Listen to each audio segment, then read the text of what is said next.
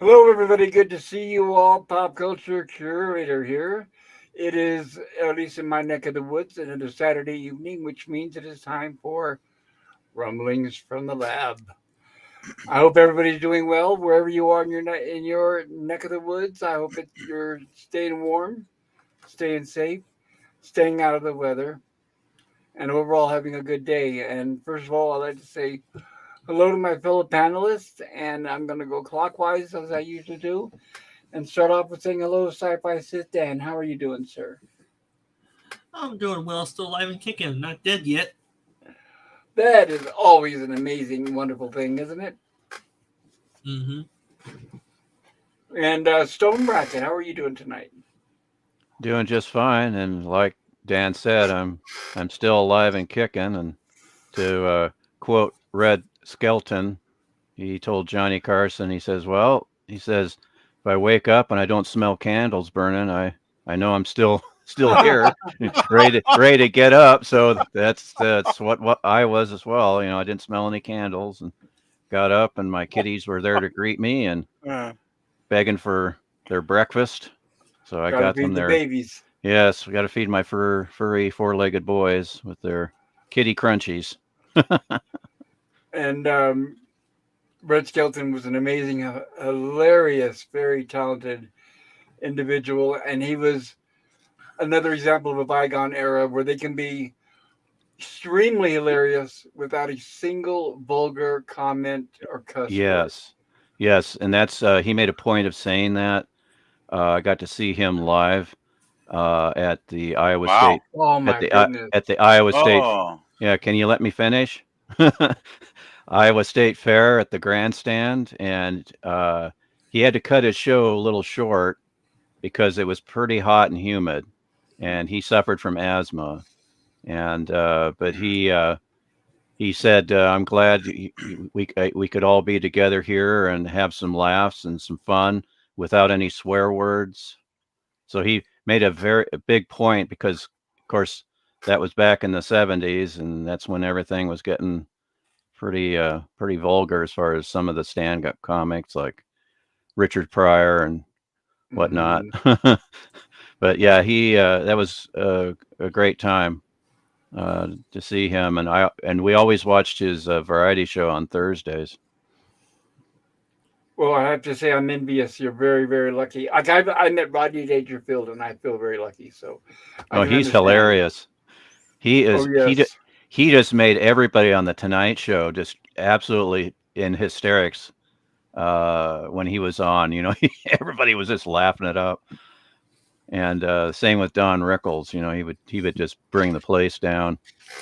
Yep. I love those old days. And, I know we're all old geezers under there, Yeah, so we're we're old geezers. right. Uh, Sci-fi sit Dan's younger, but yeah. yeah, it's just too bad because I just don't know if comedians have the talent to be able to make people laugh without being vulgar. I just don't know if I don't think it's possible anymore. Yeah. Have any of you ever heard of the comedian John Panette? Yes, I love John Panette. Yeah, it's a Is sad he he still? died about a decade ago. Yeah, I was gonna say I think he passed away, but yeah, his especially his bit with the Chinese restaurant. Oh my God, I could listen to that over and over and laugh every single time. Yeah, there's Rest his a soul. there's a thing on YouTube I discovered a couple years ago called Dry Bar Comedy, and it's associated with Angel Studios, I think. Uh, and their comedy is clean. The comics that are on there, they watch their language pretty well. Good, So and yeah, and it proves that it can be done, it people. can be done. Yeah, and PvP, you remember Red Skelton, don't you? I used to watch it when I was a kid back in the 60s with my You- parents. We'd watch it every Yep, single week, of course. Yeah. yep. Same here. Even though my Uh, dad was on the road, if he was home, that was something we all watched. And when he was on the road, of course, the rest of the family had that on every Thursday. Yeah, I remember watching when he would do like Freddy the Freeloader, and Yeah, that was classic. It was awesome. yeah. He was really And great. He really was. Clyde Cadiddlehopper and Oh, yeah. the Silent Spot, just great stuff. It really was. The only thing I didn't like was the variety singers. I go, no, I want Red back on. Come on, stop this singing. Oh, well. Singing Coconut was on the air every time they started the dance number. You're like, ah. Yeah. I do remember when Rodney Dangerfield would go on Carson's show, on the Tonight Show, and Rodney would start rolling out the jokes like as soon as he sat down, pretty much, and Carson would be just going into hysterics. I thought Johnny was. Well, I think he did probably totally lose it quite a few times listening to Rodney go on and on and on. It was really good stuff. Yeah. It wasn't just Johnny; it was whoever else was there, along with Ed McMahon. They would just be laughing till they're crying, and exactly. And Rickles would do that a lot too. I mean, he would just. Oh, yeah. He was. I mean, I don't think anyone could get away with the stuff that Rickles got away with. No, I mean, I think Rickles would not be allowed to do his act these days. Like, it's sad. I mean, it's like back in the 60s and 70s, people were like adults, right? Like they could take a joke, and now it's like, in snowflake land, it's like nobody has a sense of humor. A lot of people don't, it seems, sadly. The only thing that I witnessed that made me very, very uncomfortable was I can't remember. It may have been an award show, either like the Golden Globes or I can't remember exactly what it was, but Rickles was up there to present or just to do a bit. I can't remember exactly what it was, but Cicely Tyson was in the audience, and she was had just done the Life and Times of Miss Jane Pittman, I think was what it was called. The autobiography of autobiography of Miss Jane Pittman. Yeah, that sounds familiar. And Rickles did some stereotypical stuff, and he went into a tap dance routine. He made a joke about in the Miss Jane Pittman, she really liked her vanilla ice cream, and he made a joke about that. And Cicely was not amused. And I was like, I was kind of like, this is really uncomfortable. I don't like this. That's the only time when it was like, dude, you went a little too far. Yeah, it was amazing how far Rickles did go a lot of the time. Yeah. When he was doing his live shows in front of, of course, it was a paying crowd, so they were there for a reason because they enjoyed him. But man, I see some of the YouTube videos of his old live performances, and man, he really goes for it. Like with some people, it's hilarious. Yeah, you don't want to sit in the first two rows. You just want to be back there and just leave me alone. Don't insult me. Yeah, be back in the shadows somewhere, right, in the back of the room. Right? That didn't help. The thing is so good. The famous director, I don't know if you guys heard the story, Stanley Kramer, who directed The Mad, Mad, Mad, Mad World. Oh yeah. Don Rickles always had a burr in his side because he was mad because he was not cast in that movie. Oh. Yeah. And he would always tease Stanley Kramer. Yeah. And Stanley Kramer would go to see his act, and Stanley said that he would sit way in the back. And sure enough, every single time Don Rickles would point him out and say, "Why didn't you have me in your movie?" And then go off on him and start insulting him. That is a really, really good point. I really want to know the true story, because he should have been nothing against Peter Falk, but Rickles should have been the other cab driver, because that would have been good. Yeah, I mean, Peter Falk's first lines as the cab driver, he's talking to somebody on the phone, and he's saying "stupid idiot," and he's insulting, and I'm going, well, that's Rickles. Why wasn't unless Rickles was on another film? Even so, I'm pretty sure he would have stopped everything just to do a couple days work for Stanley Kramer. From what I've heard. And you know what?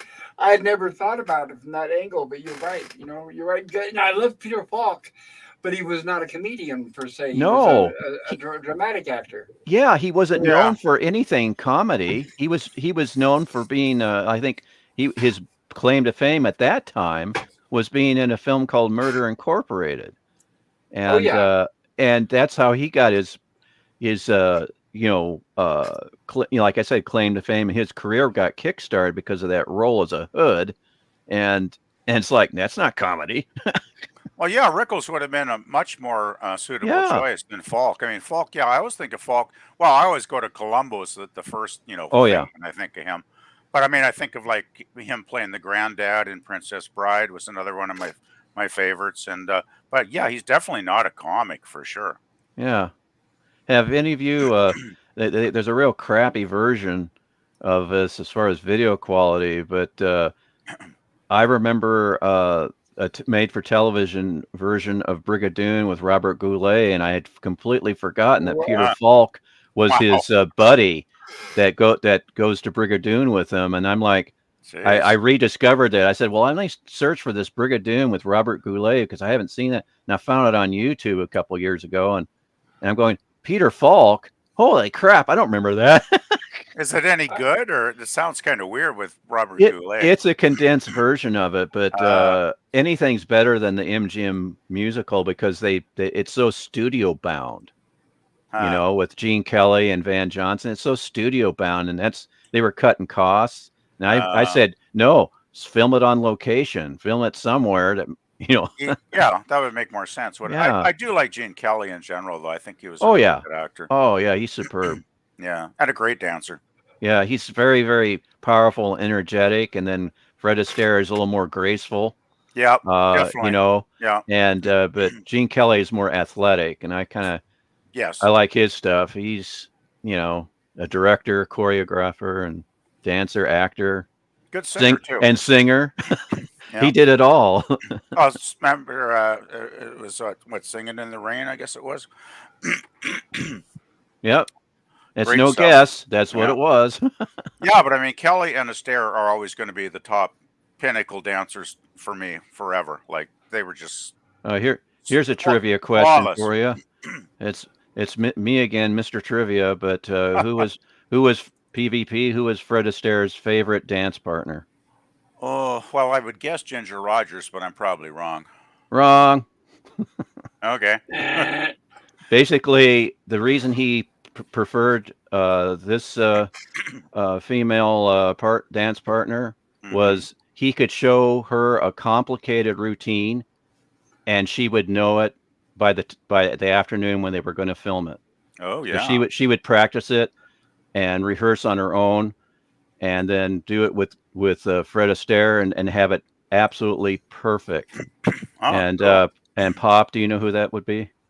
No, I don't. I don't want to guess and sound like a fool, but I guess if I don't know the answer, I'm still a fool. So either way, Well, lose situation for me. I So, already sounded like a fool, and Pop. So and that not But that of you. that course, role's taken. Ginger Rogers, he was in more movies with her, but his favorite dance partner, Rita Hayworth. Really? Yep, Oh, Wow. interesting. yep, I and she never just would have loved guessed. doing. She wanted to do more movies with him, but she only ended up doing two. Huh. Wow. Were they friends and did they eventually get married? Oh no, nothing like that. It's just that Rita was a trained dancer first, and before she became an actress, and so when it came to dancing, she knew her stuff, and was just could learn complicated things that Fred Astaire wanted to do, and that's why he favored her because she was just such a good student, uh, and could do the routines with very little practice. So she was a total pro, basically. Oh, absolute total pro, and Hmm. she just loved working with Fred Astaire and wanted to do more movies with him, Hmm. but it didn't Was it turn out that way. was it the studios that didn't allow that to happen, Stone Rocket, or? Oh, it could have been Harry Conn of Columbia was an ass, and Oh you know, yeah, a lot of famous stories about yeah, him. yeah, and it could be just scheduling conflicts, but Right. I'm sure Fred would have enjoyed working with her again, Yeah, you think Fred would have put a because little, this is in the 40s, you you think Fred would have like put a little bit of pull in to try and get her, in a few more movies, yeah, right? because she's just gorgeous, and it's just poetry in motion watching those two dance. Hmm. Yeah, gosh. Yeah, I remember those old music. I miss musicals. Like a lot of people, they say, "Oh, musicals they're silly or whatever." And it's like, Yeah, well, not really but if you actually watch them. yeah, the two movies, You'll Never Get Rich and You Were Never Lovelier were the two movies that Fred Astaire did with Rita Hayworth. Oh, okay. Yeah. Was she a movie star as well, or just mainly a dancer? She was first a dancer. She danced with her father. They had they were kind of a dancing act for a while, and then she became an actress, and then rather famous pinup girl for during World War II. Yes. There's Um, a famous Life magazine photographer took a picture of her in some lingerie kind of thing, kind of a sleeping gown, and the flash went off a little different, and it accentuated a certain part of her anatomy, uh, and that became a popular pinup with the boys, during World War II. And when Orson Welles saw that particular picture, he just went, "I'm going after this woman," and he ended up marrying her. Wow. Lucky Yeah, man. yeah. And the thing is, he was a jerk, and the marriage fell apart. But the thing is, Rita always wanted to get back with him because she was deeply in love with Orson, wanted things to be the way they were. Huh. But I don't know that just things didn't work out with those two.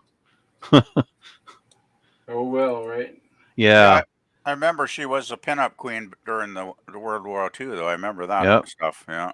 Yep. And my dad got all those Time Life different books, and This Fabulous Century Oh was yeah. a series of books, and of course there's Rita in that, Hmm. and a lot of Hollywood celebrities, and so I didn't see the actual Life magazine. Of course, it was way before my time, but I got to see you know the reprints in that book series that my dad got. Hmm. Very cool. Yep. I wanted to officially, because I haven't had a chance to yet, but welcome PvP. Oh hi. Hello. Excuse me. Yeah. Yeah, Hi, good to see you, PvP. How PvP. are you? I'm And happy. I got my new headphones on here, so it's and you kind of a sound treat, actually. wonderful, and I'm happy to hear that, sir. I know you've been struggling with the other ones being taped together for a while, Oh, so I glad to I hear it. actually I probably paid twice as much for these as I did for my old ones. They were like $85 plus tax, but I Ooh, thought, you know what? That's Canadian dollars, though, mind you. So, it would be lower in the States, of course. But I thought, you know what? I want full over the ear, full size headphones so I don't have these things pressing on my ears for like hours. I want, a high quality, the cable on this is probably twice as thick as the cable on my old pair of headphones, right? So it's probably not going to tangle and eventually short out like the old ones have done. And the headband is like really heavy duty. I got a feeling if this thing is as good as it looks, I could be using this for at least 5 years. So I should get my money's worth out of it for sure. definitely. Boy, And And with all these old actresses and stories, I feel like a third wheel in this conversation. I'm surrounded by old geezers. yeah, that's why I try to switch it up and yeah, change the topic because they it's not your fault, and it's I don't want to yeah, bore you to death, Stone Racket. yeah. Uh, Well, Sit down. I And have also, a same as in the chat. There's people in the chat who have not heard of them as well. I don't want yeah, to we bore them we to pro- we tears. probably won't be going down nostalgia lane all night, probably. speaking of headphones, Pop. I have a picture to share. I have someone that is modeling my Corsair Virtuoso headset. Uh Hmm. oh. That's my Gorn plushie. Cool. He's modeling my headset that I'm currently wearing. Yeah, looks like Yeah, a good the, pair. what was that? Looks like a good pair of Oh headphones. yeah, and the Gorn, he's much more handsome than I am, so I'm letting him show you, model it for you. Yeah, that looks pretty similar to my new headset. Actually, quite similar. Yeah, cool. Yeah, the Yeah, I don't know over if the it's ear just and yeah, I don't know if it's just me, but I've never been able to find earplugs that stay in my ears. I don't know if my ear yeah, canals are too small, but I've wasted a lot of money on many earplugs of different styles that would just fall right out. And I just got tired of it. So yeah. I Yeah. I stick with over the ear headphones. Me too. Yeah, those Yeah. earbuds and ear thingies. They're Crap. just, Yeah. they're just, I don't like them at all. They pop out. They are just nothing like the good old headsets that I'm used to from the past. Yeah, you're probably not Hmm. going to get as good a sound either of those cheap little earbuds, right? Like, Oh No, yeah. definitely like not. I gotta say, Um, you guys sound pretty good tonight. Like really full, rich, sound quality. So I think these headphones are going to serve me well. Why, thank I'm you. Thank you very much. You No. do sound really good. I'm glad to hear that. I Pop. wanted to also, I want to also welcome and say hello to everybody in the chat. I know we've had some patient people in there that have been there a while, and it looks like the first one to speak up was my good buddy Nemesis of Eden. And hello, Nemesis. Hey, Nemesis says, Nemesis. first, hope you're all doing well, you beautiful beings. Likewise, Nemesis, I hope you are doing well, and I'm excited for Tuesday's Planet of the Apes. And I can't wait to chat with you on that one.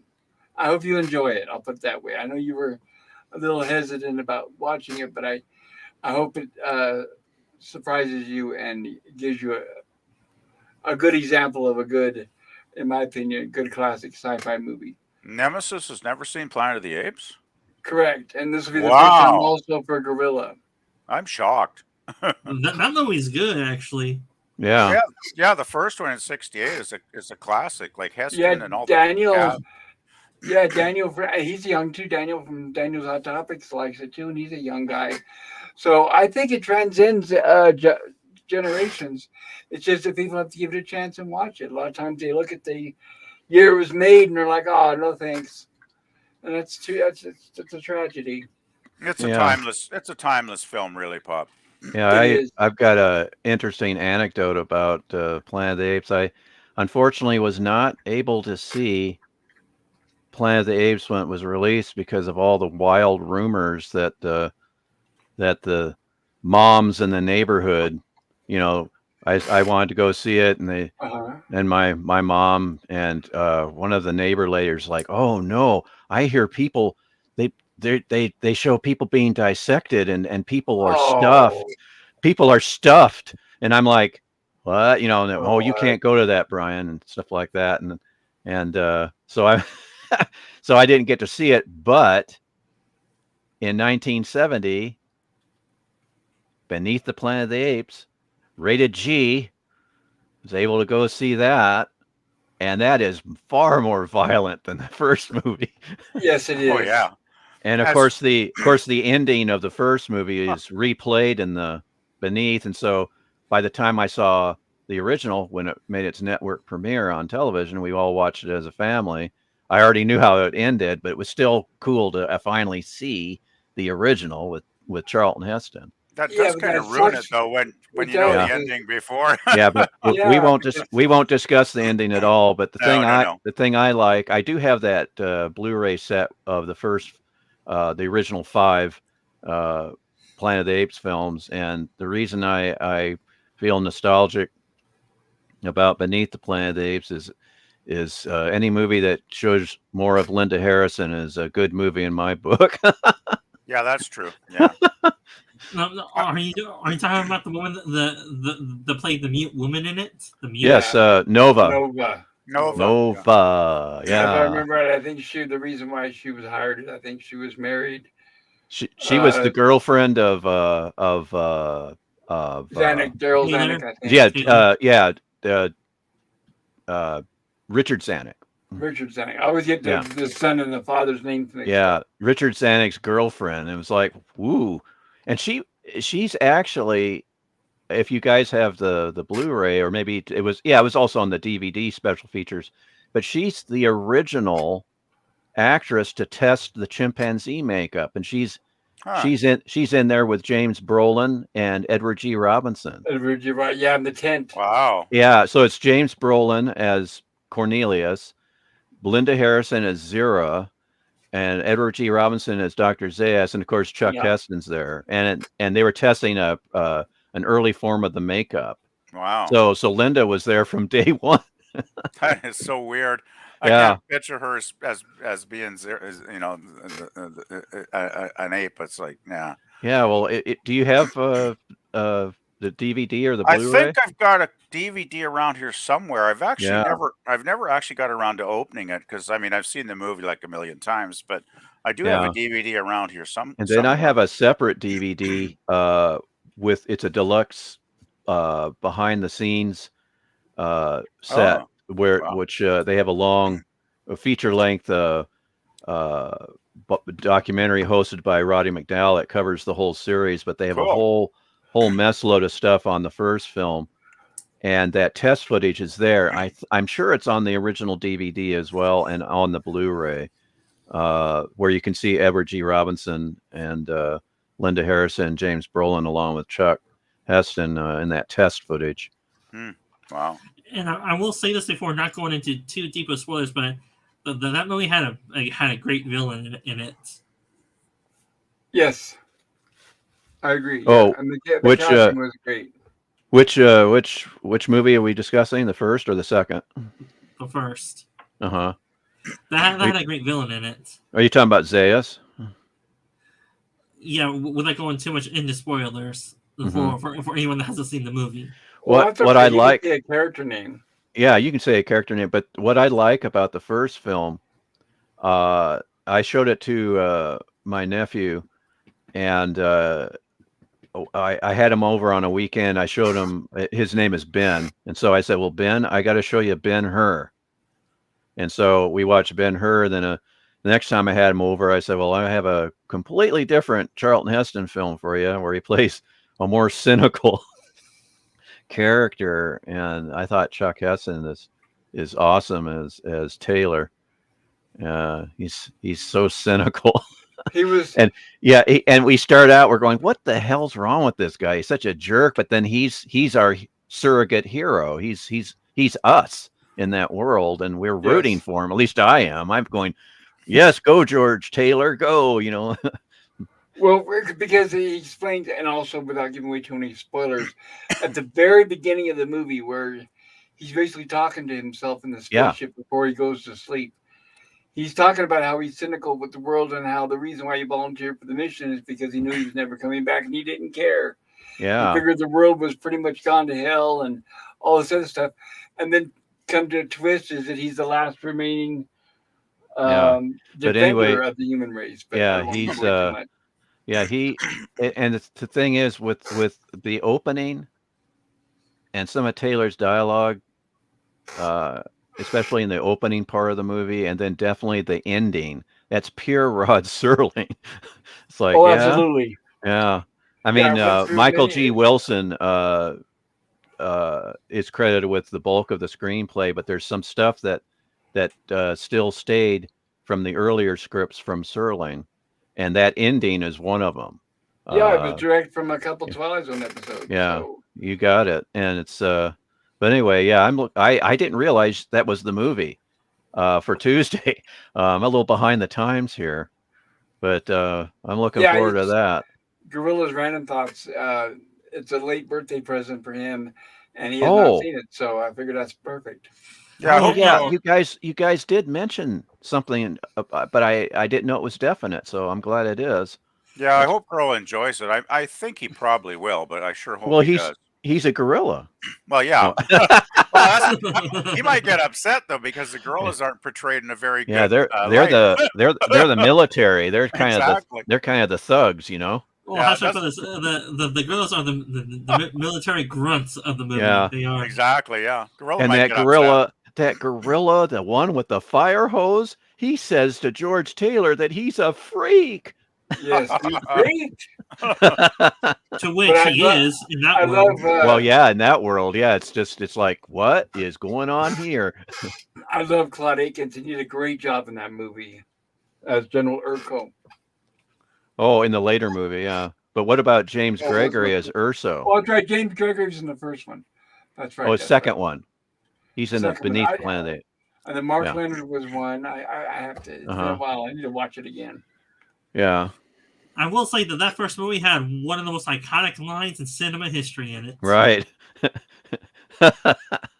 And I didn't like the rehash twist that Tim Burton had in his Oh film. I was God. like, I'm like, no. It's Well, I'll go more into detail on that Tuesday when we do the stream. Okay, But sweet. without giving away too much, I will say this: the Tim Burton ending was closer to the book, and a lot of people are Well, surprised when they Yeah, it hear that. was. But Yeah, it was. well, yeah. There's people that say, yeah, it's direct from the book, and no, well, I don't know about direct, but it's it's because closer to the book than the yeah. original movie. I guess. Well, yeah, the framing story, the framing. That's all I'm going to say. The framing story of the book.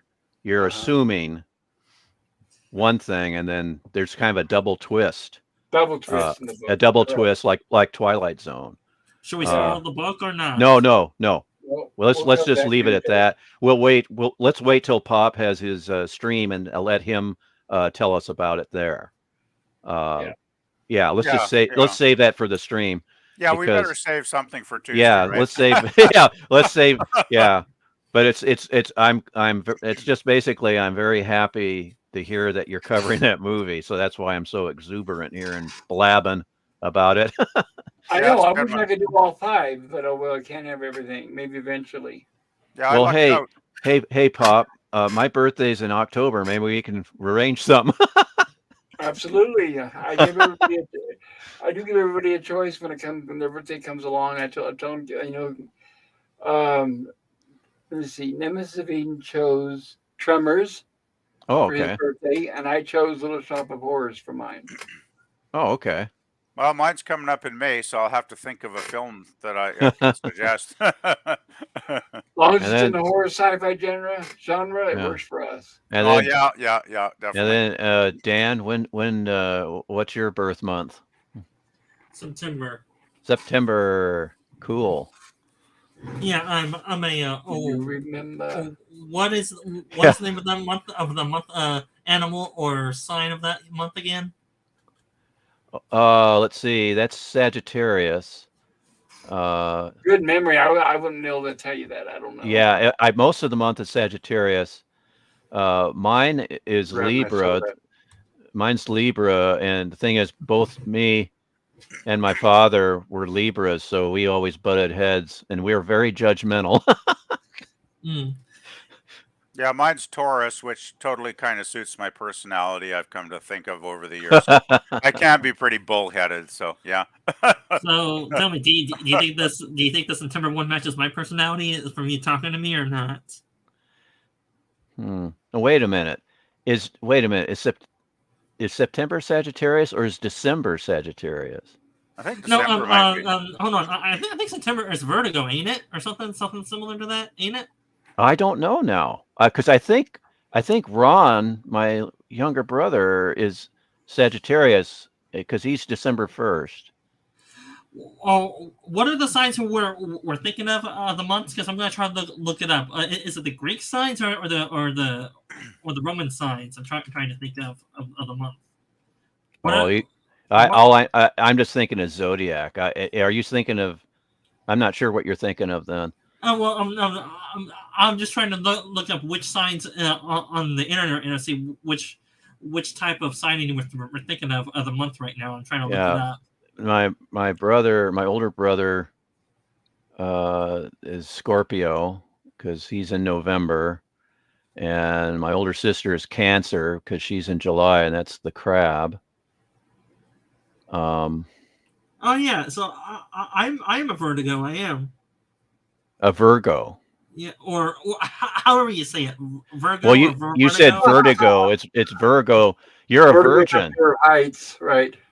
It depends though, because Virgo, I'm looking it up here, is August 24th to September 23rd. If you were Uh-huh. born on the 24th of September or in the last part of the month, you'd be a Libra. I'm not. Oh my goodness, that means my oldest brother is a Libra because he was born on the 24th Wow. of September, Wow. and both my father and myself we were born. Now, when does Libra end in October? Is it around the? Libra ends in October 23rd. Yeah, so yeah, both my father and I. Of course, I knew that early on because I learned how to be a film critic from my dad because he was very, very vocal with his opinions. And so I kind of emulated him with my opinions, even when I was a small child.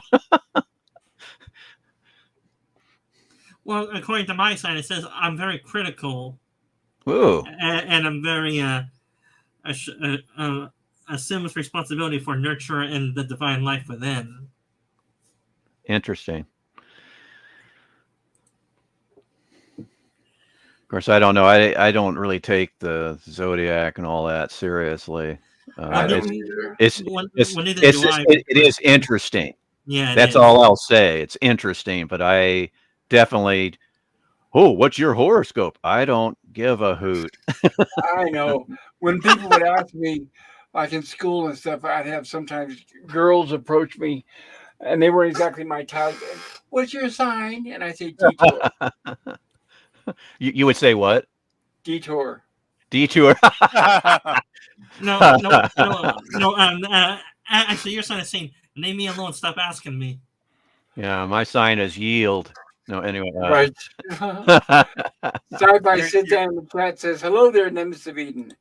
And sit down says, Nemesis of Eden, is he going to put the link in the chat or in Twitter? Oh, okay, I guess you found out, huh? Basil Yeah. says, Yeah. hello, Basil, Battle Dragon, long time no see, good friend. Hello, everyone. I hope you're all doing well. Pop, how are you feeling, sir? I am doing good, sir. I am. Now that I've caught my breath and I'm relaxed, I feel really good. It's been eons since I had the opportunity to hang out with the gang. See you in a little while. That sounds great. And hello, Captain. How are you doing, sir? Good day, sir. How are you? I am doing good, and I wanted to tell you that it's so good that when you come on and we know that your audio works immediately. I remember the old days where you had that connection that was not very reliable, but I'm so glad you've been able to get that taken care of because you sound fantastic and it's much more reliable. I So I'm glad bypassed to New take that. Zealand. I guess that's what it takes, right? Now just Yeah. get him to legalize pot. Boy, that escalated quickly. Sci-fi sit down says hello, Basil Battle Dragon. Pleasant Valley Picker says hi all, and sit down says hello there, PvP. Gorilla says, "Hey, Gorilla can't chat because he's driving like a jackass. Well, be careful, Gorilla. Drive safe. Hopefully, maybe you can stop by and say hi tonight before you crash. It sounds. I mean, by going to sleep. I mean."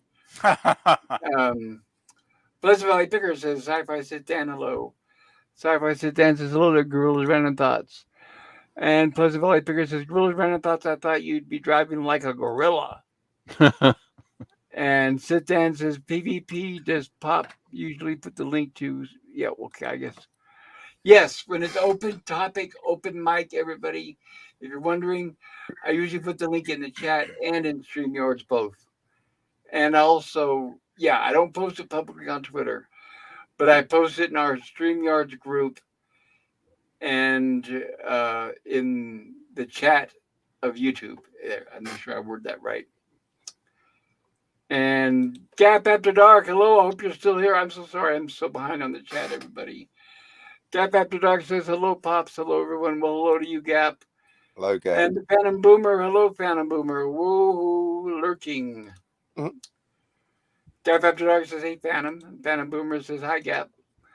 And Gap After Dark says, hey, PvP. Sit Dan, Stoner. I believe it's Stone Racket. It's not Stoner. Yeah, stone racket. Right. And if they don't want to spell it all out, just put stone. Yeah, in fact, I want to bring something up really quick. Yeah. Something that happened the other day on Gorilla's stream is there was somebody making fun of somebody's name in the chat. Oh. And I can understand humor. I've got a sense of humor. We all have, most of us have sense of humors. But I would appreciate, there's actually a few things I have to mention because of the last chat, but I would appreciate if you guys not mock people, their names. Because, I mean, sometimes they'll laugh it off publicly and say, ha, ha, yeah. But sometimes it's not a good thing. So if you can, please don't mock people's names. You can abbreviate it. For example, like I'll call Sit Dan. You know, his full name is Sci-fi Sci-Fi Sit Sit Dan. Dan. So I'll abbreviate it and say Sit Dan. but don't mock their names by putting like Stoner for Can we Stone call him Racket. Dan? That's fine as well, but I prefer Sit Dan though. Really? Sith Dan. Well, yeah, Plus, That's the dark side. yeah. I'm just asking What that about everybody Daniel? respects everybody in their names. well, Daniel We is. can go by Daniel, but people might confuse him with Daniel's Hot Topics. Daniel's Hot Topics. All right. How about Daniel of the Sith? Normally I come up with One way of nicknames. I doing can it. come up with one for you. That's good. Plus, Daniel is my real name too. But anyway, back to your point. Okay, it's props Basil to says, "Hey, hi guys, it's good to see you all again." Likewise, Basil, good to see you, sir. Gorilla says, "I call BS. I've heard vulgar from Dry Bar." And Gap says, "Hey, Gorilla, Basil." And Sit Dan says, "To Gorilla, thoughts? Are you going to join the panel or don't have the time to join in?" He may still be driving right now at this point. And hello, Taylor Swift, greater than Disney, Star Wars, and MCU. Good to see you. Taylor Swift says, Brian Reagan is a clean comic from the last 25 years. I don't know if You I've picked read a that. bad week to say don't make fun of people's names. Taylor Swift's what? Contrived long name what now? I just say Taylor Swift. I've noticed that sometimes the name varies slightly in different ways, but it usually always starts with Taylor Swift. And I hope that's How not do you insulting you compare by calling you Taylor Taylor Swift? Swift. Well, at least it doesn't say Taylor Swift greater than Disney, Star Wars, and MCU, and Pixar, and the Muppets, and every other franchise they've destroyed. Right? Because that would be ridiculous. Yeah, I'm just going to call you Chewy because I ain't saying that every time. Hello, LDG, good sir. LDG, I want to say congratulations, everybody. He just crossed the 1,000 sub mark, which is an excellent accomplishment. And that's why I wanted to shout that out and say, you deserve it, LDG. Congratulations. And your ideas about promotions, I guess I'll give that a try.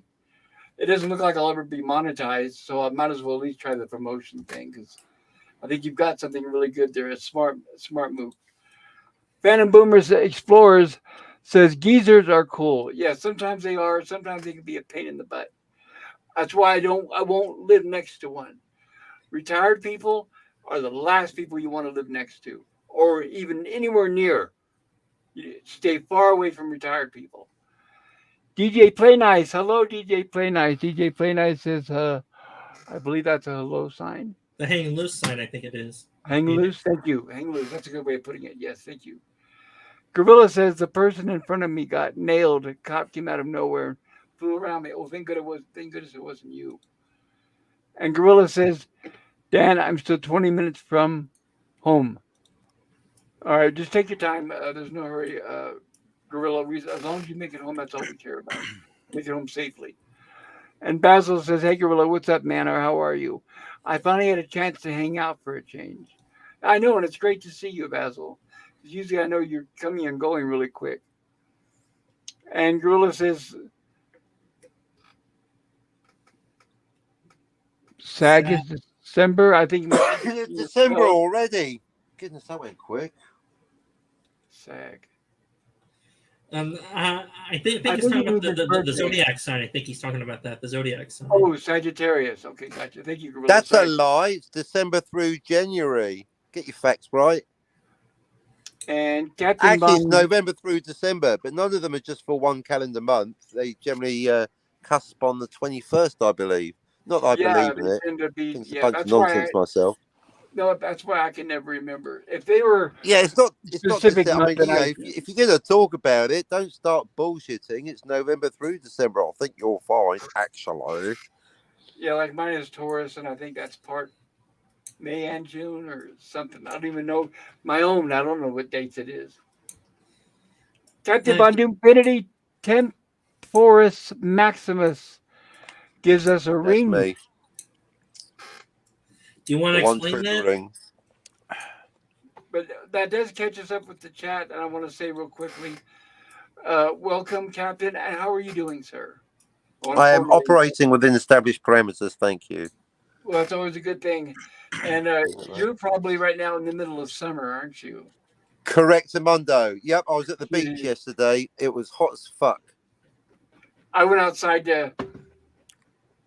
I had I had some sodas I had to get out. Anyway, it doesn't matter. Outside right now for us, it's like 8 degrees Fahrenheit. So it You is lucky thing. No, it's hot freezing. and humid. I had Oh fish no, and the humid chips, is. and I had a burger, and that didn't help. So I had to have a cold drink. Oh, it's so hot. It was so hot at the beach. Please feel sorry for me. So Double are you? yeah. So are you an Aussie? No, different continent. Different continent, but same area of the world. Well, So you're a New Zealander then? boom. No, I'm not a New Zealander, but I'm in New Zealand. Currently. I mean, obviously, I'm from Poland. And the accent should be a giveaway. No, it's like I can understand heat because you can cool down to an extent, but when you're mixing that with humidity, it's like that's insufferable. So yeah. The humidity's a bitch. It's like Queens in August on the F train. Don't even on the platform. Obviously, they got the air conditioning on the train, but the platforms are a bitch. Oh. Well, tell me, Captain, on the beach, did you at least see some attractive girls? Wait, you pervert! I had my camera out. No, the man and his dog, and I was trying out the what's your place? Slow mo. You basically get must be really good for cityscapes. No, it's just a man and his dog. Sorry to disappoint. Tell you what, next time I'll do a live stream because the internet's actually really fast on the beach. Any hot chicks for Sifton? There usually are hot chicks on the beach. That's why there usually is. Well, I don't know. Was last time because she was with me. Yeah, and I'm from California, and I'd have to argue that point. I wish it was only hot chicks on the beaches, but unfortunately, no. We're living in the day and age of Walmart, so unfortunately not. What does that mean? Oh, I'm still going off. I guess I'm still going off the stereotype than I am. I'm still going off it. Well, California does have some beautiful women. I admit that, but the problem is that some of them, and I'm not trying to insult anybody. I'm trying to be careful, but some of them I say don't have the body for like a bikini, but they don't care. They'll wear them anyway. I'll put it that way, and it's frightening.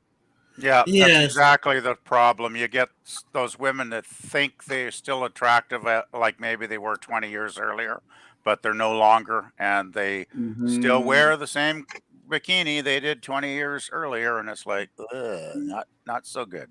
Yeah, they give me nightmares and make you want to go for a drink. Yeah, it's like, oh, please. It's like, please. I need a shot of strong whiskey to get that image out of my head. Right, and I have to say, I'm not knocking women specifically. Guys do it too. I've seen plenty of guys that are extremely obese that wear speedos and stuff like that, and it's just people need to have their. I am not that fat. I'm well under 200 pounds. Right now, I'm currently going at about. I think the last time I was weighed a week or so ago was 140, and I'm 5'9", and I would not walk around without my shirt on. And I'm not that, and I'm nowhere near being obese, but I don't know. I couldn't do it. And I definitely could not walk around Walmart in my underwear like some people do. I don't know. I don't understand it. Yeah, some of those videos you see of people in Walmart are pretty bizarre, actually. Well, they're probably doing it for clicks anyway. Probably, yeah. Well, you don't get clicked at Walmart, but what they do with that, I think they do as a dare because they dare people to walk up and say something to them. Yeah, it's always good to be self-aware enough to wear appropriate clothing to your body type. At least that's what I try to do. Well, I will tell you guys this. I am overweight, and I wear a shirt and trunks when I go to the beach. And see, that's totally fine. That's what I do. Like if I go to the beach, like I said, I'm well under 200 pounds, but I will put a shirt on. And I know there's people there that are heavier than I am, but me, myself, I don't even walk around my house without a shirt on. So here's a clue. Inside my house. if you're lying down on the beach and members of Greenpeace start trying to push you back into the water, you might have a weight problem. Just saying. Well, I'm not that big anyway. I didn't Right. say you on specifically, for goodness sake. Let's not be sizist. No, but yeah, and that we've seen it's the same when we see those people that you have to tear down a wall in their house and remove them with a forklift. It's like, That's pretty tragic, actually. Well, at the rate we're going, that's how it's gonna be, though. that's what the government wants. They want everyone to be fat and lazy and subservient to them and relying on them. And it's sad because a lot of people are doing it. But Got to get out there and kill your own lunch now and again. pretty much, I couldn't do it. I know I'm going on. I'm an old man going on. What do they call it? I don't know. Senior citizen, I guess.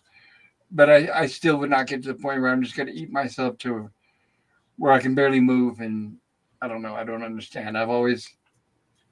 But that's fine for those that like it, enjoy it. That's fine. As long as you can afford it.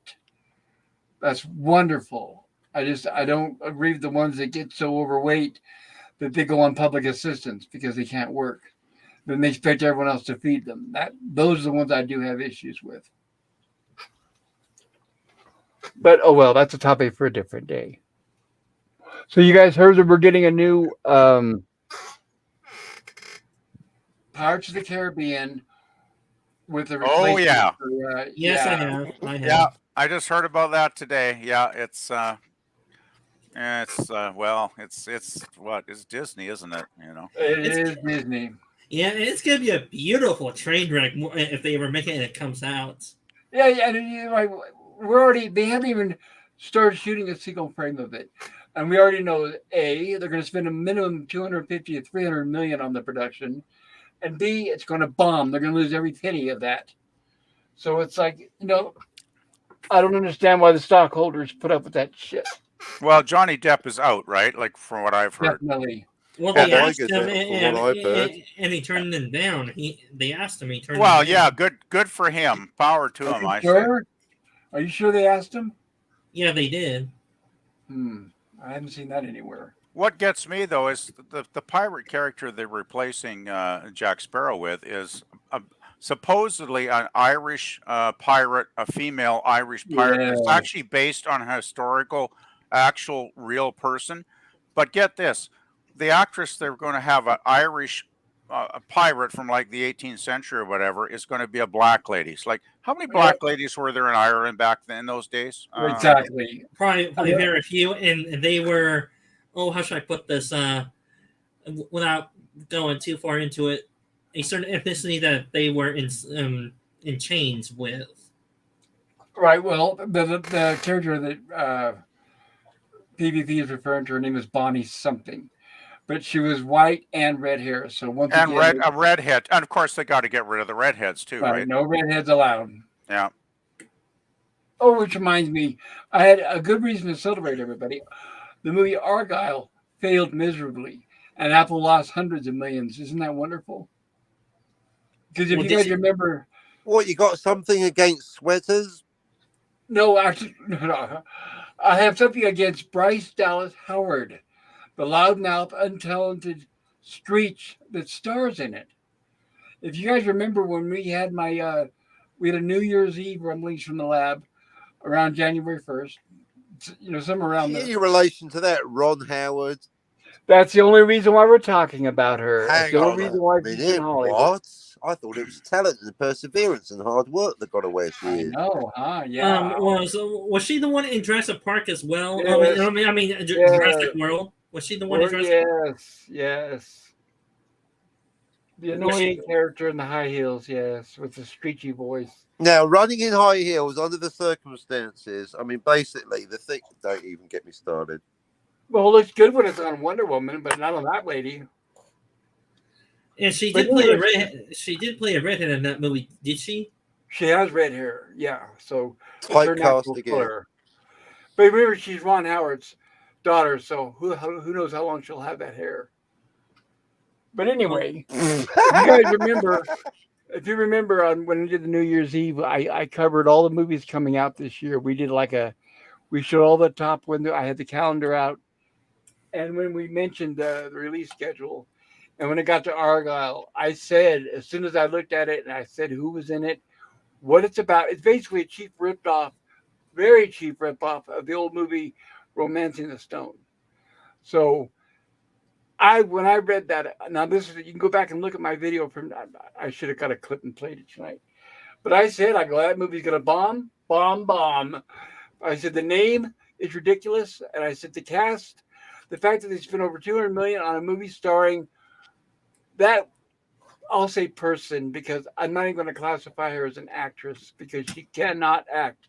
She has zero talent. Hollywood is nothing but Damn, say nepotism what now. you mean, Pops. Hollywood is nothing but nepotism, and it's disgusting. The fact that her only claim to fame is her dad. And the last time he made a good movie was decades ago. I'm trying to think. I mean, and this is a stretch.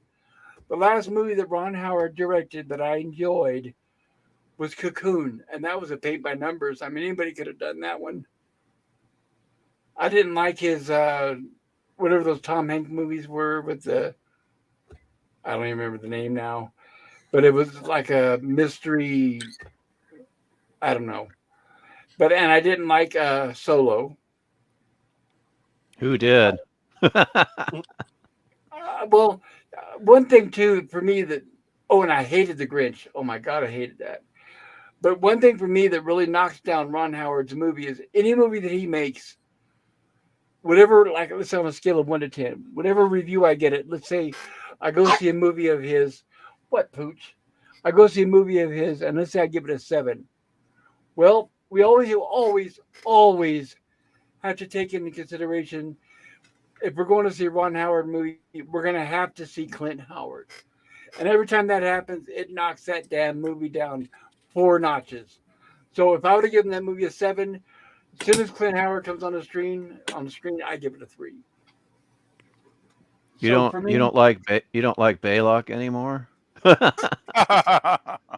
Yeah, his only claim. Yeah, that's what's interesting is that's his only thing that I would say his only claim to fame. And Gentle Ben. Yeah, I was going to say people don't even remember Gentle Ben. Yeah. Most people only remember him from Star Trek.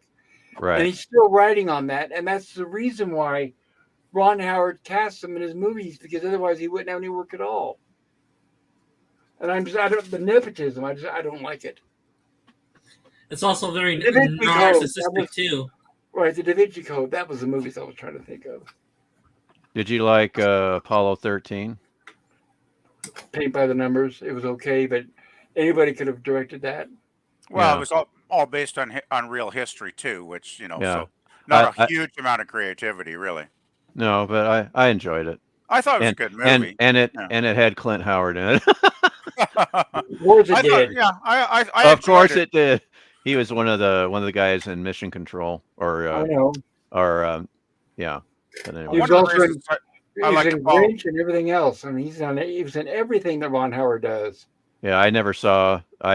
The only thing with the Grinch is the original animated special from '66. I don't watch anything else. Nothing else is Smart. the Grinch for me. Smart. Do not because that's just it. The more you like the story of the Grinch, the more you're going to hate that damn movie. That movie is so god awful. It's bad. Yeah, it looked pretty bad. I never watched it, and it looked pretty awful. Yeah. Which one are you talking about, Pop? The Grinch movie Ron Howard directed. What was it, like 1990 something? With Jim Carrey in it, you mean? Yes.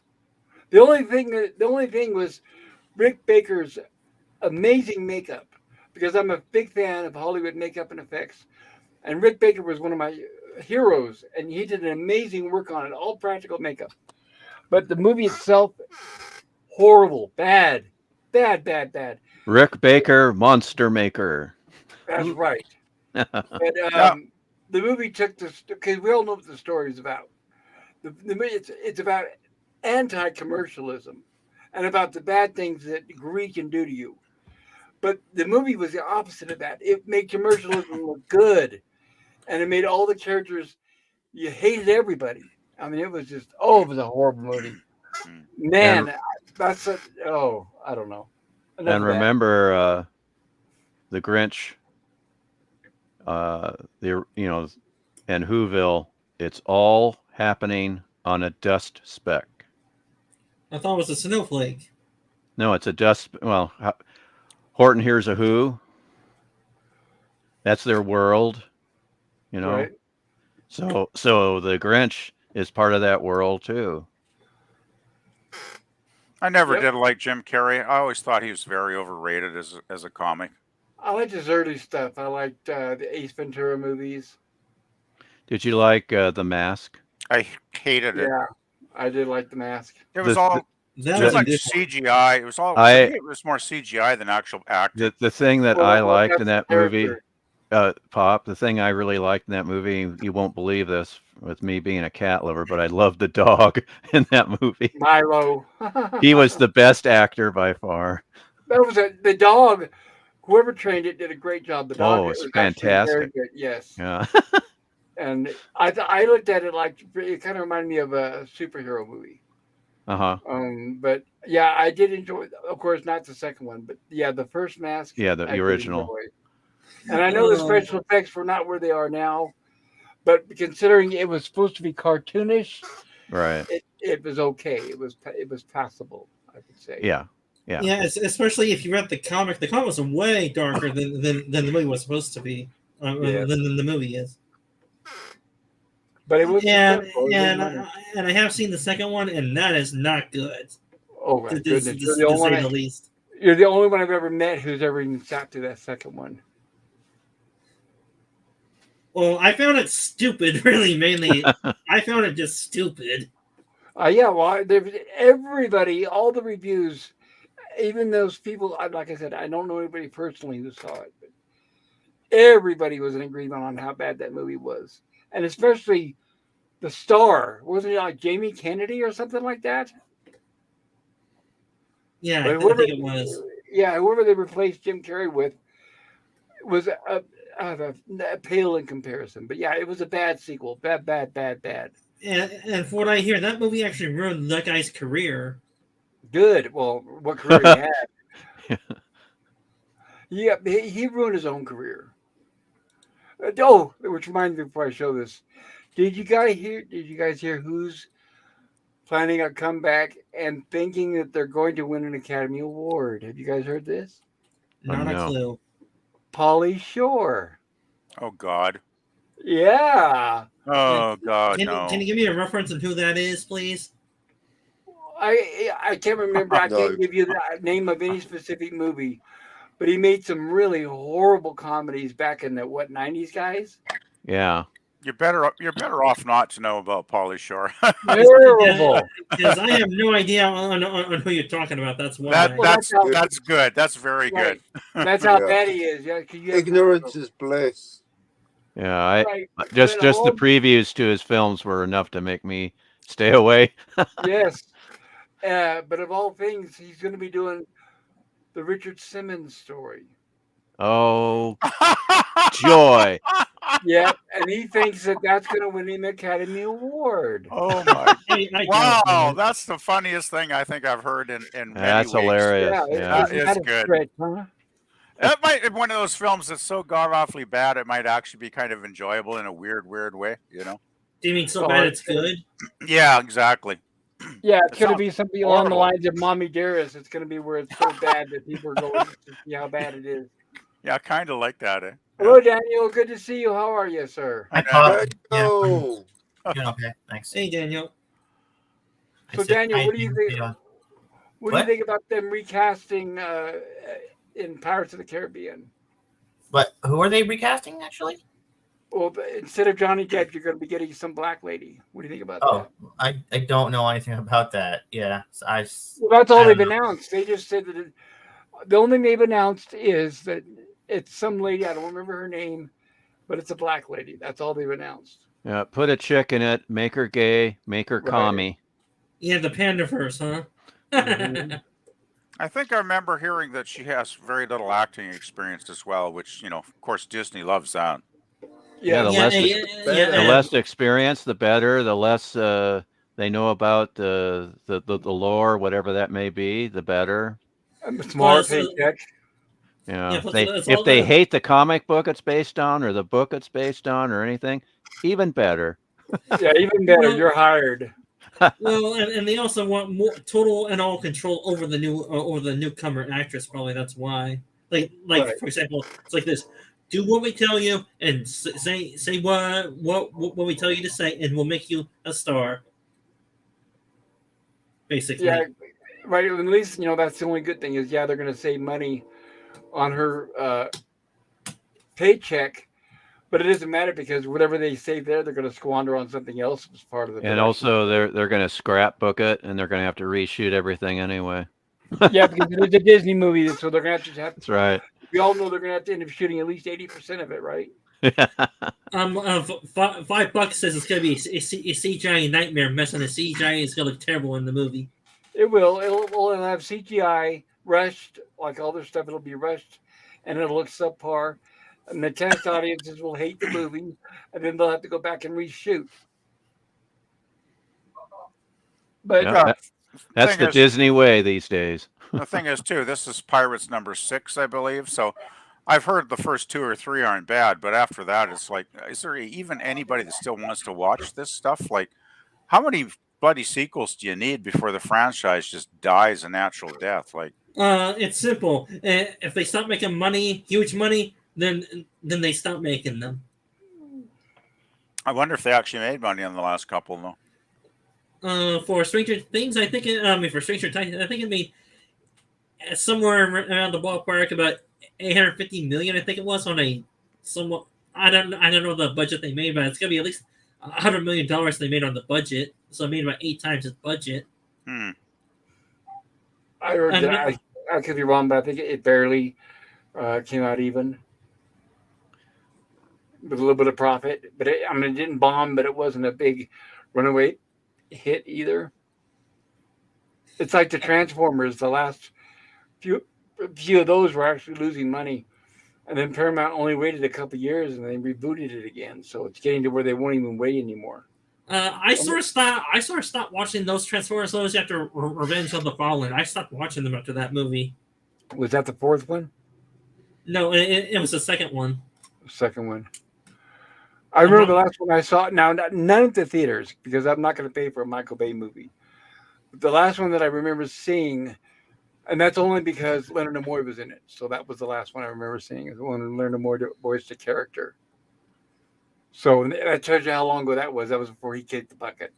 I mean, how should I put this? I mean, Revenge of the Fallen, I saw that movie was, well, a lot of people hate it. I say, yeah, it's a bad movie, but I have seen the others, but just one time. Beyond that, I haven't seen any of them more than once. I have seen the original, but I think the 2005 one at least 10 times, and that one was okay, in my opinion. But then I never grew up on the original Transformers TV show or cartoon, so my opinion is probably biased as shit. Well, for me, I love robots and especially giant fighting robots. But the scripts were so god awful. I was bored to tears, and I couldn't tell you one movie from the other. That's the problem. Is movies don't stand out anymore like they used to. Used to, they were written so well and they were so unique. I mean, you could watch a movie once, and in 5 years, you could still remember exactly what happened in it. And now you can watch 10 Transformers movies, and you can't remember which one's which. But I don't know. It just seems like when it comes to writing, I mean, and this was back even before it was as bad as it is now. So can you imagine now when they try to write a movie with all this woke garbage going on? Yeah, and nowadays it's all about franchises and all about no matter how bad it is or how good it is, as long if it's a franchise and it makes money, they don't care. Well, yeah, but now with DEI, even if it doesn't make money, they don't care, and they'll still make another one. Gorilla's Random Thought says, Bazillion, been a busy day. And Ola Greg, hello, Ola Greg. Ola Greg says, hello, everyone. And there's Daniel. Daniel says, hi, bro. And hello, Daniel. Ola Greg says, watch out. Battle Dragon is loose, probably very hungry. That is very likely. Basil Very Battle Dragon says, hungry. hey, Ola Greg. And Ola Greg says, noodles and beer for the dragon, quick. And Ola Greg says, "Hey Basil," and Basil says, "Aye, the dragon is hungry." And Basil says, "Ola Greg, how are you?" Ola Greg says, "I am okay," which is always a good thing. Ola Greg says, "I think the beekeeper is about Hunter Biden." Right, there is some kind of beekeeper movie coming out. I tried to heard about that. Yeah, I it's don't been know. out for a while now. Oh, it already is. Yeah, I was gonna say I don't Yeah, know much about it. neither do I.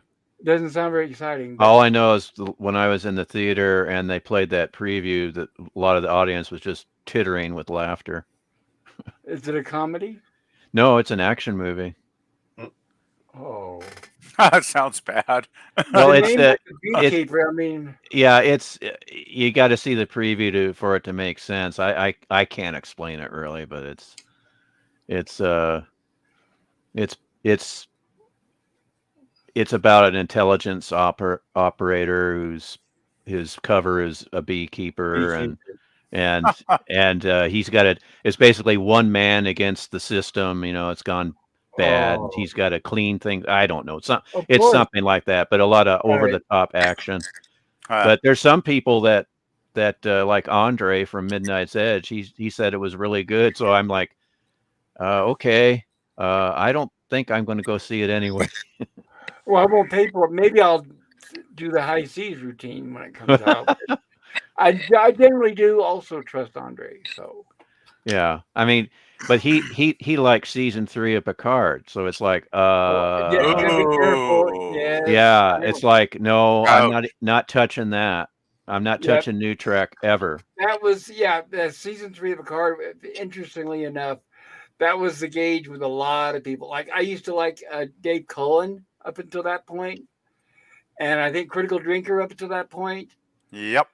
There was Oh a lot of dear. people that after that came out, Yeah, I just Yeah. said, "That's it, I'm done." I think they drank the same Kool-Aid. I don't Yeah, know. they did. Well, no, they all had that the writer of season three on their shows, and because they did that, it was the best thing since sliced bread. Oh, Because Well, for Terry crying out McCallum, loud. I didn't that was it. realize they had a writer on their Terry streams or whatever. McCallum. well, Yeah, they that was all. the guy. That was the showrunner of season three, and they all had him on their podcast or whatever you want to call it.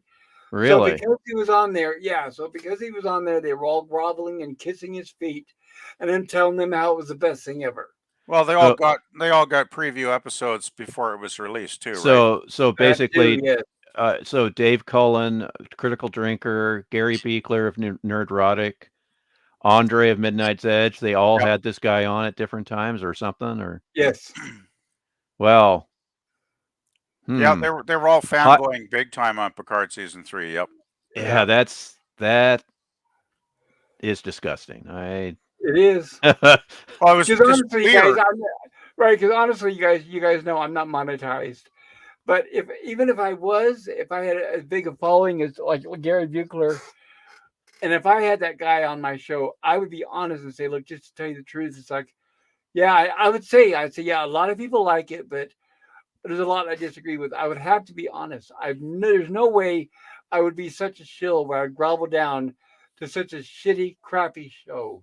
And yeah, that was despicable, but that's what it's they all it did. it's called having a conscience, Yep. and you got to be true to yourself, and you're a true Trekker, and you're going to call it like it is, no matter if you have a celebrity or writer from the show on. Well, what disappointed me the most was the Critical Drinker. Like he's usually got some pretty good reviews, and I generally, like a lot of his content because he does definitely, attack a lot of the crap that's being produced these days, and he can be very critical and very articulate in his criticisms of this stuff. So when he flipped, and said season 3 of Picard was worthwhile. I was like, wow, it's just like that was shocking actually, Well, because I I never thought, thought he'd do that. Like, yeah, I thought Critical Drinker was having a stream where Robert Meyer Burnett was invited, Oh, yeah. I was and going to and say that. Yeah. Chill number and one, right? well, just yeah, yeah, yeah, let me finish real quick. Well, where he was invited, and Critical Drinker said to the chat, he's it's I plan to have him on tonight, and just get ready with your ammo or get ready with your tough questions. So he was inviting people who disagreed to grill Robert Meyer Burnett, but Robert Meyer Burnett was nowhere to be found on Critical Drinker's stream. He was doing his own stream on his own channel, so he chickened out. So I thought that was interesting that Critical Drinker was willing to hear the opposite opinion, not only on himself but also the guest he was playing on having. But that's all I really know. I wasn't there. I haven't watched the stream or on the replay or anything. But that's what I've heard. Well, I remember once they had Burnett on Midnight's Edge, and I paid for a $5 super chat just so I would make sure they would read it. And loud and clear, I said, Robert Meyer Burnett is the biggest shill in Hollywood. And that was the best $5 I ever spent. Now, which stream is that on again, Pop? Midnight's Edge. I just don't remember which Oh, topic was. sweet. It was not long after he was giving praise to all those horrible Marvel movies. Like it was like not long after the Shang-Chi and the Ten Rings and the Eternals came out. Really? Because he came out talking about how, and I'm not exaggerating, how amazing they were and triumphant. He was using all the same trigger words that the other shows in Hollywood were saying verbatim. He was saying the exact same This is thing. Robert Meyer Burnett that was doing this? Absolutely. Oh, for crying out loud. Like it, yeah, that Shang-Chi was a triumph. And Yes, he actually said that. Along with, if you'll notice, so did Rotten Tomatoes, and Yep. so did all the other Disney shows. Exact same. yeah, words. there are these code words or Yes. key words that they kept repeating. Yep. Yeah, that's bad. That's Yes. really bad. Well, I had no idea about that. You know, the thing about Burnett's channel, like I remember when he first started and did his very first show, and I watched him for a number of months because way back then, like, I don't know, 4 years ago or whenever the hell it was, he actually, had some interesting, episodes, right? And he didn't seem like he was like a shill back in those days. And I remember watching a lot of his stuff, and it was quite interesting. And, a lot of people in the chat were interesting to chat with.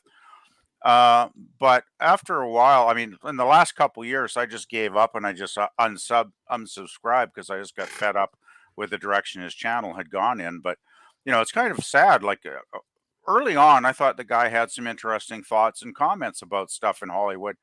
But as the last few years have gone by, it's more and more obvious he's just basically a Hollywood insider, almost a wannabe, because he's never really, done any major projects that I can think of. No, Well, I guess Free Enterprise. That's it. One Yeah. thing. Free Enterprise. And- That's it.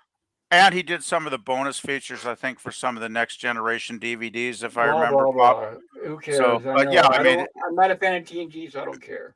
Yeah, but I just wanted to mention that. I think I have to give him credit there. But yeah, he hasn't had a brilliant Hollywood career. So That's interesting because I didn't know any of this shill stuff that he was responsible for, but way before that, I was on a member stream at Midnight's Edge, and there's a couple streams in a row where I bugged Andre and Tom. I said, "When are you getting back to your James Bond retrospective videos?"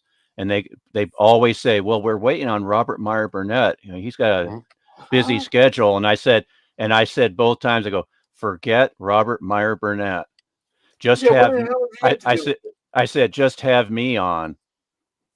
What was their excuse though for having him? I mean, what's the connection? Well, they wanted the gist of the early streams that they did was Tom Connors had never seen a Bond film, and so Whoa. he was giving his feedback on his first viewing experience, and but Robert Meyer Burnett, they insisted on having him on just to comment, but it seemed like he would just go off on these stupid tangents, that really had nothing to do with the discussion on the specific film they were covering, and he got kind of tiresome. But I kind of made that as a sarcastic, joke, just have me on instead of him. But Maybe I should maybe I should stick to that and just keep bugging them and saying, "Yeah, you don't need him." No, I wish they'd drop him and that Mr. H as well. Mr. H reviews. Both of those guys are idiots and they need to be removed from that. But anyway, that's another Yeah. topic. I remember right around the time I unsubbed because I was also a sub, unfortunately, foolishly. I was a sub for Burnett. And when I unsubbed was what I still remember is when they announced that Universal paid $4 billion for The Exorcist, and that Blumhouse was going to bring back The Exorcist. And they also announced in the same announcement, this is all within the same week, that it was going to be revolved, that it was going to be race swapped. I'll put it that way.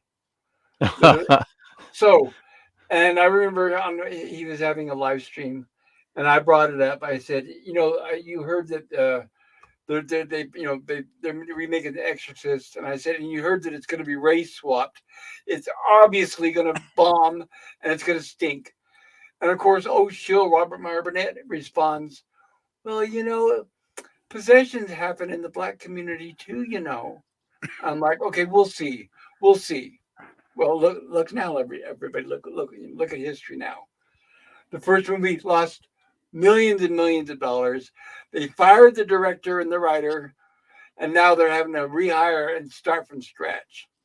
So yeah, so I knew what I was talking about. When a movie, I'm pretty good. I've got a pretty good sense of when a movie's going to fail or not. And throughout history, usually when I say it's going to bomb, I'm usually right. Yeah, 4 billion. Boy, that's money they just burned. Yeah. Oh yeah. If But the- they've only made one so far, and they lost money on that. Yep.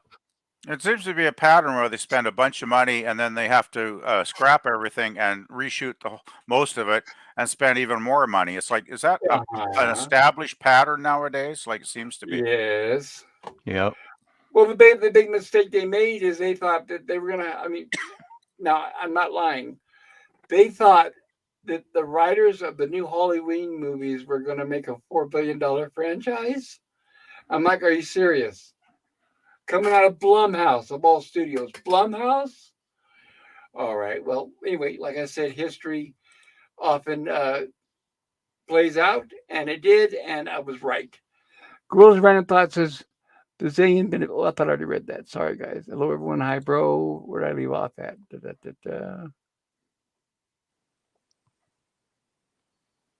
This dragon is hungry. Baz says, Ola Greg, how are you? I'm okay, says Ola Greg. Sorry, guys. I forgot to mark where I left off on the chat. Ola Greg says, I think the Beekeeper's about. There it is. Hunter Biden. Okay. Have you seen it, Basil? And Gorilla says, we want 50 sequels and we want the main character recast every 5 minutes. Right. And to cover every different demographic and every gender. Right. I'm not going to be happy until I see a club-footed Croatian. Then it's like, okay, finally. Hakeem, hello, Hakeem. Good to see you. Hakeem says, hey, guys. And Basil Battle Dragon says, it's somewhat of an interesting movie. Oh, so we have somebody who's seen it. Well, tell us more, Basil. What do you think? Ola Greg says, wish granted, Gorilla. Poof. And Basil says, yeah, I watched it tonight. Oh, okay. So I'm guessing it's still the theaters then. Okay. Basil says the cinematography and audio sucks. Oh, no. Hakeem says, I feel the same about the Fast and the Furious movies. After the first one, the story keeps getting worse. I agree. And, and I agree, Hakeem.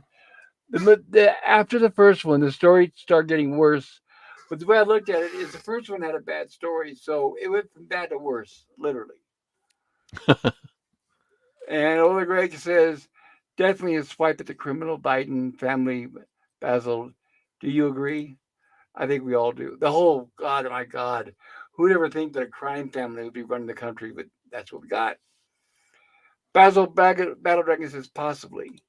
Ola Greg says, it's pretty obvious. They even had the president's son doing coke in the White House, just like Hunter. Oh, maybe I will watch that. Hakeem says, the Beekeeper was the worst. Jason Statham. Oh, that's right. Jason Statham is in it. And that's too bad because I like him. The Beekeeper was the worst Jason Statham movie I ever watched. It wasn't worth the bandwidth I used to download it. Oh, so it's on the high seas. The high seas. So I'm guessing it was worse than the recent Expendables movie. Ola Gregg says the federal agencies protecting Biden, the criminal family. Yes, they are. And so is the press. Basil Battle Dragon says, well, the bad guy lost in the end at least. Yeah, he was probably a. I have not seen the movie, The Beekeeper. I know nothing about it. But something tells me the bad guy was probably similar to Trump. And Ola Gregg says season 3 of Picard was actually pretty good. I despise the first 2 seasons. Discovery. Well, that's fine, Ola Gregg. You're allowed your opinion. I disagree, but everyone's allowed their opinion. I didn't watch it though. I will be honest there. I did not watch any season of Picard. I think I tried to watch. Yeah, I got through about 20 minutes of the first episode of Picard, and then that's when I tuned out. I watched the first 5, and I was not impressed. Let's put it that way. But I thought, I got to give it an honest shot just to, before I form an opinion, and give it a thumbs up or a thumbs down. And yeah, the first 5 were not a hell of a lot of fun because, I mean, I'm not a huge Next Generation fan by any means, but I used to watch the show back in the day when it was actually on the air. And I did like some episodes, and some of the characters, like Worf, I really liked. But man, did they ever mess the characters up? Like they just weren't the same characters to me when I not. watched that. Yeah, for me, I think I gave it a fair shake. First of all, I tried to watch it, which I think was steps and miles above what it deserved. But for me, it was within the first 15 or 20 minutes, I discovered, well, first of all, in the first 5 minutes, I noticed its entire show revolved around that woman with the chin. So it wasn't actually the Picard show. The show was revolved around a woman. So they actually swapped the star, and she was leading Picard around by the hand because he was old and feeble. And then when it got to the point where she jumped up, there was like a staircase or something, and she jumped up it, and you could tell she was on wires. That's where I tuned out because that was the Yeah. last straw. Yeah, and this female character was the key to everything, right? Of course she was. Yeah. No, I just wanted to see how the actress were going to portray their characters in the context of probably terrible writing, and it definitely lived down to my expectations. I'll put it that way because the characters, like especially Worf, man, what they did to Worf, they just destroyed him. I mean, I always loved the Klingons, and the code of honor they had and all that stuff, right? And Worf was just not. He was not Worf anymore. I'll put it that way to be polite. Well, let me ask you this then, in your opinion. I know people say separate the actor from the role, but in your opinion, do you think that the actors deserve any blame for taking the paycheck and doing that show? Well, I would say yes, unless they're so hard up they really need the money. Then I wouldn't blame them, I guess. But I'm sure most of them are probably well off enough where they could have Yeah. turned it down. Yeah, they're all getting residuals from the next generation. Next degradation. Yeah, I was disappointed. Let's put it that way. I didn't think they needed to participate, but I guess they wanted one last kick at the can to work with each other or whatever their motivations were. I'll never know the inside story about that, but I was just disappointed the way the characters were portrayed. It was basically once again the writing that just sucked and let everything down, right? Well, I can't- think. Go ahead. I can't remember which stream I heard this on, but someone was saying that in season 3 of Picard, they had Beverly Crusher with a phaser rifle going pew pew. Pump Yep. action. And Yep. that's like, yeah, that's the first thing I think of when I think of Dr. Crusher as action Uh-huh. hero. Yeah. Well, yeah, it's like I thought a physician was supposed to heal people, not murder them, right? So, Right. go figure. And it's like Worf. I mean, I'm gonna mention this because nobody else ever does. And remember, she's a god awful actress. God awful. not Zero the best. talent. Yeah. Yeah. So, and not only that, though, her age, she may have aged gracefully. She may have aged beautifully. We'll never know because she got a botched plastic surgery. And like the rest of them, she looks like a dead possum. Totally unrecognizable. Yeah, she Are wasn't. you She talking about wasn't. Yeah, Gates McFadden? yeah. Yes. Okay. She wasn't Yeah. the best looking anymore. That's for damn sure. Well, and Yeah, she was a bad actress. She never emoted any emotions throughout the entire 7 seasons. And then now with the plastic surgery, you guaranteed to never get any emotions out of her face. She was still better than the woman who played the counselor, though. Was it Troy or whatever her Boy, name was? She was really bad. Like I never. yes, I thought Yeah. her acting was so bad. It wasn't a 0. It was like a minus. I Whatever. agree. Right. Right. It's like when they were casting the show, they just looked at a picture and said, she'll do. She's Yeah. good looking. She'll do. Let's Same go with that seven figure. and nine. Same with that 7 and 9. I know a lot of people like that character. I can't stand it because that's not what Star Trek's about. It's not so we can oogle and ogle over somebody in a skin tight suit. That's not Star Trek. But Well, obviously, she was hired because they looked at a picture and said, she'll do. if you watch Voyager, Seven is actually one of the more interesting characters. They do develop her character quite a lot as the series goes on, Pop, and she's actually a pretty interesting character. I gotta Well, I then, gotta well, put then, 5 cents in there. right. But then what you just said is another example of why the show was bad. If she's the one that turned out to be one of the most interesting, that's a testament to how bad the other characters in that show must be. Well, Voyager. Let's put it this way. Here's my list. TOS always would be first place. I think Deep Space Nine would take second. Next Generation, a begrudging third place, I'd say. Enterprise would probably come in at number 4, and Voyager would be last in number 5. That's pretty much my ratings. Voyager is not a great show. Hey, Jill and I watched the first 4 episodes of season 5 this morning because we always hang out together Saturday mornings and watch Voyager episodes. And man, the first 4 episodes of season 5 of Voyager, we both agreed were like pretty bad. Like we were both very disappointed. And I mean, I wasn't totally unexpecting it, but even Jill was like, "What?" Now, It was so bad. Where did you say DS9 was in your list? I would put it number 2. Two. Ola Greg says Discovery is totally terrible. And Basil says, agreed, season 3 was good. So we've got at least 2 fans. But that's okay, everybody.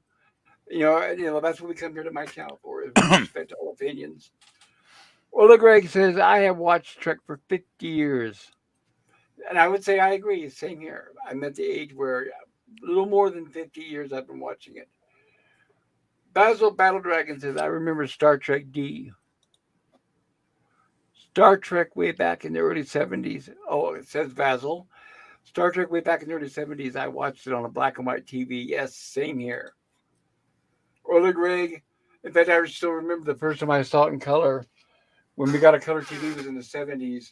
And there was a transporter room. And it was like, wow. It was like 10 years without color television. I was jealous for all the people that had color since the 60s. Ola Greg says, views mean nothing to me, and I will never monetize so I can give my true opinion. You don't have to. You can be monetized and still give your true opinion. That's what I meant earlier. I was saying if I was monetized or if not, whether I am or not, I'm still going to give my honest opinion. Even if the person is on my show, on my panel, and they're a guest on my show, and we're doing a stream about their show, I'm going to tell them your shit sucks. I don't care. There's nobody that's going to buy me. I can't be bought out. I'll put it that way. It's like, no, I can't think of anybody I would lie for. Ola Greg says, right, Basil. I remember finally seeing Trek in color. Ola Greg says, Strange New Worlds has a few good episodes as well. No, thank you. Starring 2 cocks and a bunch of lesbians. No, I'm not going to watch it. Basil Battle Dragon says, I haven't seen Strange New Worlds yet. I have not, and I won't. I've seen a couple trailers. I know somebody, Bird of Prey, reviews it. I usually listen to his reviews. And when Jill and I were covering the Orville, she showed a couple trailers. And when you can watch a preview for an episode and it angers you, you know it's probably not worth watching the show. Yeah, I remember hearing about the Strange New Worlds episode that was like a musical, and I think they had Spock Oh yeah, singing in it. It's like, yeah, and the that's Spock, all right. Klingons. Spock's always Yeah, singing, right? And I no, know. Gorilla's Random Thought says, "Hey, my Broken Bridges stream almost at 1.5 thousand views. Tobacco, tobacco. Most people only stick around for a minute. Yeah, Gorilla. Yeah, that's another thing. Congratulations, everybody. Is in order for Gorilla's Random Thoughts. His last stream last week for Broken Bridges hit 1.5 thousand views, which is amazing. I was going to ask you, Gorilla, if you're still listening, why do you think he got? I mean, that's a hell of a lot of views. Broken Bridges. Was that the name of? I think you said a movie with the country western star in it that passed away. If I Oh yeah, remember right. that was the one I remember. I didn't watch it yet, but that was Toby Keith or whatever his name was, the country guy that Yeah. died. Yeah. Well, there's a So lot of that's country fans out there, I guess. You know. well, yes, and it was a good decision on Gorilla's behalf to show it because it was timely because his death was still in the news. So it was a wise move on. So I give Gorilla congratulations. Well, I'm guessing Grow is probably a fan too, so he's paying an He is. honest tribute, right? So yeah, Uh that's huh. cool. Yes. Ola Greg says, I'm willing to give Section 31 a chance. People who comment without seeing content, well, that's not something I'm going to do. But I understand why people don't want to watch things nowadays. Well, I've said this before, Ola Greg, and I'll say it again. If I see dog shit down on the ground, on the sidewalk, I don't need to eat it to know that it's dog shit. So that's my analogy of modern Trek. Olin Gregg says, I remain optimistic in general, and cheers. Likewise, Ola Gregg. And Ola Gregg says the bad guy in Beekeeper is Hunter Biden. Oh, that's interesting. oh, if that were only true, given how Hollywood is so biased nowadays. I know it's like that's interesting. You figure that, like I said, I thought the bad guy would probably be some kind of Trump character. Ola Gregg says thinly disguised Hunter Biden. That is. Yeah, who And are the Ola Gregg says, go ahead. Yeah, I was wondering who are the people behind the beekeeper if they're going after Hunter Biden. That's fascinating, I think. Yeah, because I'm surprised they would even do that. Yeah. I wonder how well it's doing financially. Let me see here. I'm going to go ahead and look it up. You want Stone Racket to take over as your chat master, if he's able to do it? Oh, it'll just take me a second. All right. Jason Statham, Emmy, whoever, some lady. Okay, I'm guessing that Jeremy Irons is the character the Hunter Biden character, maybe. I'm looking at all the rest of the cast. I don't recognize most of them. Minnie Driver, she's been around for a while. Yeah, I don't recognize most of the cast. But oh well. So we have some mixed reviews on that one, huh? That's cool. Well, if Jeremy Irons is supposed to be a Hunter Biden stand-in, then he's too old for that role. I'm just guessing. I'm just guessing because I don't know. I just looked at the cast and it showed a whole bunch of names, and the only reason why I picked out Jeremy Irons is because he's the most well known out of the other ones I saw. So that's why I'm just guessing maybe he was the bad guy. I'm not really sure, but Well, he is probably. the people in the chat could tell us for sure. Ola Greg says art mirrors life. I'm surprised they let this movie get made. If they made the president extremely old, it would be impossible to deny it as the Biden presidency. Yeah, you're right about that. Yeah, you need to go back to the previous one. You didn't read that. This one, Beekeeper has to fight No. federal agencies. Oh, okay. Yeah. Sorry Sorry. about that. Sorry about that, Ola Greg, and thank you for pointing that out. Ola Greg says Beekeeper has to fight federal agencies who murder people to protect Biden. Fascinating stuff there. That's interesting. Okay. That came out of Hollywood. Yeah, I know, right? Ola Greg says I agree with your Trek series list. So that's for you, PvP. And Daniels from Daniel's Hot Topic says, for me, DS9 is the best. Number 1. Number 2 is Voyager. Number 4 is Enterprise. Number 5 is TNG. That show was a snore fest. And you don't mention TOS, Daniel. And He Daniel does it in the says, next one. actually, oh, number 2 is TOS. Number 3 is Voyager. Number 4 is Enterprise. Number 5 is TNG. Snore, snore, snore. Daniel, when you say snore, snore, snore, which one do you mean, TNG? Yeah, probably most likely. Oh. No, Well, no, yeah. TNG is definitely a snore fest. Oh my god, it's so boring. So Thank That show you. put me to I sleep a agree. few times. I agree completely. What was number 1? I stepped away for a minute and I missed that. DS9. DS9 is number 1. Oh, that's my number 2. So we're pretty close in agreement there, actually, Daniel. Yeah, you are.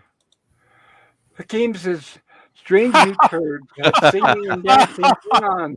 They should be ashamed You know, of themselves, LOL. Yes. That sounds so god awfully bad. I think I might actually have to watch that just for the hilarity. Like I'll have to have a few good drinks when I watch Maybe it. we But could do maybe we could do like Gorilla does with his Cringe Fest, right? we could should show do it a and then make watch fun of it. party. That could be really funny, actually. Seriously, singing and dancing Klingons.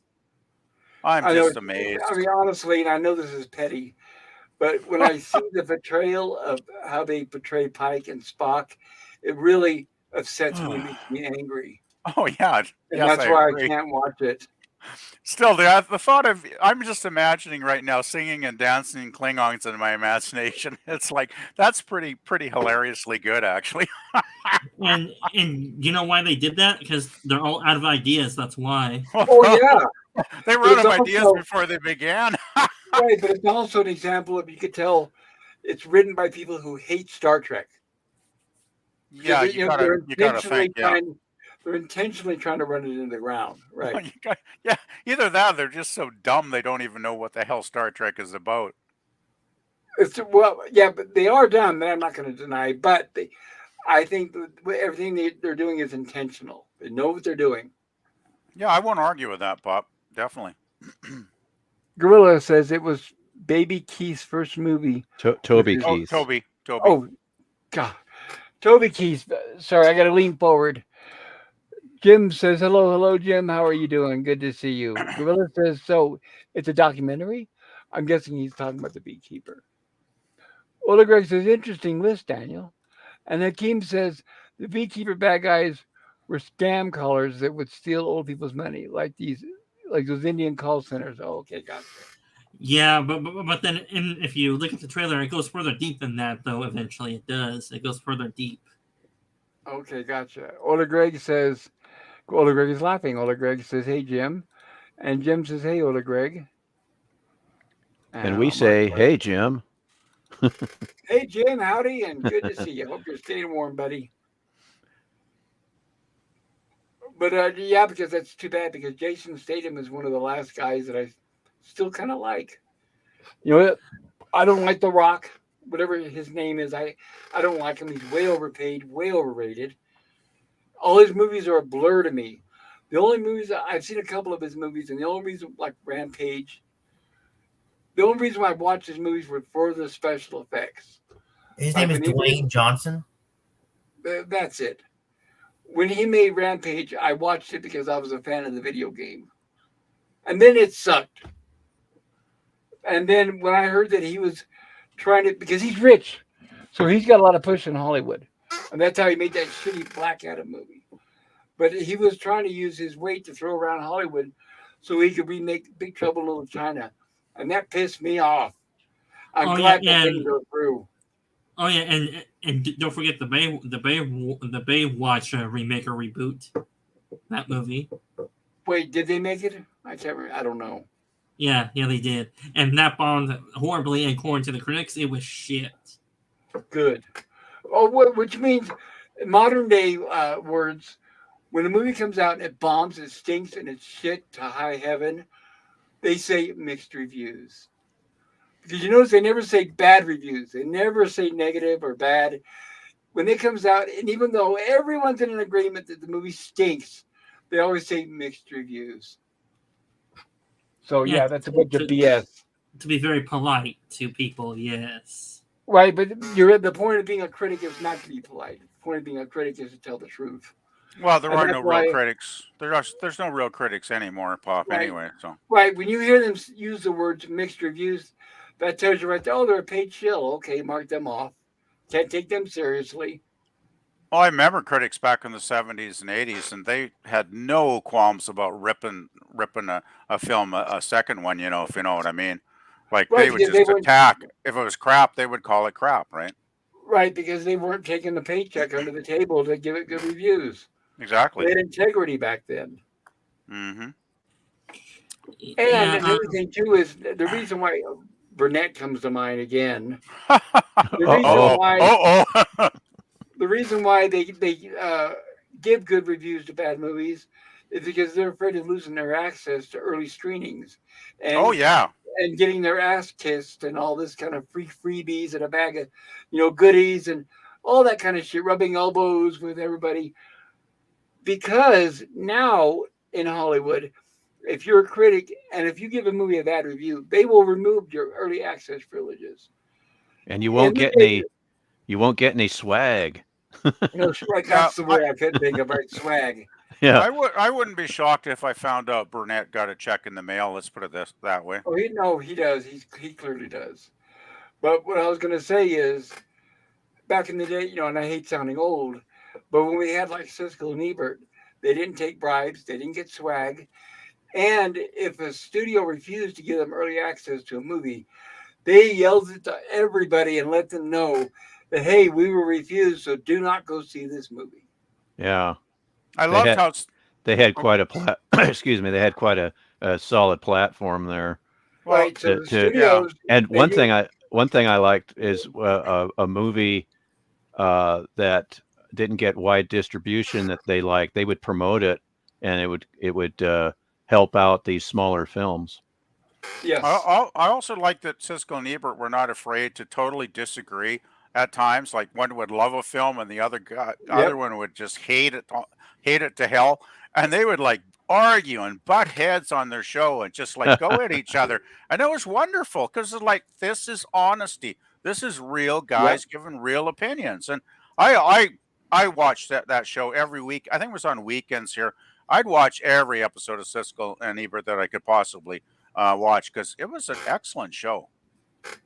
I Do, agree do, do, completely. you, do, you know, do you know when their show stopped? Because that's probably when the era of honest critics died out when they passed away. It was Or the show just that's just yes. Gene Siskel was the first to go, and then Roger Ebert. I'm guessing the 2000s is when he got Yeah. breathed too ill.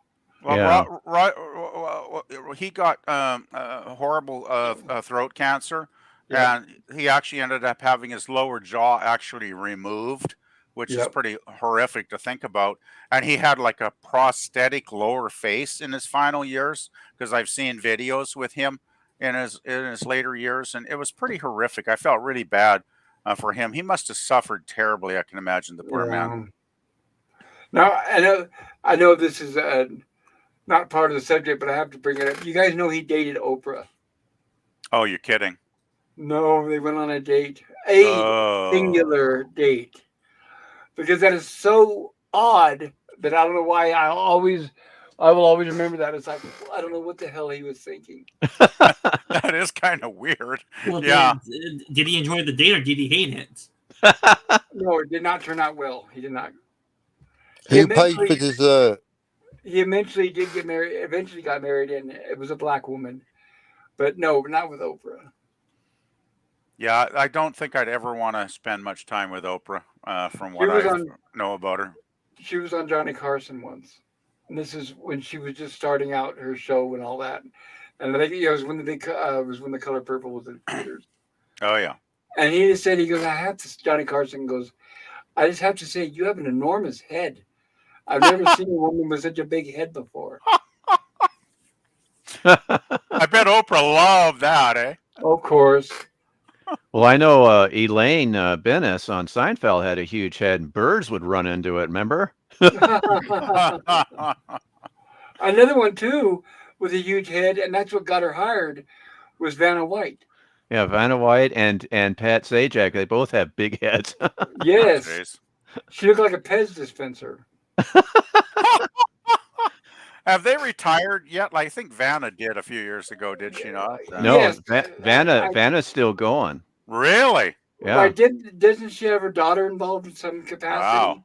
Oh, I don't know.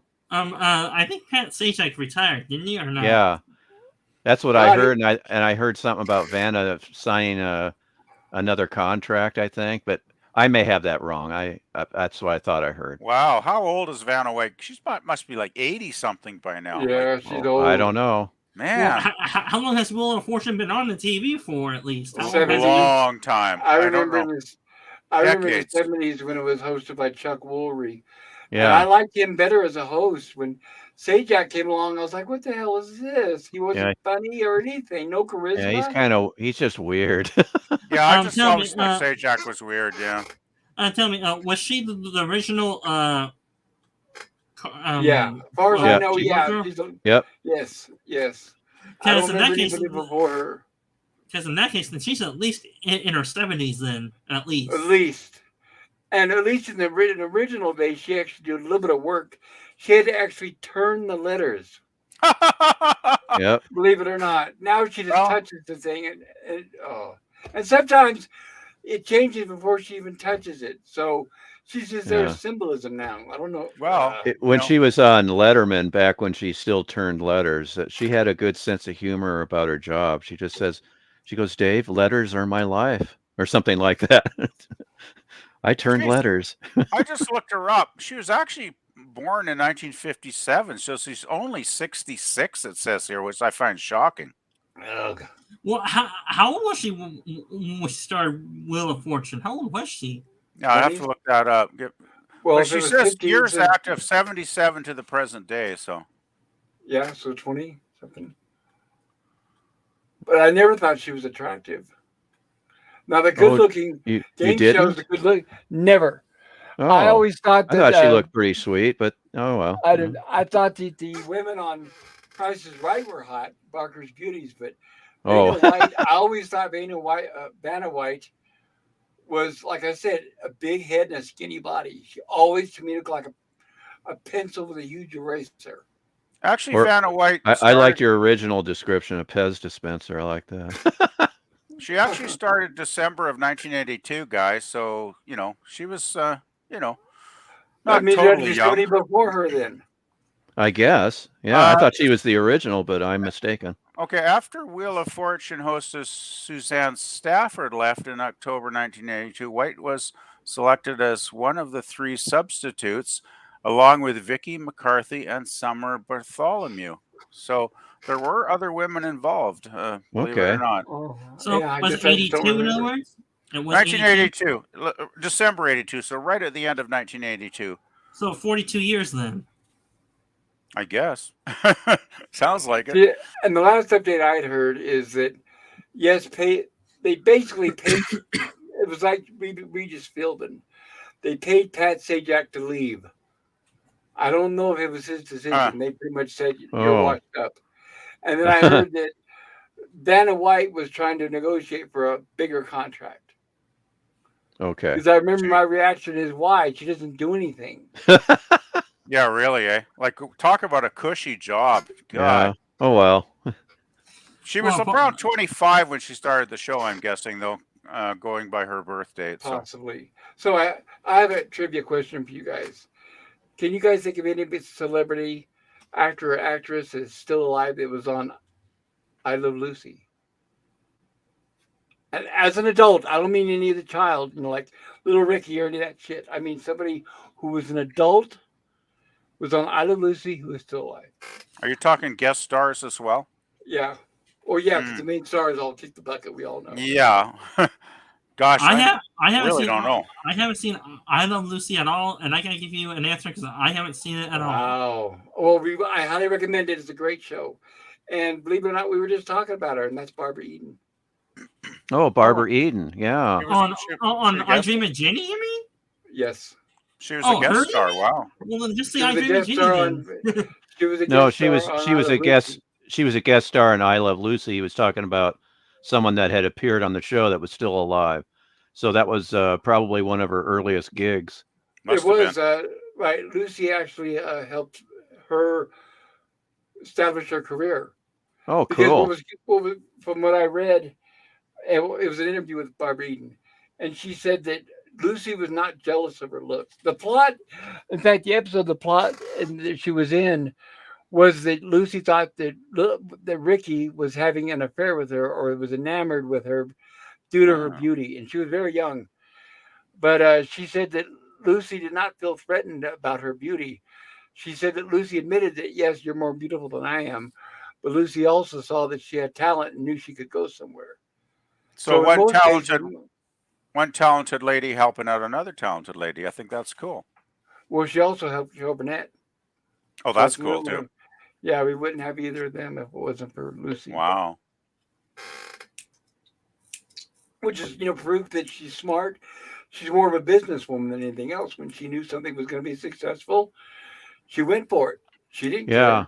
care. Yeah. And Well, when she heard that when they were casting Mission Impossible, and she found out that Martin Landau and his wife were in the cast, she goes, "Well, I have to meet this Barbara Bain," and she met Barbara Bain, and they hit it off just fine. And she said, "Okay, she's got talent and good to go," because she was against nepotism and that kind of thing. But she was convinced. And of course, Barbara Bain, as we all know, she was on Mission Impossible for the first 3 seasons. She Yeah. won 3 consecutive Emmys for Best Actress in a continuing dramatic role. And she deserved it. And she's still alive. And she deserved it. She was awesome in that show. Yes, yeah, she Barbara was. Bain. Yeah, Barbara Bain is a really good actress.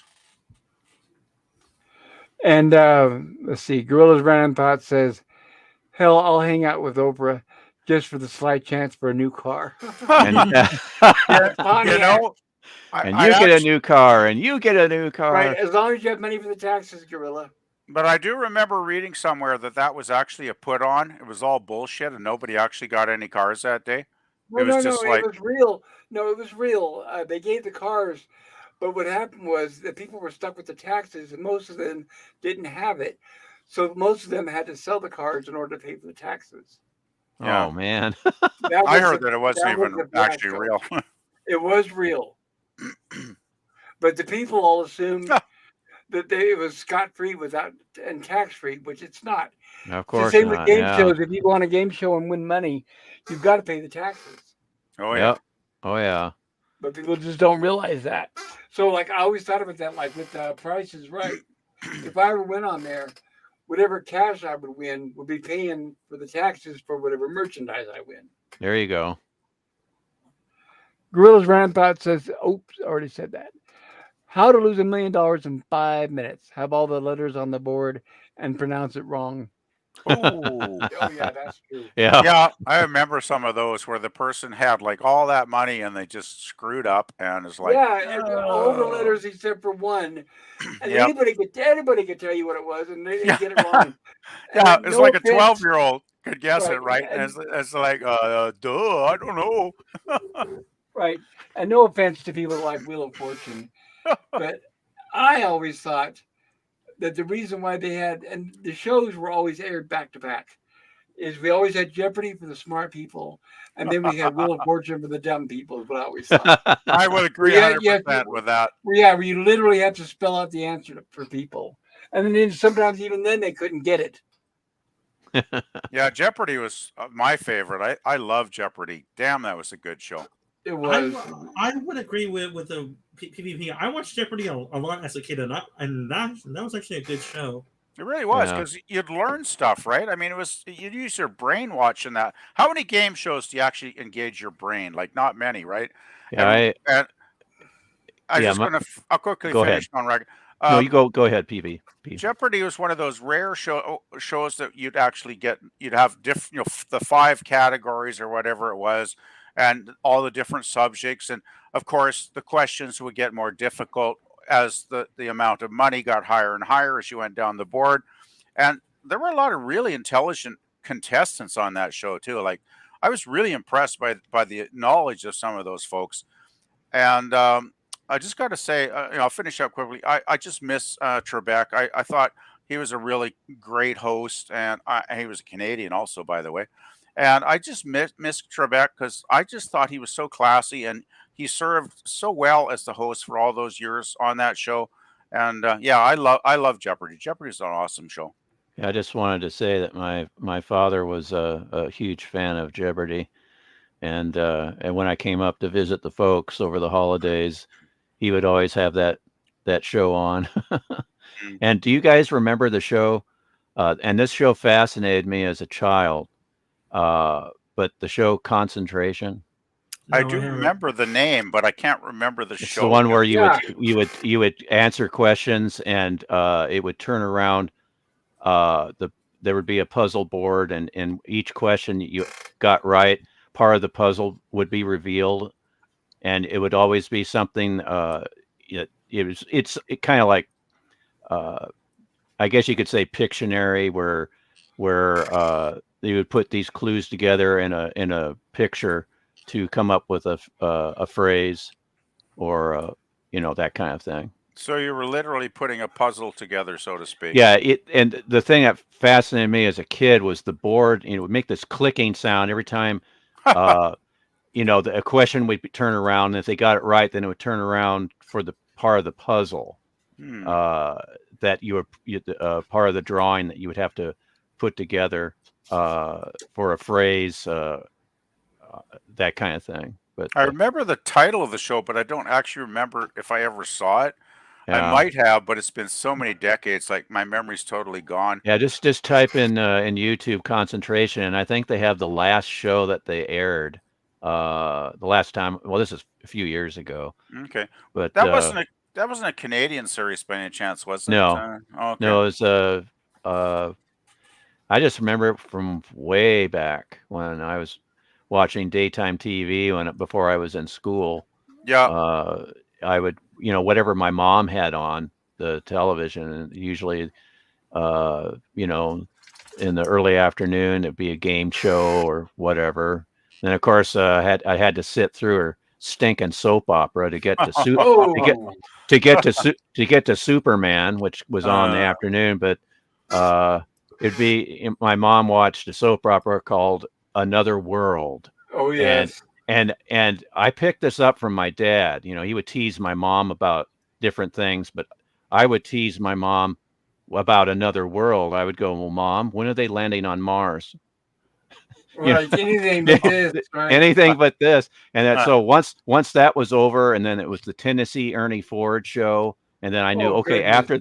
after that show, it's the Adventures of Superman. Yeah, and I have to say I do remember Concentration, and I enjoyed it. Yeah, it was a fun show. I mean, I loved it as a kid, and it's too bad that wasn't as popular as Jeopardy. Well, Making a comeback. I even missed Truth or Consequences when they took Bob Barker off of that for Price is Right, and Yeah, I always liked Truth or Consequences better. But oh well, and you can't have yeah. everything. Did you, Pop? Did you also like Password? Yes. Yeah, and I loved it when Elizabeth Montgomery was on, because she was a pretty good celebrity contestant to Uh-huh. help out. If I were on that show back then, I'd always, I want to be with Elizabeth. She gives good clues. Yes, and Betty White was also good. She was very good at game shows. Uh-huh. Very smart, and which reminds me, I really really dislike Bert Convy. oh. And he was in the new password, and then he was in Tattletales, and I Yeah. never liked him. Speaking of Bert Convy, uh, I thought he was really good as the guy you don't that you're supposed to hate, and they're tearing down Tim Riley's bar.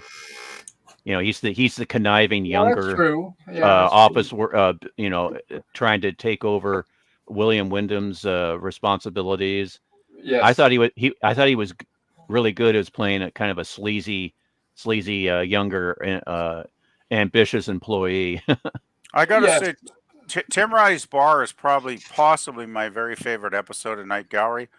I mean, I think that's a classic, and that's got William Wyndham, I think, in it. Does it Yeah, not? I just Yep. said that. Yeah, Yeah. you're not listening to me, PvP. No, I'm just looking up. I'm out of I'm it. just I'm sorry. I He's in a apologize. different timeline. I'm just looking up. Oh, he's I'm no, it's looking at- okay. I'm just joshing you, PvP. That's okay. Yeah, well, the reason I'm distracted, I'm just looking up a list of Canadian game shows here over the Oh, years okay. because I'm trying to think if any of these might have actually shown in the U.S. and but I'm not finding too much so far. Okay. Man, there's a lot of them though, but a lot of these I've never even heard of most of these things, so they're probably pretty bad, I gotta say. But I'm just taking a read here. So anyway, continue, guys. Were they short-lived or did they last for a while? Oh, there must be like 100 of them here. I'm shocked how many there are. Some of them went on. Well, there's one called Beat the Clock. You guys ever hear of Beat the Clock? Yeah, we I've had heard Beat of the it. Clock. Yeah, that was 1970 to 74. So some of them do, last for a while. Of course, I thought Beat the Clock on American TV was something from like the late 50s, early 60s, but It could be a different version, perhaps. yeah, you guys might have had a different version of it. Yeah. I Here's really a missed. Go ahead. Here's a title I absolutely love: Bowling for Dollars. And can you believe it though? It ran from 1960 to 2008. It's like, what Wow. the? The one that I really missed the most was the original Match Game. I used to laugh so much. That was such a funny show. Yeah, That the was Match funny. Game. I like Match And Game. Yeah. what was here's a trivia question for you, Pop. What was the Match Game's original theme tune? Or you want me to hum a few bars? I'm not sure. No, it was a composition with a title. That they just borrowed it. I don't know. I It remember was- the music. I can think about it Yeah. in my head. But- It's called Swinging Safari. Interesting. Yeah. Now you're talking about during the Gene Rayburn days and all that, right? This is well, Gene Rayburn, I think was if he was the original host, I think he was. because the tune that I'm thinking of, the Swingin' Safari, they did play it when Gene Rayburn was on, and it was in color. So, but I was Okay. thinking that this is its original theme when it was first broadcast as well, up until I think probably the early 70s when they switched it to that kind of obnoxious one with the electronic noises and Yes. But anyway, yeah, but the one that actually had a tune, it was called Swinging Safari. Interesting. No, I didn't know Yeah. that. Yeah, I remember I was doing this over the holidays. This not this last Christmas, but the Christmas before. I had my iPhone and I had some tracks that I had edited, and I was testing my siblings. I go, what game show had this theme? And I played that, and my older brother got it right, which I was Oh, very amazed. cool. I thought nobody would get it right, but yeah, he said, "Oh, that's the Match Game, isn't it?" And it's like, "Yep." Yeah, that's how I am. I'm usually pretty good by ear. If I hear something, I can recognize. Yeah. And I wanted to cover this really quick here. How to lose $1 million in 5 minutes. Have all the letters on the board and pronounce it wrong. And then Gorilla corrected himself saying, I meant 5 seconds. There you go. 5 And Gorilla seconds. says it was Achilles' heel and the guy pronounced it wrong. Oh, did he say Achilles Probably. instead of Achilles? Considering the mentality of most of their contestants, probably. Ola Greg said it was nice to have some intelligent game shows. Yeah. Oh See, yeah. another difference, too, is I'm like we were confused. I talking thought Achilles was the right pronunciation. No, Yeah, I said I said Achilles, like chill. Achilles. Yeah, or whatever. That's not how it sounds, right? Achilles. Yeah. But yeah, I think what we were kind of mentioning, but we didn't exactly say, was that we prefer the shows that took skill and not chance or luck, because Yeah. some of them were on luck, based on luck and chance, which were In my okay. experience, but there's like no with such Jeff- thing as luck. Well, yeah, there's bad luck, which I've had many times, No, most it's of my quite life. Ben Kenobi. He attributes everything to the will of the Force. The will of the force. I'll keep that in mind next time I try to move my car when it breaks down. Exactly, it's bunch of fancy tricks and nonsense, if you ask me. Yeah, exactly. Oh, Ola Greg so- says it was nice to have some intelligent game shows. There we go. And Ola Greg says my favorite Night Gallery episode was "The Devil Is Not Mocked," with an actor who had also played Dracula in a 50s movie. 50s movie. Huh. Yeah, the thing I don't like about that episode is the framing story is just makes it look ridiculous. And the director kept cutting to the damn clock. And Are you talking about the episode with the Dracula that he said? yeah, I'm talking about the Devil is Not Mocked episode with oh gosh, I can't think of the actor's name, but he did portray Dracula. Well, I'm trying to And remember. yeah, but Well, I'm anyway, trying the Go ahead. director kept cutting to the clock, Uh, and it was like telegraphing, everything that's going to happen. And then there's a framing story, which makes it just ridiculous. I wish it had just cut from Serling's introduction to the painting to World War II, and there's the Germans, and it just goes from there. But it has that. Remember that silly framing story, or that yeah, I was framing gonna. device, where it's like, "Golly gee, Grandpa, what did you do in the war?" Well, grandson, I'll tell you. And it's the Dracula character talking to the. I'm like, what? Yeah, that's what I was wondering. Um, if I remember correctly, sometimes Night Gallery would have some of their segments because it was an anthology, and sometimes they would have 2 or 3 segments in 1 hour. But Yeah. wasn't the one that we're talking about with the Devil is Not Mocked? Wasn't that a humorous one? Am I wrong? No, it's not. It It was it wa- played it was serious. it was played straight, but they might have been kind of winking at the audience with that framing story, because The Devil is Not Okay. Mocked, I think, is paired with a superb story, which is one of my favorites, and that's a Question of Fear with Gotcha. Leslie Nelson and Fritz Weaver. Oh, good cast. Yeah, you remember that one where he has to spend a night in a haunted house?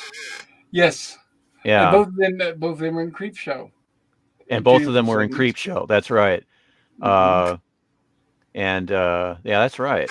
And the Fritz Weaver's in my favorite segment with the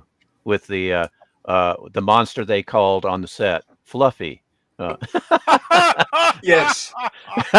the thing in the crate. That's Uh, great. but yeah, I think The Devil's Not Mocked is paired with A Question of Fear, which in my opinion, is the superior story. So it wasn't really, uh, a comedic episode, uh, a straight out comedic Jack Laird kind of blackout skit, Right. or that kind of. I mean, there was also the oh, trying to think what the title of it. It's the one with Joe Flynn as the funeral director. Uh, and Oh, I don't remember. I yeah, remember Joe Flynn. yeah, I can't think of the title, but it's the one where the vampire it's played by Werner Kempler. Kempler, Werner uh, Kemper. Yes. yeah, Klemperer. It's kind of hard for me to say that. Where Colonel Clink. he's the vampire that Klimper. he's the vampire that wants to have a funeral. Remember that one? Yes, that's right. Yeah, that's right. Yes. Yeah, and that's the one that's paired with two other stories, Green Fingers and the Tune and Dan's Cafe. Oh, Oh, I love the tune. those two are also my favorite. Green Oh, Fingers is with Elsa Lancaster, right? Yeah, oh, yeah, Yeah. Elsa Lancaster and Uh-huh. Cameron Mitchell.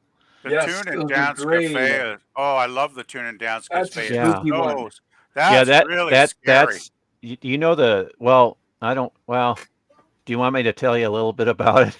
Yes, Sure, go please. for it. Okay. There was an editor on the Night Gallery staff that was promised a directorial gig, which would have been his first. And he reminded, hey, you said you were going to let me do one of these as a director. And so they gave him a script that nobody wanted to do, and that was the Tune and Dan's Cafe. Hmm. And that editor was the director for that. And I thought, for a first-time director, I thought he did a rather clever job of taking kind of a dull script and putting some life into it with some interesting techniques, with optical effects and slow motion and some interesting cuts. And I thought, to me, it's a memorable segment. I think it's one of my favorites as well. I agree. I think so too. I mean, And it's one of I my did a favorites as little, well. yeah, I did some mini reviews on a Facebook group for Night Gallery back in 2017, somewhere around there. I'm no longer on Facebook, but some of those little mini reviews I reposted on the Blu-ray.com forum. And I remember, and also on the classic horror movie forum as well. And I remember somebody, when I gave my review for the Tune and Dan's Cafe, they kind of mocked me, saying that it seemed like it was uh, an effort done by a first year film uh, production student in college or something to that effect. I Interesting. disagree totally. And I with thought, that. nah, I think this took a little more skill than, but yeah, if we get to that Night Gallery live stream coverage, if you would indulge me, Pop, I would like to read my little quick capsule reviews for some of the episodes. Yeah, that That'd would be be great. great. That'd be great. Yeah. Yeah, I think absolutely. I think I think Dance Cafe is it's one of my personal favorites because there's so many night gallery segments that a lot of them I forget because I haven't watched the show in like 20 years, right? And the one thing on Night Gallery is inconsistent. You could have like two or three stories in one episode, and you could have an absolutely fantastic one, and then you could have mediocre or even awful ones. But the ones that stand out in my memory are the ones like the Tune and Dance Cafe because there was just something about that episode that just uh, Yeah, it's it's a just good, it's it's a good, special. it's a good creepy. It's a different kind of ghost story. Very Um, creepy. Yeah. and I think the segment I'm thinking of, Pop, I think it's simply called The Funeral, and it's written by Richard Matheson. Oh, Ooh, my nice. favorite. Yes. But he didn't like how it was handled, and Mm. it would have. I mean, the two main actors and the actor that does the eulogy, those three actors play it the right way, uh, but the others that are there go over the top, and it just ruins the whole segment. Oh, that's a shame. Yeah, there's a Jenny from Boston, and she's a witch, and she's just in ridiculous witch makeup, and she has this annoying voice, and she has this obviously stuffed cat on her shoulder. And then there's a guy that's acting kind of like Renfield by way of Peter Lorre, and Oh, Oh no. and he's always saying tasty, tasty, and me and my classmates, after we saw that episode and when we were on the playground, we drove that phrase into the ground, the tasty, tasty. But yeah, it just goes too over the top with those particular actors. That's no, the very problem cool. with Yeah, Night Gallery. But Go ahead, Joe Jamie. Flynn and Werner and the actor that plays the Count that does the eulogy, they all play it for comedic effect, but they play it at the right way, at the right level. Right.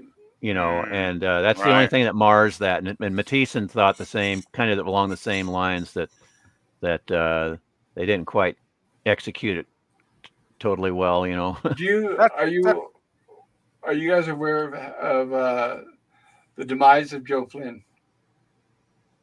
No. no, I haven't heard about that. Okay, well, Joe Flynn, you guys know he was McHale's Navy, right? Yeah, Right. Oh yeah, he was he was what the skip not a skipper, but the head guy. I can't remember his Yes. name. And he was he's, also in the Disney movies with the Kurt Russell, where he was the yeah, dean of the college. he's the dean, and Kurt Russell's Dexter. Dexter Yeah, Riley, yes. Flynn always played kind of jerks, didn't he? I think, if I remember. Yes, but what happened? This is mid-70s. This is when he was still making the Disney movies, and this is the reason why they stopped making them. He was jumped and mugged in Hollywood. They broke his Oh, leg, ouch! and he was in a cast. They found him at the bottom of a swimming pool. Oh Oh, no! so so he was And here's what murdered. that that's just what I was going to say. There's an episode, and it's on YouTube. I watched it not too long ago. I Gosh. think it was Dick Cavett, maybe Dick Cavett, one of those daytime talk show hosts, and he was talking about how he had a scoop of a whole bunch of information on people in Hollywood that he was going to expose them. Oh. Oh dear. Oh And that no. happened right, yes. Next thing you know, he was found in a swimming pool. I need to find it. I think it was Dick Cavett. It was one of those daytime Yeah. talk show No. hosts. Oh. Yeah. That's it's like Dorothy Kilgallen, and it's like, no, keep your cards close. Don't tell anybody. Just Yep. Uh-huh. keep Yeah. it in a very, very tight circle, like with Dorothy, just her and her publisher and nobody else. And Joe Flynn, the same thing. It's like, That. yeah, Yes. don't say Uh, anything public. Wait till you get the thing in print. that's so That's so tragic. I mean, he seemed like a decent guy. Oh, that's such a sad end. Like, man. Yeah. Well, the thing is, yeah, like you said, PvP, he's a decent guy, and he was appalled by all the stuff around him, and he had dirt on a lot of people apparently.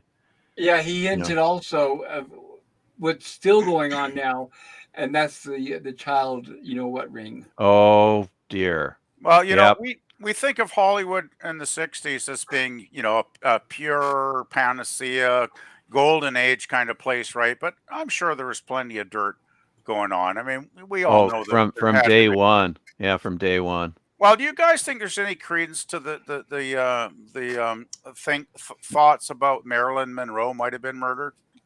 I think so because from what I heard, okay, I heard obviously we've all heard different conflicting stories, just like with the JFK assassination. But okay, she obviously slept with JFK. She slept with Oh his yeah, brother, which I think is Robert, Robert. Yeah. Yeah, and then I right question before, that. That's the one that I question. well, remember Yeah, remember when? Go JFK ahead. for sure. And that was it's kind of like with Angie Dickinson. It was just uh, just a quick little thing because of his tight schedules as president. So it's Well, like, Wow. she didn't Angie Dickinson said it was how did she put it? It was like the most uh, or the most interesting 5 minutes, or something like that. well, I'm sure Wow. considering he was a meth addict, I doubt if they had a very good time in bed.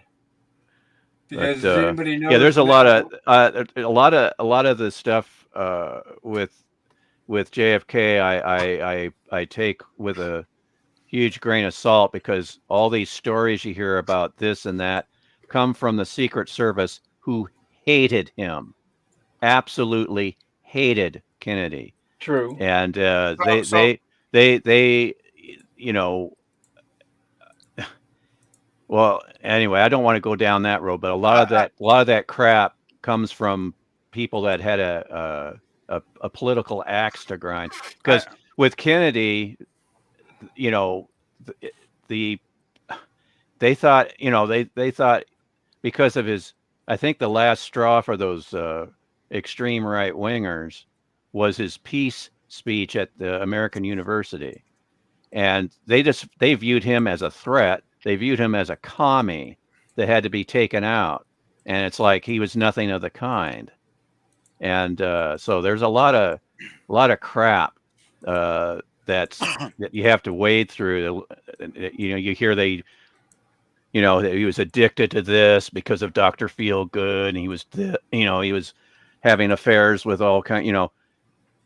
But once Jackie lost that child which would have been his third child, that's when a lot of things changed, and he had a totally different perspective on stuff. And then also, it wasn't that much, time that had passed when he did his American University Peace speech, as it's called. Well, the So, thing that but I don't know. And the thing with Bobby, it's, he had 11 kids. So where did he find time to fling with Marilyn? But Marilyn, I think that was a weird botched. Uh, well, I don't know. She was on a lot of drugs, and there's a Yes. lot of weird stuff.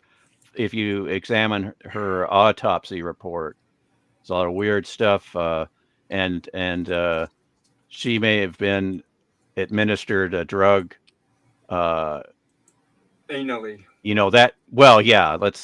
Okay. So, Pop, you know what I'm talking about, and who knows? She may have been silenced. It may have been incompetence Where she was from. threatening, it was just the night before, she was threatening to expose her relationship with the president to the press. Well, that's mostly myth, though. Could be. There's no concrete to that, Right. but there's a lot of misinformation out there intentionally Yeah, the to government's good at that, aren't they? well, the thing is, with even the people on the left, or just progressive liberals, even they are tarnishing JFK's presidency, and so it's coming from all sides now, where they want to tarnish his accomplishments. And well, so there I'm very suspicious of a lot of the things. I mean, the man wasn't a saint, but I kind of like what Mort Saul said. He wasn't a totally virtuous man, but he looked towards virtue. And then they cut him Exactly. down in Dallas. So I don't Now, know. I'm sorry. I'm a little sensitive with no, that's with. okay. Have you noticed, because I covered it on my stream one night. I think it was a Oh, Rumblings from the Lab. But the Adrian Zaputer film. But yes, he was The Abraham Zapruder film. yes, Abraham, I've watched that many times. It's right? quite horrific, actually. But what they've done is they went in and they've enhanced it in high definition, because originally it was obviously 16 millimeter. But anyway, It was 8 millimeter, I think actually. it was 8 eight, millimeter. actually. That's right. Yeah. Thank you. 8 millimeter. Thank you. But you could see the first shot. There's supposedly, even it's still speculation whether it was Oswald or not. But you could see the first shot hit him, and where his head flies back, and The then you first can the first clearly. shot the first shot hits him in the neck, The and first his shot, arms go up. the Then is first that where, shot, is that where he goes The forward? second the the, f- second shot hits Conley, the and first shot he hit loses grip on his hat. the first And shot. the third shot is the kill shot that hits Kennedy in the head. Yeah, the first shot is through the neck because you see the president grabbing his throat a second later. Yeah. And the thing is, the Stemmons freeway sign blocks that. He goes into the sign, waving to the crowd, and then when he's coming out, his limousine comes out from the Stemmons freeway sign, and his arms are up, and he's clutching his neck. And if you Right, look at Jackie's looking at him like, what's wrong, and right. and then there's other people that say that, oh yeah, like one of my film buddies, oh yeah, that's the Bruder film. Jackie, she wanted to get out of there. Did you see that? It's like, no, she was going to scoop part of His brains. Yeah. part of his skull and brain, Yeah, and brought, exactly, and it was like, exactly. it's like, oh Yeah, but what well, I was it's going to say is the third shot. I think it's the third one. If you look at like I said, they've enhanced it now, a little more high definition. It's a little more clear than it was in the 8 millimeter version. But the driver of the car turns around and shoots him with a gun. no, No, no, no, no, I, no. no, I'm I'm no, not no. telling going you, into conspiracy no, I theories, know. Bob. I'm I'm just sorry. saying. Okay, what I'm saying is not something that's been rumored. I'm saying if you just watch the film is all I ask.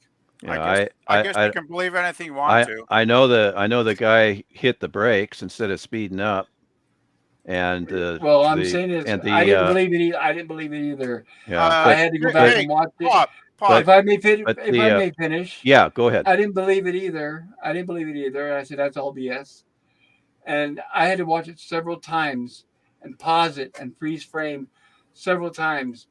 But you can clearly see the driver turn around with a gun in his hand and fire. Pop, I I know want it's to hard see to that. believe. Post a link. I want to watch that. We did, but you were drinking. You don't remember. You're very argumentative. You were arguing that night and you were cussing and swearing, and I had to stop showing it because you wouldn't even watch it. You were just arguing and swearing just based on talking about it. So Well, I I had didn't to get a chance postpone to it. even give my thoughts, and I guess maybe I won't. No, we did cover it. But you were Yeah, you don't remember, but you were swearing and cussing. You were using the F but word left and what's right. interesting? And I said, never mind, guys, never mind. Yeah, what's interesting? The bottom line. Uh-oh. I don't mean to criticize, but Boy, that I escalated remember. quickly. Did Really I don't mean to quickly. criticize, but I remember.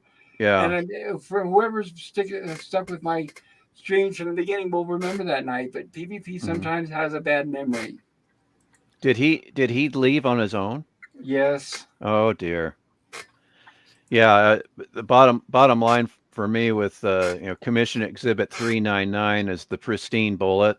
It's only missing a few grains, and that caused all the damage in Kennedy's body and Connolly's body. As far as the chest area of Kennedy, the back of his back and his chest, and in Connolly, and shattering his wrist, and it's virtually a pristine bullet. And they say that did all that damage. It's impossible. And then the FBI did not test the supposed Oswald rifle. They tested one that was like it, but the one that was Oswald's rifle was in such poor condition and the scope was misaligned. So, it's just the timing of it was a bolt action rifle. Bolt action, yeah. And the timing of the shots between the second and third, there's no way that an expert even could have done that with a bolt action rifle, let alone that particular rifle. And also, when they first were announcing the rifle was found, they said, and it was identified as a Mauser. And it's like, well, okay, what happened to that story? And then it became that Manuker Cacarno Italian rifle, which was the humanitarian rifle because it was a piece of crap. Yeah. It's like what? It's just bizarre. It's a bizarre, but what I did, I'll just tell you real quick what I did. During one of my during a semester break when I was an undergraduate in college, I went to the main library on the university, and I went to the Warren Commission report with all the volumes of evidence. I took one of the early books that criticized that. It's by it's called Accessories After the Fact by Sylvia Mayer. And I read her book, and when she cited something, I went to the volumes and looked it up and verified what she was talking about. And I went back to her book, and I did that. And I also got Mark Lane's Rush to Judgment. And then I wanted to get a book that was more recent. And I wanted a book that, one, had footnotes, had an index, and was well researched by, and so I found David Lifton's Best Evidence book. And so I checked that book out as well. And that's what convinced me that the Warren report was a pack of lies. Oh yeah, definitely. That reminds me, a few weeks ago on Twitter, of course, of all platforms, somebody mentioned something. It was on one of their messages, and it said something like, "Now that they've released all the information on JFK, and now that we know the truth, or we're going to find out about other things in history." And I was thinking, what have they released? Have they released anything new? I haven't heard anything of you. They've released quite a bit, but the thing is, there's still stuff that's classified. And Trump was supposed to release. They were supposed to release everything in 2017, I think. Yeah, I And remember and that. and there's still stuff they're holding back. And the thing that's really weird, why are they still holding and classifying Oswald's tax records? Why are they still holding and classified as, and listed as Mhm. classified as his mother's income tax returns? I mean, what the hell? I know, right? It's like, wait a minute, let's trace where exactly Oswald was working, and then his mother also is like, what? And Right. why is that classified? But it's like, I'm trying to think what senator said this, that the fingerprints of the as far as the intelligence community, the fingerprints of intelligence are all over Oswald. And it's to me it's fascinating. And then, have you heard of the voice stress analysis? Have you heard about that? I've heard of it. I know Yeah, it exists, but not voice in the stress context. analysis. There's people that have done that on the recordings of Oswald All when right. he's first confronted. Did you Uh-huh. shoot the president? And when in that crazy weird press conference that they filmed and recorded, and Right. they've done analysis, and it conforms to someone that is telling the truth. So with just the voice stress analysis, which is more reliable supposedly than a lie detector test, but uh, Right. That's just it. You think if they're so innocent, then why do they have so much to hide? And that's mhm, why they wonder why people don't trust them. That's why there's so many conspiracy theories out there. yeah. Yeah, well, there's so many because there's disinformation that's intentionally put out there by the CIA, Exactly. But you know, yes. and it's like, yeah, I mean, there's just stuff that it's crazy, and then oh well, let's not open another can of worms there, but yeah, I could Yeah, and I talk don't want I could to. talk for hours about conspiracies, but Yeah, maybe one of these days we'll do a yeah, stream dedicated to that. but I So I just don't want to piss anybody off. I didn't yeah, mean to do that. To, yeah, I no, I you're not gonna piss me off. I won't you know fly off the handle. I know there's people that, like my coworker. Well, I'm retired now. I'm one of those evil retired people, Pop, that you don't want to live next to. No, you just know, just you know what?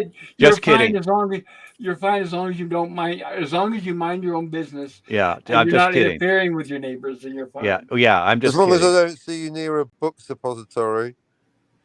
I've Yes, I've that's I've right. visited there, and don't trust the museum there because Oh, they're basically Warren Commission shills. But yeah, it's a museum now, the sixth floor up there, for the school book depository. But yeah, I've been to Dealey Plaza. I was there in '93. I'd rather Um, go to Aubrey Plaza. Am I right? the Dealey Plaza is the place in Dallas where Kennedy was shot. Aubrey Plaza has nothing to do with Kennedy's assassination. She's an actress. It was just a So pun on yeah, Plaza. it's not funny. But anyway, Why not? because I Well, said so, that's why. No, well, that's it's not I very nice. I'm no, here I'm to lighten I the mood with the pun. You're talking about oh. assassination. I'm not here to have my yeah, puns judged. That I'm was a being perfectly good pun. I'm That's a being bit obstinate. aggressive. I mean, I've been hearing you talk for like half an hour. We all have, hogging the conversation. And I make one joke to lighten the mood, and you get all aggressive. I mean, Yeah, and really, pal. What the fuck yeah, is your problem, I'm pal? joshing you. I'm joshing you. Yeah, that's It's just that's really great. Thanks very much. Bye. Well, Uh, that went well. I don't understand why it got out of hand so quickly. well, I guess he doesn't know my tough guy routine, so I'll have to refrain from doing that. Oh, I'm I wasn't. sorry. Oh no, you don't have to apologize. I wasn't expecting the night to turn out like this. I apologize to anybody out there. I didn't mean to offend anybody. Damn it. Yeah, I was just joshing him, and he just said he doesn't want to do that. But again, unfortunately, we're referring to Captain Finity, who on Jill's stream on her birthday wanted to take away my master's degree because I didn't agree with him on Blade Runner. So we're not dealing with someone who's reasonable. Blade Runner was boring as hell, in my opinion. It was.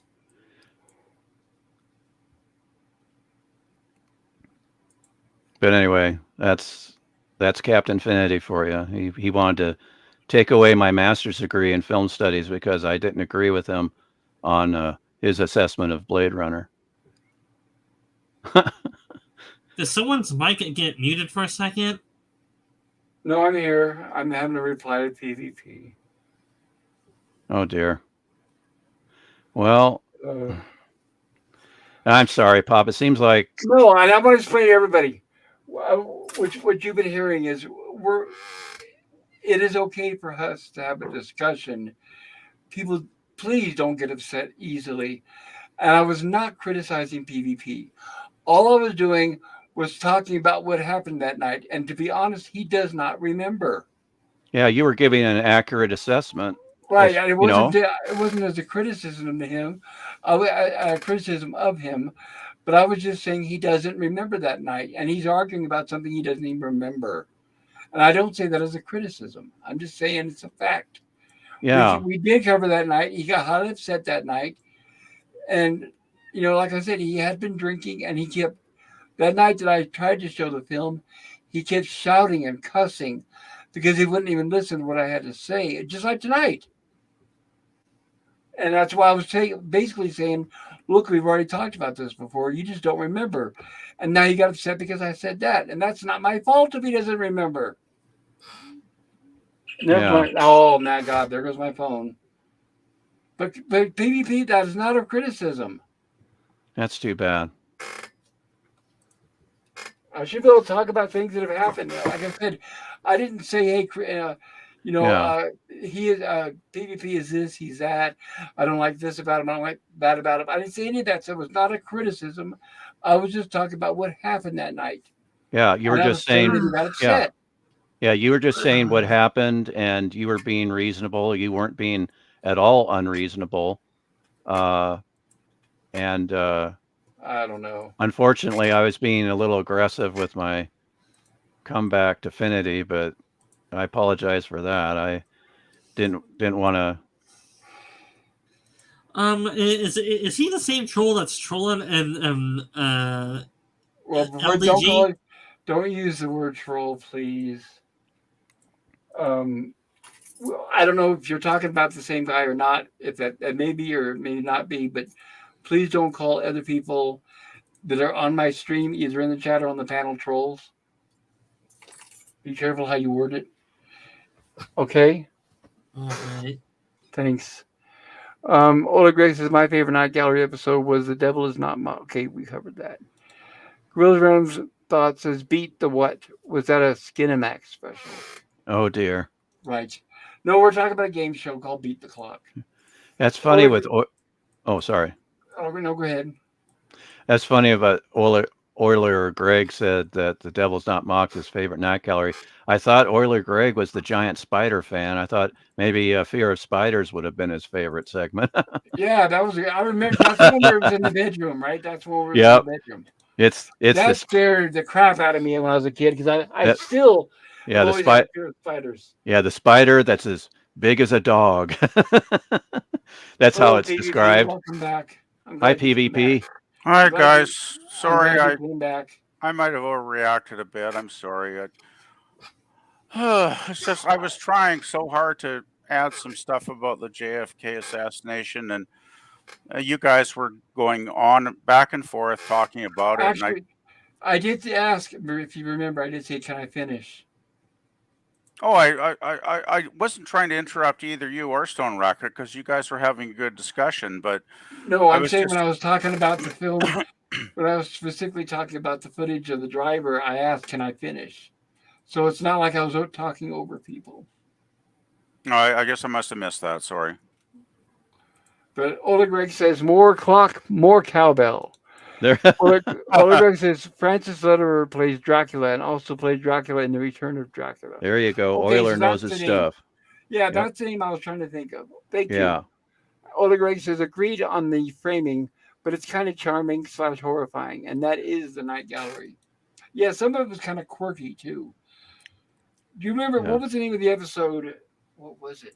But all I remember is it, and I've only seen it once, and that's when I was a kid. Uh-huh. Where it had Phyllis Diller. Yeah, that's Pamela's Oh. voice. That was written by or excuse me, Roddenberry, written by Rod Serling, and Because that was a that's a comedy episode, right? it's Phyllis Diller said that the director, if you in Night Gallery and After Hours tour, Phyllis Diller criticized the director. She called him an idiot and didn't know what he was really doing, and she's like, well, I was hired because of my voice, and he kept telling me to bring it down, kept bring it down. He goes, well, Oh.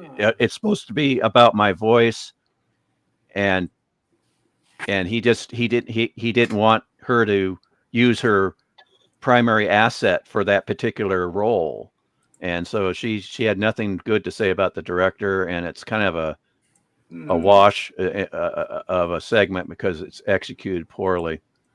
But that Very interesting. whole segment is written. All three segments are written by Serling. The first one's Pamela's voice, and then the second one is Lone Survivor, which is about the Flying Dutchman, played by John Kalikos, our favorite Klingon, maybe. Boltar. He's and Baltar. also Boltar, but he's also Kor from Yes, Errand yes. of Mercy. And then Ah. and the third segment of that particular Night Gallery hour is also written by Serling. It's an adaptation of Algernon Blackwood's The Doll, and that's the best segment of the three. But that one with Phyllis Diller is the first one that starts the hour. It's called Pamela's Voice. Does it not seem Thank odd you. that they'd hire her for her voice, and then the director would tell her not to use her voice? Like, Exactly. seems odd. Yeah. Welcome back, Exactly. Captain. I'm glad you came back. Thank you. Well, I thought I'm not going to have anyone have the last word.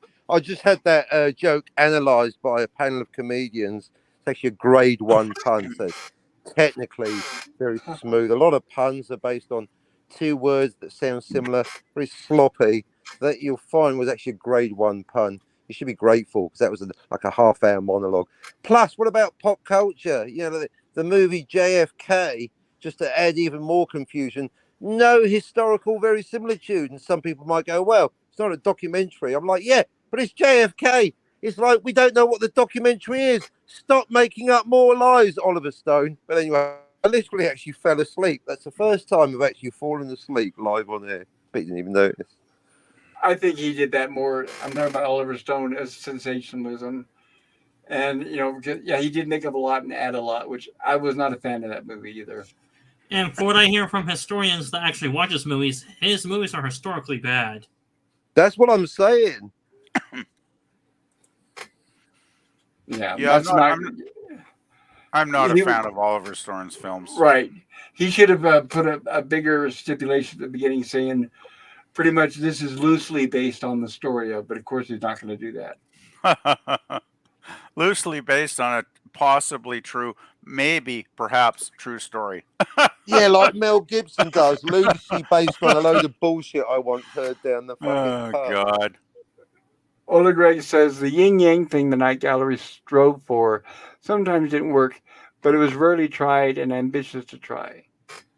I agree with that. And Ola Greg says Monroe was murdered. Yeah, Oh, that's poor what some Marilyn. people say. And Basil says we will never know the truth about the JFK assassination. It very well could have been a setup by the CIA, but who knows? Yeah, that's the problem is the fact that they will not release what's going on. It just shows that they're full of lies and the government cannot be trusted. Well, the government wouldn't want to admit to the American people that they murdered a president, would they? Right, exactly. Right. There's so much going on that they have lied to us about that they will never ever tell us the truth. Well, the thing is, when you they have guys people were assassinated all the time. Just ask the when you Clintons. yeah, when you guys Sorry, were go ahead. talking about how the CIA basically hated JFK's guts, it's like, well, could that have possibly something to do with why they put him in a convertible without a roof in Dallas that day? Oh yeah, very possible. Because if they put him in a roof, there would have been no problem, right? Right, everything. I'm thinking about this, and What if we Oswald went happened to back be in the right place. time and put a roof on that convertible? But then you'd be creating a new timeline because you can't change history. Oh, Yeah, snap. but Oswald happened to be in the right place at the right time. None of it makes sense. None of it matters. It's a hipster thing. I find it weird, though, that the CIA would think of JFK as a communist when he basically, during the Cuban Missile Crisis, basically told Brezhnev to fuck off or else we're going to push the button. It's like, Brezhnev? You mean Khrushchev? You're single for paying attention. Khrushchev, okay, whatever, fuck. I'm listening to you. I want a bonus point. Why do I get resentment for proving that I'm listening? You get a bonus point. You get a cookie, okay? You get a cookie. I get a cookie for listening. I was going to let Brezhnev go. I was thinking, no, cunts, listen to this boring fuck. But I'm trying to prove I'm actually paying getting attention. attacked now. You know what, PvP? Next time I'll just zone out. No, I appreciate it. Brezhnev. I appreciate it when I appreciate it when, including myself, when if somebody says something that's a mistake, I appreciate when we get corrected, because I'd rather be right about what we're saying than wrong. Yeah, and I can hear you misspelling it in your head. It's 3 H's in Khrushchev. Don't fuck around. There's nothing to get upset about. I don't like being corrected, but I don't like being attacked. I'll just say that. That's not no one's attacking you, you paranoid, aggressive, drunken, alcoholic McFuck.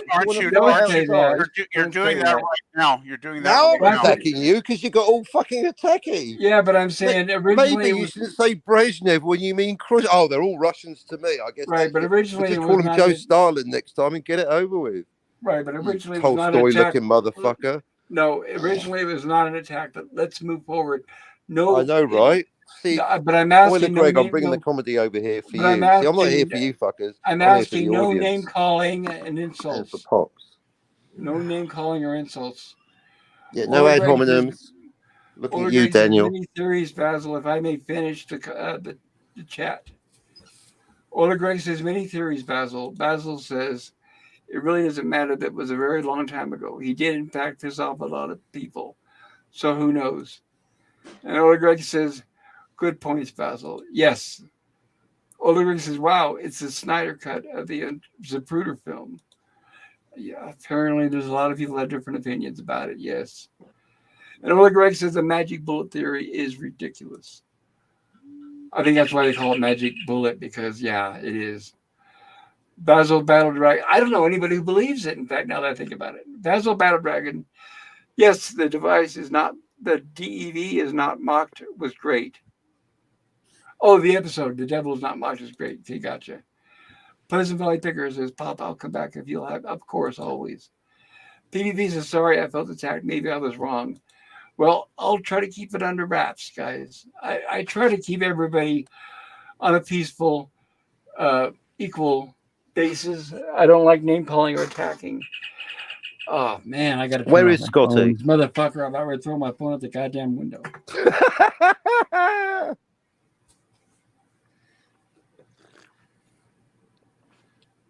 Well, does Scotty usually show up on these live streams? Airplane mode. Fuckers. Fucking phone. Rod Sterling was a great host. He was perfect for that show. Yes. And his untimely death was a disaster because, my God, we could have gotten a lot more out of him if he didn't die. I think he was only in his 40s, if I remember right. He was 50 years old when he passed 50? away. Yeah, but he smoked. He just smoked like he just was a super chain smoker, and unfortunately that did him in because he was having a heart bypass, and he died on the operating table. And if I remember right, I think they were non-filters too. To add insult to injury. Yeah, I think you're right there. Yeah, that's Serling, right? You're talking about. Yeah, Rod Serling. Yeah. Poor man, like 50. That's fucking young. Wow. I know I'm older than that now, so yeah, I totally agree. Ola Greg says the captain drops jokes to lighten the mood. I do that as well, and the spider episode is awesome. I agree on both points. Ola Greg if you do like anyone out there that does like my comedy stylings, then my forthcoming book, Captain Infinity, issue 1, is out this December, 12/12/24. So if you like my stuff, get your money ready. Okay. All right. You heard that, everybody. Stay tuned. Oleg Greg says he fits the time perfectly, Basil. And Oleg Greg says the Lost Gene Roddenberry Night Gallery episode. Right, well, that was a mispronunciation. He did correct it. Taylor Swift, greater than Disney, is waving, and Basil says, true, we will never know the truth. The car was his idea. He was advised against it. Oh, I didn't know that. Ooh. Oleg Greg says, I, for one, welcome more government lies. I wouldn't know how to handle them telling the truth. I'm with Euler Greg. That's what they think, too, about us. They think that we can't handle everything. They think we're stupid. They can tell us the truth if they try. Oh, yeah, NASA's got an explanation for dark matter and dark energy any day now, and a cure for the common cold. You can't Right. handle the truth. Right. A few good men. Right. And anybody who believes the statement, we the people, you're delusional. Basil But Battle Captain Dragon says, Kirk said, I know, right? Basil Battle I'm a Dragon. limey. He had me crying over the dream. Look, I it remember says here in even big as a kid, motherfucking flipping letters. We the people. It's a lie, but we love that shit. I remember even as a kid, I was bored with that part. That was definitely third season, right? In fact, I don't think Jill has covered that yet, has she? Or no, she We did. the people, not you slaves. We the slave owning people. Basil Battle Dragon says, I don't think he was a commie, but he was definitely a less than innocent. Who? Joe And- Stalin? Oh, definitely a comment. No, he's talking about Kennedy. Oleg Brezhnev. Greg I thought he was says, talking about Brezhnev. good correction, Captain, says Oleg Greg. And Basil Thank you. says, No, he's He put talking his about nose- Khrushchev. Oh, definitely okay. a commie. Basil says he put his name in people's business when he should have left well enough alone. Essentially, that's what got him killed. Hello, DVB. Welcome. Good to see you. Hope you're doing well. DVB says, hey, Just in Pops time and for the panel. blood sports. Hey, DVB. And DVB says, hey, Oleg Greg. And he says, hey, Basil. What did I miss? DVB says. 2 fights so far. Just a little misunderstanding. That's all. Nothing big. Yeah, we but two petulant departures, but PvP came back, so I thought, oh fuck it, I'm coming back too. Taylor Swift. Well, I'm glad you made that decision, Captain. And we weren't fighting with each other either. I mean, we No. were afterwards, but not It's before. a love fest, for fuck's sakes, right? Right. I know. I Taylor can't Swift. believe there's this much blood on the floor and there's no Scotty here. Normally, it's Taylor- everybody's boasting about filleting a dildo. Jeez, don't say his name 3 times. He might appear. Taylor Swift. Anti-derivative Jill, anti-derivative Jill, anti-derivative Jill. Taylor Swift Oh my God. says, I think those are cups of coffee, or is that a cake? They're coffee. Those are cups of coffee. massive Cups of coffee. coffee. Holy crap! Maybe that's Taylor's way of saying There's sober. coffee I'm in that gonna- nebula. Hey, Pop, I'm going to have to call it a night here. Oh, So, Oh. I will say good night to all of you. And well, y'all thank you. take care and stay safe. And we'll see you again sometime. You too, Stone Rocket. Thank you for being Okay. on, Always- Stone Rocket. You always- betcha. Thanks for having me, Pop. Always fun, my man. pleasure. I hope you can make it my mouth. I hope you can make it for the Lost in Space stream. Yeah, Monday, I'm hopefully. I'm planning to be there, Pop. Thanks again. Beautiful. Okay, Thank good you. night, Good night. everyone. Good Night. Have a night. great night. You too. Keem says, awesome news, Captain. I can't wait to buy a copy. Yeah, And Oleg go Greg get says- your shine box, not you. Oleg Greg says, Captain, with a thumbs up. And Taylor Swift, The volleyballs. thank you. It says, sending some volleyballs. Thank you. Basil Battle Dragon says, talking about JFK. I apologize, guys. Too. I want to mention that I don't have a large monitor. It's a laptop. And the way this stupid desk thing, it's not even a desk, but it's an old entertainment console. And the laptop is like sitting.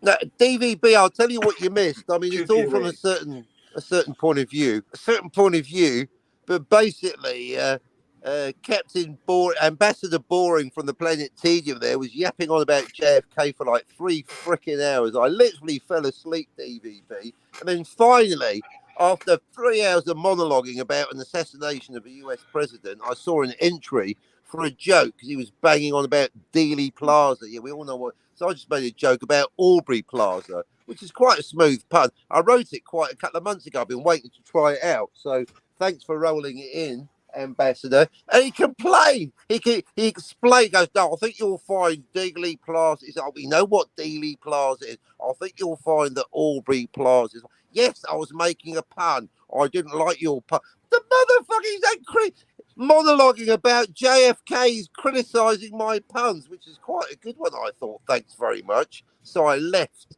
and then I came back, and then PvP had an argument, and then he said Khrushchev. He said Khrushchev when he said Brezhnev. No, he meant Chekhov when he said McCoy. Oh, fuck it, whatever. Anyway, and then back to you, Pops, in the studio, and here we are now. That DVB summed it up says quite well. DVB Yeah, says good for a people normal these days. Saturday night show. Not bad, better than normal. Yeah, pretty good. DVB says people these days. It's sheeple, generally speaking. Know what I'm saying? Yes, we do. Yeah, we kind And of I get agree. the drift. Basil Bowdragon says hi, DVB. And Ola Greg says hello, DVB.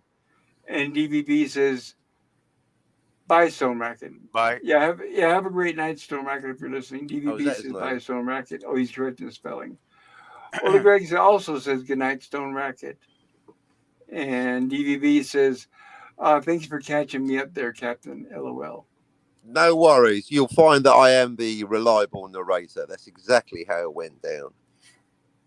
Things Ola aren't, Greg things Sorry, aren't go usually things usually aren't this dramatic on tonight's stream though. Oh, You're welcome. you haven't been here for a while. Exactly. He back- showed up during go the back. tea break. Right, tea breaks over, lads. Yeah, That's go the back whole and look at some of the older ones. You'd be amazed, or shocked, or saddened, or Oh, it's all whatever. right. He's met Risey. No, it's fine. There's never a quiet night on YouTube. Dismayed. Don't worry about it. They want blood out there.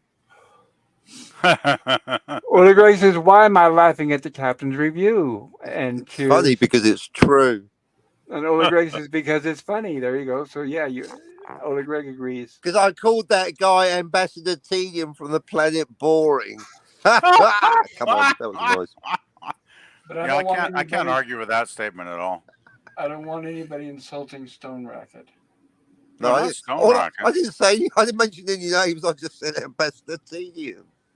I know, but I just, like I said, I don't want anybody disrespecting others that are on Moving the on. panel or in the chat. Okay, I thought you were All right, talking let's be about somebody respectful. else, but yeah. Right, come on, PvP. Let's be respectful. And as for you, Daniel, you watch your mouth. Daniel, my goodness, the one that hardly talks at all. Right, the Hey, two Daniel. Daniels at the top there. Daniel, Daniel, I Danny know boy. you had that. I know Daniel. you had that. hello. Daniel, I I'm know live, you but had that. Daniel. Let Planet me, Earth. if I may speak and address Daniel. Daniel, I know you had that recent loss in your family. How are you holding up? Oh no. You may have stepped away from his mic temporarily, but if you're there listening, Daniel, I hope everything's going okay. I know it's not easy, but I do appreciate you taking time out to be with us tonight. There was a recent loss. I did not know this. Yeah, Daniel's having to deal with some personal issues, unfortunately. And I wanted to say, Gorilla, where the hell are you? Yeah, Gorilla. What the? No, Get right. your furry ass up on here. right. He might be. It's already 11:30 for him. He may be in bed. He's but asleep. He's asleep I was- by now. Yeah, I was going to try to ask him earlier, but I didn't get a Sleeping chance. with the But fishes. I'm wondering, maybe he's waiting till he gets that new modem, because I know he was having issues with his computer, and he ordered a new modem. LDG helped him troubleshoot the old one, and come to find out it's 10 years old. So hopefully he's going to get the new one like Monday or Tuesday, and then he can join us again. I hope he'll be there for Lost in Space. Well, Gorilla did cancel his Thursday, his cringe whole stock weekend. thing because his Well- computer was running so slow. I chatted with him. He said I can't do it, so he canceled Thursday completely. So he's having Yeah. definitely computer issues. Well, no, LDG was helping him troubleshoot, and he thinks the problem was in the router, not the computer. Are you using Okay. LDG and DVB synonymously? That's worse than conflating Yeah. Khrushchev with Brezhnev. I That's apologize, almost- and they're that's both in almost- the chat. They're both in the chat, so I apologize to both of you guys. One of That's them not- understands time travel. The other one's LDG. That's almost as confusing as PvP. Fuck all of us people with 3 fucking letter names. What the hell are we doing? Yeah, DVB and DVB. That's a hard sell. To DVB distinguish. says JFK is a fascinating subject, though. Too bad I missed those 3 hours. We didn't talk about him that long. We were only talking about maybe 10 or 15 minutes tops. Well, Oleg Gorilla Greg is says, with me. I think, yeah, there he is. Stone Rocket was interesting, but it's a massive subject. Yeah, and apparently it's a You touchy should hear one his for some views on people. Blade Runner. Gorilla's Rant Don't Thought laugh. says, I'm eating and then going to bed. Turns out I kind of like bamboo shoots, but just kind of. And Gorilla Rant Thought says, Computer is working okay now, he says. And then Oleg Greg says, I have a computer issue / when I talk into my mouse, nothing happens. Shame on that. You need a new mouse. Now, if you could just train your mouse to run on a wheel, you'd have something special there. Right. DDV says it's cool. I like LTG anyway. LOL. Yes, he's a good guy. And Good Gorilla guy. says LOL. No, Gorilla says int. And Gorilla says Frontier was having issues. Oh, it's this internet provider. Oh, that's the name of your provider, huh? Oh, then is that That's what he meant by Frontier? int. Sounds like you got Well- an unexplored frontier to me. Well, then I'm glad the issue is not in the computer. So that's actually a very good thing. DVB says, hey, Gorilla. And Gorilla says, hey, DVB. Hmm. So, yeah, You're still that's doing good. peer-to-peer hellos, are you? So I'm guessing I Gorilla do may if be I, on. I do if I have time, Captain. If I don't have, if So I'm I've not taken overwhelmed with your chat. thing on board. I no longer tolerate peer-to-peer hellos. I mean, these fuckers can say hello to each other, but I ain't reading that shit out. Oh, I don't mind, and I don't have a lot of chat right now. Well, that's If I- ironic if it's because a- you're the one that put me off the idea. Until then, until you showed up, my whole watchword was my whole branding thing was, "Yeah, we're nothing without the chat." But now I'm like, Jill barely bothers with 30%. Why should I? If I have a topic to where there's a lot of people on the panel and the chat, and if I'm unable to keep up, like during the movie reviews, for example, Jill usually try ignores to keep 70% of the chat, and her numbers are taking off. Even the chat I don't know, but care I'm just about the talking about. chat. I'm just talking about what I do, and I'm saying that when I do the movie reviews or No, the you're not show Jill. That's a fair reviews, point. I try to keep them at a regular pace so that they don't run too long. So if I get overwhelmed with the chat, I'll say, okay, people are saying hello to each other. And usually when I say that, that's when I don't have time to read every single chat. But if I'm not overwhelmed and it's just a night like this where everything's casual, I don't Right, mind well, reading you're the chat at all. underwhelmed. So the whole point is being flexible.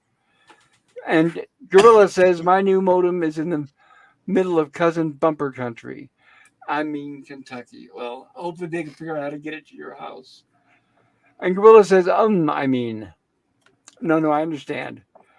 And yeah, I I'll just try not found to out insult that Colonel Sanders, not only was he not a colonel, he's an honorary colonel, but that was because of the chicken. So he got famous for doing the chicken, and then he became Colonel Sanders. It's very confusing. He labeled Because it's himself as a Kentucky. colonel, right? If Self-appointed you colonel. become a proud son of Kentucky, then you become a colonel of Kentucky. So he did the Kentucky Fried Chicken, and then he became Colonel Sanders. Wow. And I bet his name wasn't even Sanders.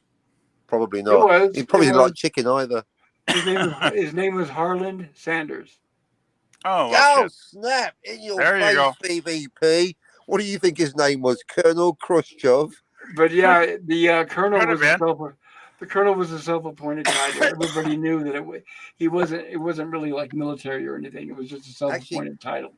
Well, Exactly. And also, PvP, your name does sound too much like DVB, so I can't even say it. So until further notice, your funny comedy YouTube nickname is Brezhnev. DVB says, I appreciate any time my chat gets read, but if it doesn't get read, it's no big deal to me, except for super chats. But that's different. Well, and the reason why I do this is because I want everyone to feel like they're involved and they're not wasting their time by coming to my stream, because there are streams where they ignore the chats. And I'm not a just fan you, of that. Jill. But I'm not a fan of that. I like to recognize everybody. Because if I feel that your time is valuable to you, and if you're willing to spend it here with me, then I'm going to reciprocate. you Right. might remember Pop. I popped on Jill's stream yesterday, Friday morning, and I did not go on the panel because I didn't like the movie you were talking about. But Jill, I gotta say, did spend like maybe the last 40 minutes of her live stream reading chats. So Yeah. I thought What? No one told me. I'd have been there like a shot. Jill was being her usual classy self. At least in my opinion. Actually, I thought Jill reading the chats was the best part of the stream because I hated the fucking movie.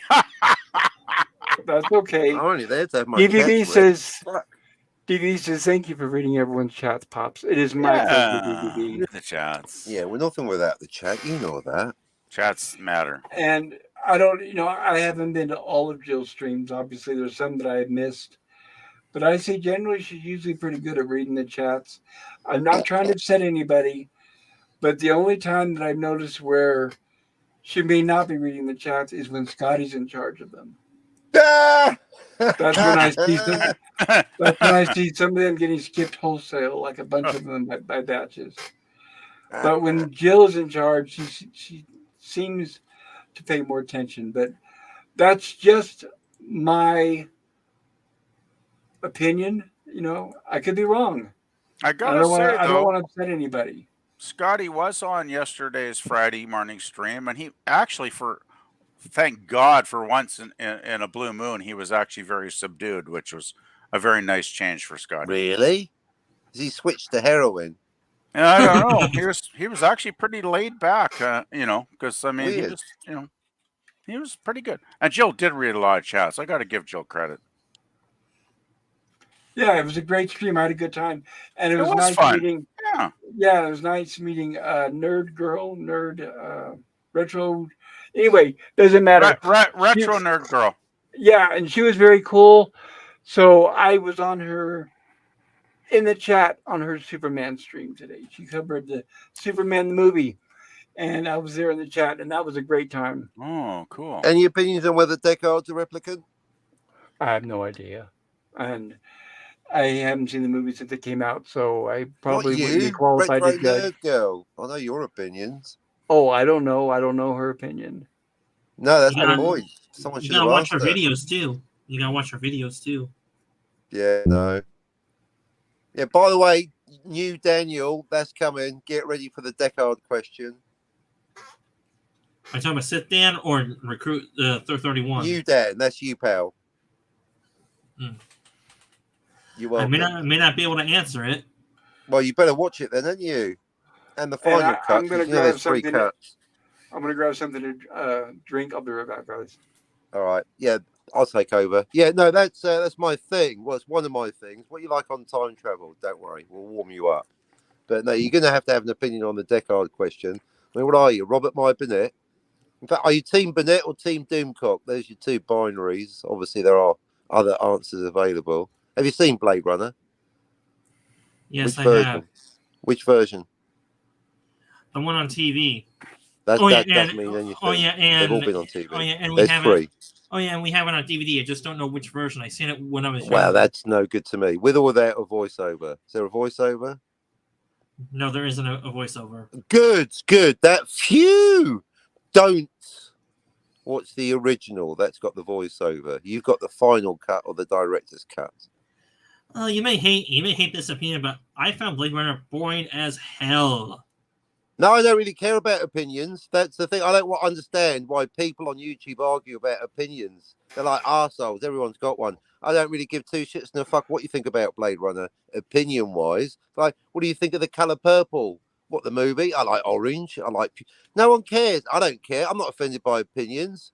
That was what a ridiculous notion. Everyone's like, no, I'm an American, Jack. We're all entitled to opinions. It's called freedom.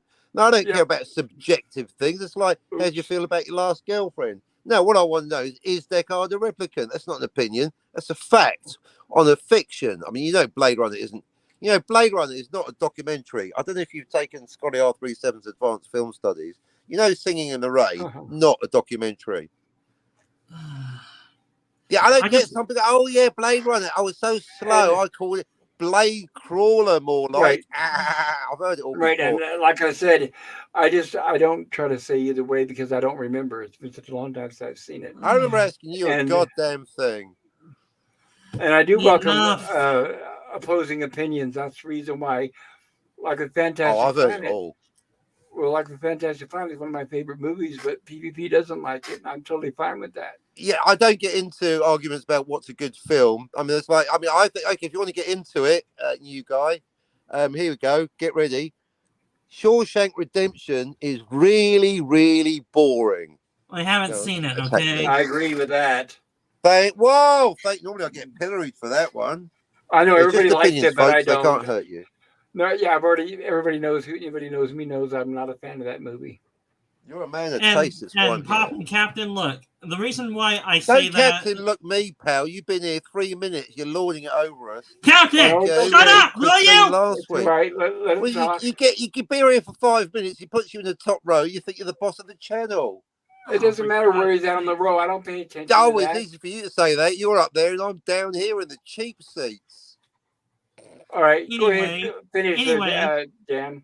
Anyway, Yeah, you're in the middle, in the top. before I officially lose my temper from Captain's annoyance. Anyway, Wow. Ad hominem. Hold on, Captain. Let him finish. the He reason called me why. a name. You said that's not allowed. He said Captain. No, I Woodward. want him to say what he has to say, but not with any insults or criticisms. Yeah, Go thank ahead, you. Dan. The reason why I told Captain that he may not like the opinion I had of Blade is because I don't like being bashed or hammered away when I give opinion that people don't like. I don't like being hammered away because if they hammer me pretty damn hard, I will have enough and hammer back at them very hard. I Who's hate hammering that. you? That's okay. I don't usually allow it on my streams. Yeah, we don't do hammering here. Just because you got hammered by Risey, don't take that anger out on me. See, that's called processing a negative emotional reaction, isn't it? Is it hammer time? It is hammer time right now. Hammer time. Dun, All dun, right. dun. Can't criticize this. Ola Greg says, drinks all around. Cheers. I agree. And I wish I would have to.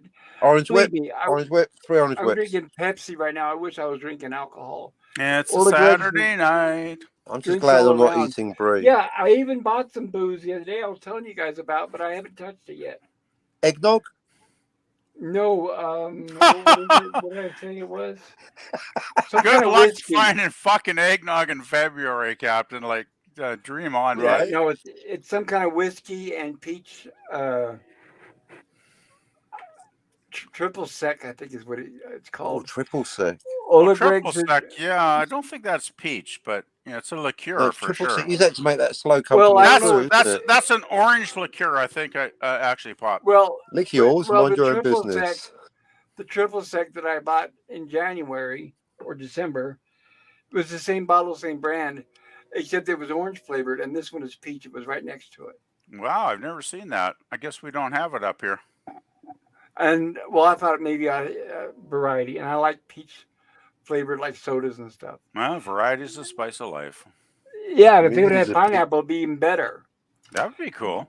DVB says I'm Team Deckard, was a character from Blade Runner, and also Do Androids Dream of Electric Sheep? That is correct. That's the name of the book. DVB says I do lean towards Replicant, but only because it would make the movie cooler. Oh, okay. DVB says personally, I don't think there's enough evidence either way. Probably so. I ain't getting into it now. And Ola Greg says it's like the opening of the Brady Bunch. There's a story. DVB says you can't touch this. Can't touch this. MC Dun, Hammer. dun, dun. Can't debate this. DVB says MC Hammer is cool. I think you mean past tense. That was a good song, though. I got to say, I like that song. Oh, yeah, but you like Rush. Rush is fucking amazing. See what I mean? The prosecution rests. Anybody who doesn't appreciate Rush has no sense of good music. Now, if I Ad remember right, hominem. what took MC Hammer down wasn't it the IRS? Probably. He didn't pay his taxes, did he? Can't Yeah, I think tax it's this. one of those that got Dun, busted dun, for tax dun, dun, dun. evasion. That's why I dropped the MC. Could have been all the cocaine or whatever, too. You know. Allegedly, he found Jesus. See, that's just you casting aspersions. Isn't that what they all do? They totally fuck up their lives Yes. and then they Listen find here, Jesus. Oliver It's like, Stone. wow, thank you, Jesus. Oh yeah, All right, they Mel always Gibson. when they find out it could shorten their jail term, they always find Jesus. I just think heaven must be full I'm of not with these guys. heaven must be full of coke whores and heroin addicts and all kinds of really attractive folks. After the break on Rush Limbaugh, I always thought I should be a Catholic. That way, I can sin and get forgiven and then sin and forgiven and sin and forgiven. Please, Father, forgive me as I have Right. sinned. Brian, sin. Okay, you're absolved of all sins. Go ahead. Go do it again. Okay, I'll be back. See you tomorrow. Yeah, it's okay. Well, no, you Go can only and get go. forgiven. Oh, that's a good theological. I thought you could only get forgiven once. I think you're just adding stuff now. Oh, Yeah, no, no. but- Once you've found the way, you can't lapse again. You're making shit up. You can only get forgiven. Isn't that a James Bond film? You can only lapse Wait, once. Wait, you're saying you can only go to what is it called when they go to get Isn't that forgiveness? that quote by St. Confession. Augustine? That's it. Confession Give me booth. piety. That's give it. me. Right, so you're stop saying, with the Captain, sex, you but can. not yet. So, Captain, you're saying you can only go to confession once? No, I didn't say that either. Oh, they just No, misrepresenting me. No, I'm No, you asking. got confession. That was a question. Then what do you mean? That was a question. Well, if you're basically equating going to confession with a once in a lifetime kind of I've turned. No, that's a good point with the confession. That is a regular deal. So actually, you're expected to sin. It's like doctors wanting you ill. Yeah, you got a priest there. You got to start doing the sexy stuff. Otherwise, he's going to get bored next Sunday at confession, isn't he? Well, yeah, he's got to hear some juicy stuff to keep. You got to him get into interested, lewd right? sexual situations, PvP. Otherwise, Well, your let's priest face gonna it; those priests don't get any real action in their lives. Right, So that's it. Well, Right. unfortunately, they do. They That's gotta the listen to problem, all the because they just perverted move them shit to the another fucking diocese parishioners rather tell than them, hand them right? over to the FBI for questioning. Right, that's why they have it. It's like, you say, "Forgive me, Father, for I've sinned. Last night I had sex," and the first thing out of their mouth is, "Tell me more." Tell me more. How many girls were involved? Right. DVB says Rush is awesome. So there Yes, he I agrees with agree, you. 100%. Yeah, my man. Thumbs up, says Ola Greg as well. Okay, I got a sub to And DVB right now. DVB says, yeah, MC Hammer went bankrupt shortly after his 15 minutes of fame and then became a church pastor. Oh, a church pastor. That's interesting. That's pretty hilarious, actually. Ola Greg says, theology, no comment. And I don't mean to insult anybody, by the way. No harm meant or intended. DVB says, I don't get the point of confession because God already knows. And I thought, I could be wrong, but I thought according to the Bible, only God can forgive. But I could be wrong. Pop, can you put a link to that's the DVB's racket. channel, please? Because I can't find it on YouTube. Neither can the feds. I want to check him out and probably sub to him, if you wouldn't mind, please. Oh, I like the qualifier, probably. If he pleases me, he will get a sub. Well, I am polite. I try to be polite. Try harder. That's cool. All right, DVB. DVB currently has 21 subscribers. I am now subscribing to DVB, which makes it 22. And now I'm going to drop the link so we can make it 23, at least at a minimum. I'll give him a sub. And there we go. Thank you. I thought I was already subbed, but no, I'm glad you brought that up. I'm not. So I'm not now I subbed. am. Gosh. I thought I was Taylor- subbed to everybody, but I'm not. So there you go. Taylor Another Swift sub, is buddy. waving. And there it is. There's the link. And Basil says, confession is for the twofold purpose. One. DVB says, oh, wow. Thanks, Pops. Oh, my pleasure, DVB. Always. Like I said before, if you guys are going to take your valuable time and spend it with me, I am more than willing to return the favor. Amen. Welcome back, DVB. No. Sorry, I clicked the wrong fucking button again. Oh, we all That's do what that. she said. Basil Battle Dragon says, one is to acknowledge your sins before God. That's what I thought. Well, he is the final judge. Well, and I always thought the priest is just another Tell man. that to Simon Cowell. So tell me this: if he's an all-loving God, why does he send people to hell? Well, you gotta Oh, remember- shit.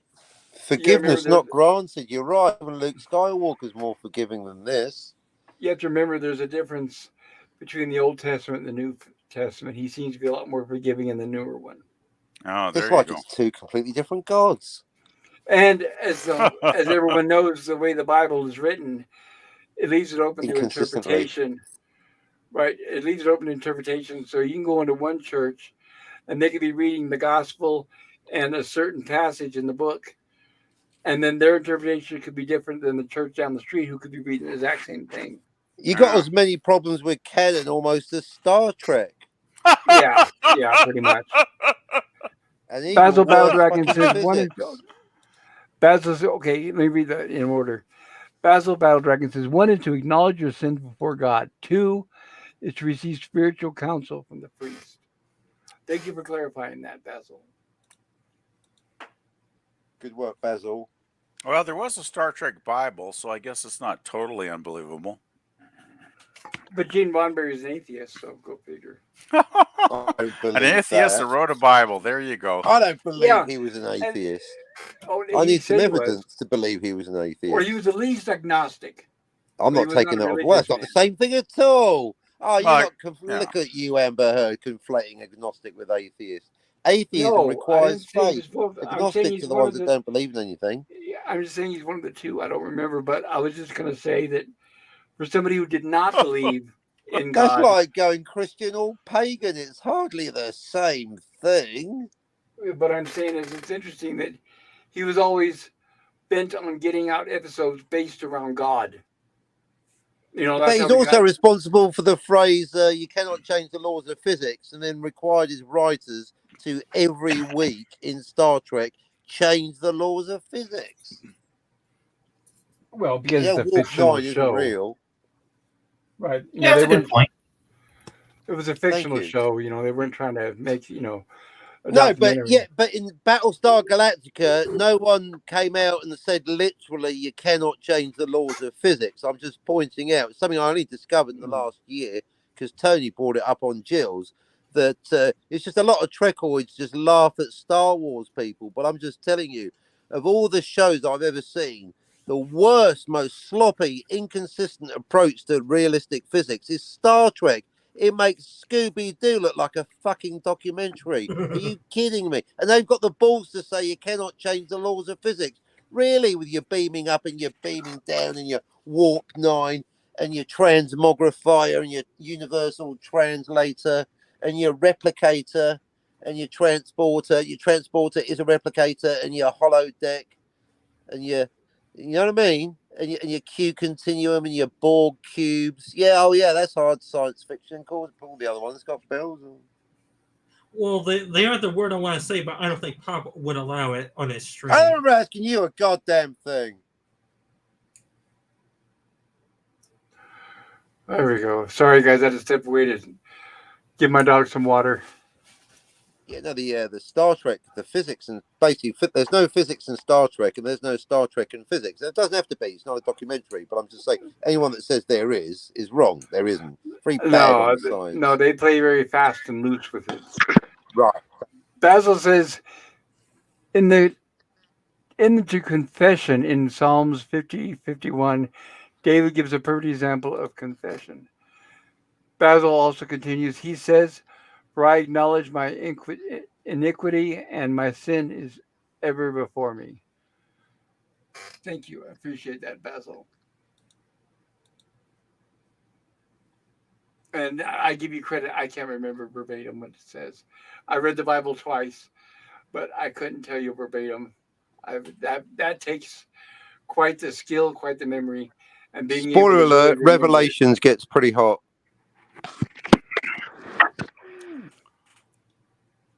You're breaking up. No, there's just a little bit of noise.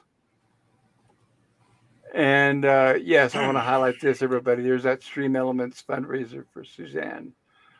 Help her out if you can. She's a struggling grandmother taking care of her grandson. Okay. And I want to make sure that nobody came along into the back room while I was gone. Okay, good. We're all here. So, Captain. Oh. The movie that I'm going to be covering soon on my channel is Time Crimes. That's when I was telling you that I mentioned last week on my stream that Does you're it have invited to time join travel us. in it? Yes. Is that why I've been? Oh, fair enough then. I will, in my capacity as the judge of all things time travel, I will tell you where it went wrong. Yes, I would. It would be great to have you there. Brilliant. Thank you. I did a poll last week, and it was one of the choices. And I've said before that when I put a poll up with 4 movie titles, people tend to vote for things they've already seen, which naturally they did. But sometimes I get to pick a movie that just that I can say, okay, this is what I'm showing this week, and Time Crimes is one I'm going to be doing here quite soon. And Time crimes. yeah, I invite you to watch it. I hope you enjoy it. It's a Spanish movie, so you can either watch the dub version or the Spanish subtitles. I prefer the subtitle version, but it's up to you. Whatever. Whatever you Amen. No, I'm prefer. a stickler for subtitles. Got to have the original inflections of the actors. But it's good. Yeah, I prefer subtitles too because I do like watch a lot of Japanese films, and I actually love the Japanese language. It's quite interesting actually. Yeah, when I do Time Crimes, you guys know that I always put a link in my community tab. But I'll do a link to, and I'm going to start doing this from now on. Anytime I have movies that have subtitles and that also are available in a dub version, I'll put both links in the tab in the community comments so that people can make their choice. Oh, that'd It's be not the great. subtitles I'm worried about. It's the time travel. There's time travel, but it's not like the DeLorean on Back to the Future where they're going to different locations. I guess I don't want to give away too many spoilers, but there is. Maybe Pop could post a third option, the time travel version. I don't know what that means. That's a joke. That's a joke. Okay. It was a joke. Well, Greg says, "Oops, click the right button here." I wish we had a real werewolf on the panel soon. I wish we had a good werewolf movie. They haven't made Well, one in such who a long says we time. don't? You never know, Yeah, I right? used to be a werewolf, but I'm all right now. Ooh. Ola Greg says a Is unique that a full Spanish moon? movie. I Yeah, were Ola a Greg. teenage waswolf. It is good, Ola Greg. Ola Greg says a unique Spanish movie sounds good. It is, and I think you guys will enjoy it. DVB says after a movie or two, you forget that you're reading subtitles and you still are into the movie. Yeah, I love them. I have no problem. Yeah, I Like I love said, the only subtitles. movie, yeah, the only movie, like I said yesterday on Jill's stream, that I encourage you to maybe watch the dub version is Fantastic Planet because it's very dense with um, the subtitles and what they describe in the movie, the dialogue.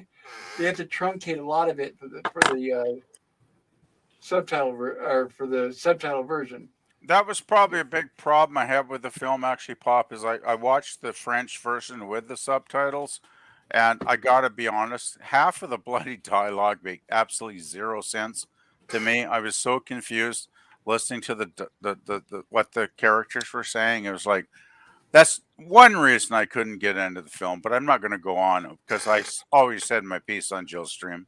Well, like I said though, but if you ever are up to it, check out the dubbed version. I think maybe you'll feel differently after watching it. Well, if I could get past the artwork, I really disliked the artwork. I thought it was amateur hour, to be honest, Pop. And I know you guys love it, but I Well, and just I know you have a degree in art, so I understand where you're coming from. yeah, I just thought it looked like it was drawn by like 12-year-olds or something. I hate to say that, but I just thought it was kind of ugly, to be honest. But you guys enjoyed it, so that's great. I'm glad you and Jill and Scotty and everybody loved it. I mean, power to you guys. You Well, for know, me, it's the story that draws me in. the story was interesting, but the thing, I think I mentioned on Jill's stream, is like there were a lot of plot elements that I found that were from other films I'd seen years ago. So Of there was course, nothing I found original, if that makes any sense. yeah, that's fine, and that totally does happen. Still, And I don't want to rain anybody's parade. I mean, if people like the film, I'm good with it. I mean, it wasn't the worst. Well, you know. Anyway, I'll leave it there. or the Greg says, "I wish we had a real world." Oh, I already read that. Oh. Oh. Captain, since you love sci-fi sit-down, says Captain, since you love time travel movies and are pointing out the problems with time travel in it, then you must love the movie Time Cop. What's your opinion I about haven't Time seen Cop, it. Captain? No, I've had to put out a statement. I get recommended Almost every Captain. Have you seen Primer? Captain, have you seen Looper? I haven't got time to watch this many. So now I do the recommending. You out there, you watch Back to the Future, 12 Monkeys, and Star Trek City on the Edge of Forever. And if you're feeling dangerous, then you can also read the short stories Sound of Thunder. Those four, that's all you Bradbury, need. So Bradbury. anything else, your homework, you watch the other things. You get like this new thing for pop culture. No, I'm gonna sub it out. Someone else can watch it. Tell me what's wrong with it. I Well, think it's awesome that Captain's saying he doesn't have time to watch time travel movies. That's thumbs up, buddy. You got it. You picked up exactly the irony, right? That is There's no time. hilarious. I'd have to go back in time to give myself 3 years to watch the required number of movies. You got Yeah, it. well, PvP Yeah. gets it. I'm only talking about one that's 90 minutes. Yeah, it was one to you, but the fucking 369th recommendation Well, this that's week. okay. Oh, You don't Captain, have, you must watch Primary. Really? that's okay. You don't have to accept the invitation. That's fine. No, I will because any excuse to shoot my mouth off live. It's my brand. You've watched my- Time After Time from 1979, right? Right, Captain? Oh shit! Might have stepped away from the mic. And the Wow. invites are coming in, aren't they? Anyway, Time After Time from 1979 is So- a great movie. It is. as for tomorrow's yesterday, Right. Because we have Nicholas Meyer, right? But Captain, if I post a link to a movie that is on a website, this way, but I'm trying to word this right. You don't have to download the movie, and I know I don't want you to have to go. I'll buy the DVD or Blu-ray. Don't worry about it. We'll just throw money at the problem, darling. I like to support the film. Yeah, but I'm saying you don't have to. I can post a link. I where don't you have can to do watch it for- anything. I'm the captain, but I volunteered to. Yeah, but what I'm saying is I'll post a link where you can watch it for free. But Yeah, I'm not Robert Meyer, Burnett. That might Ah. compromise my critical thinking ability. No, but I'm wondering if you have the bandwidth to be able to watch a movie like that. Oh, I've got bandwidth, motherfucker. Do you know how much bandwidth I've got? I've got so much Okay. bandwidth. My teenager is going, Dad, I need to borrow your bandwidth. I've got to upload a 50-hour movie or some bollocks. I'll give Okay. you, this is the fastest internet I've ever. I wasn't kidding earlier. I've literally, DVB bypassed New Zealand. It was a logic problem. Since you mentioned it earlier, pop culture. See, the problem with my internet was that the internet, as far as internet goes, New Zealand is, how can I put this delicately, a third world shithole. Okay, we don't have any roads. Okay, people from the Ukraine laugh at our road. So basically, I bypass New Zealand and I get the internet off Starlink, 160 megabits per second. It pisses over fiber. Oh, I've got the fucking download bandwidth, buddy boy. I just don't want to use it. Yeah, I'm glad to hear that. I know you were having Thank a lot of issues before, so I'm glad you were able to resolve it. Yeah.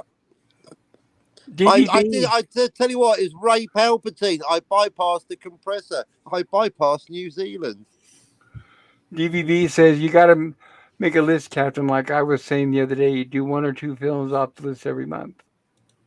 Yeah, that's what you guys are telling me. Actually, I think Wi-Fi Nation's volunteered. He's doing a comprehensive list. Actually, no, because we got interest now from Bird of Prey 5, Kapla. I did promise to watch Primer and now Time Cop or whatever bollocks for pop culture. But no, I'm actually going to watch every single Star Trek time travel episode and movie, including the fucking whales, ever made. That's right, Paramount. I'm coming for you, and I want money. So I'm going to do. That's right. Every single Star Trek time travel episode. Even Sis- Discovery? Tomorrow's Yesterday, City on the Edge of Forever, Year of Hell, all that fucking shit. I'm doing all of them. Dan, One where Cisco goes back to the Tribbles. That's a fucking retcon.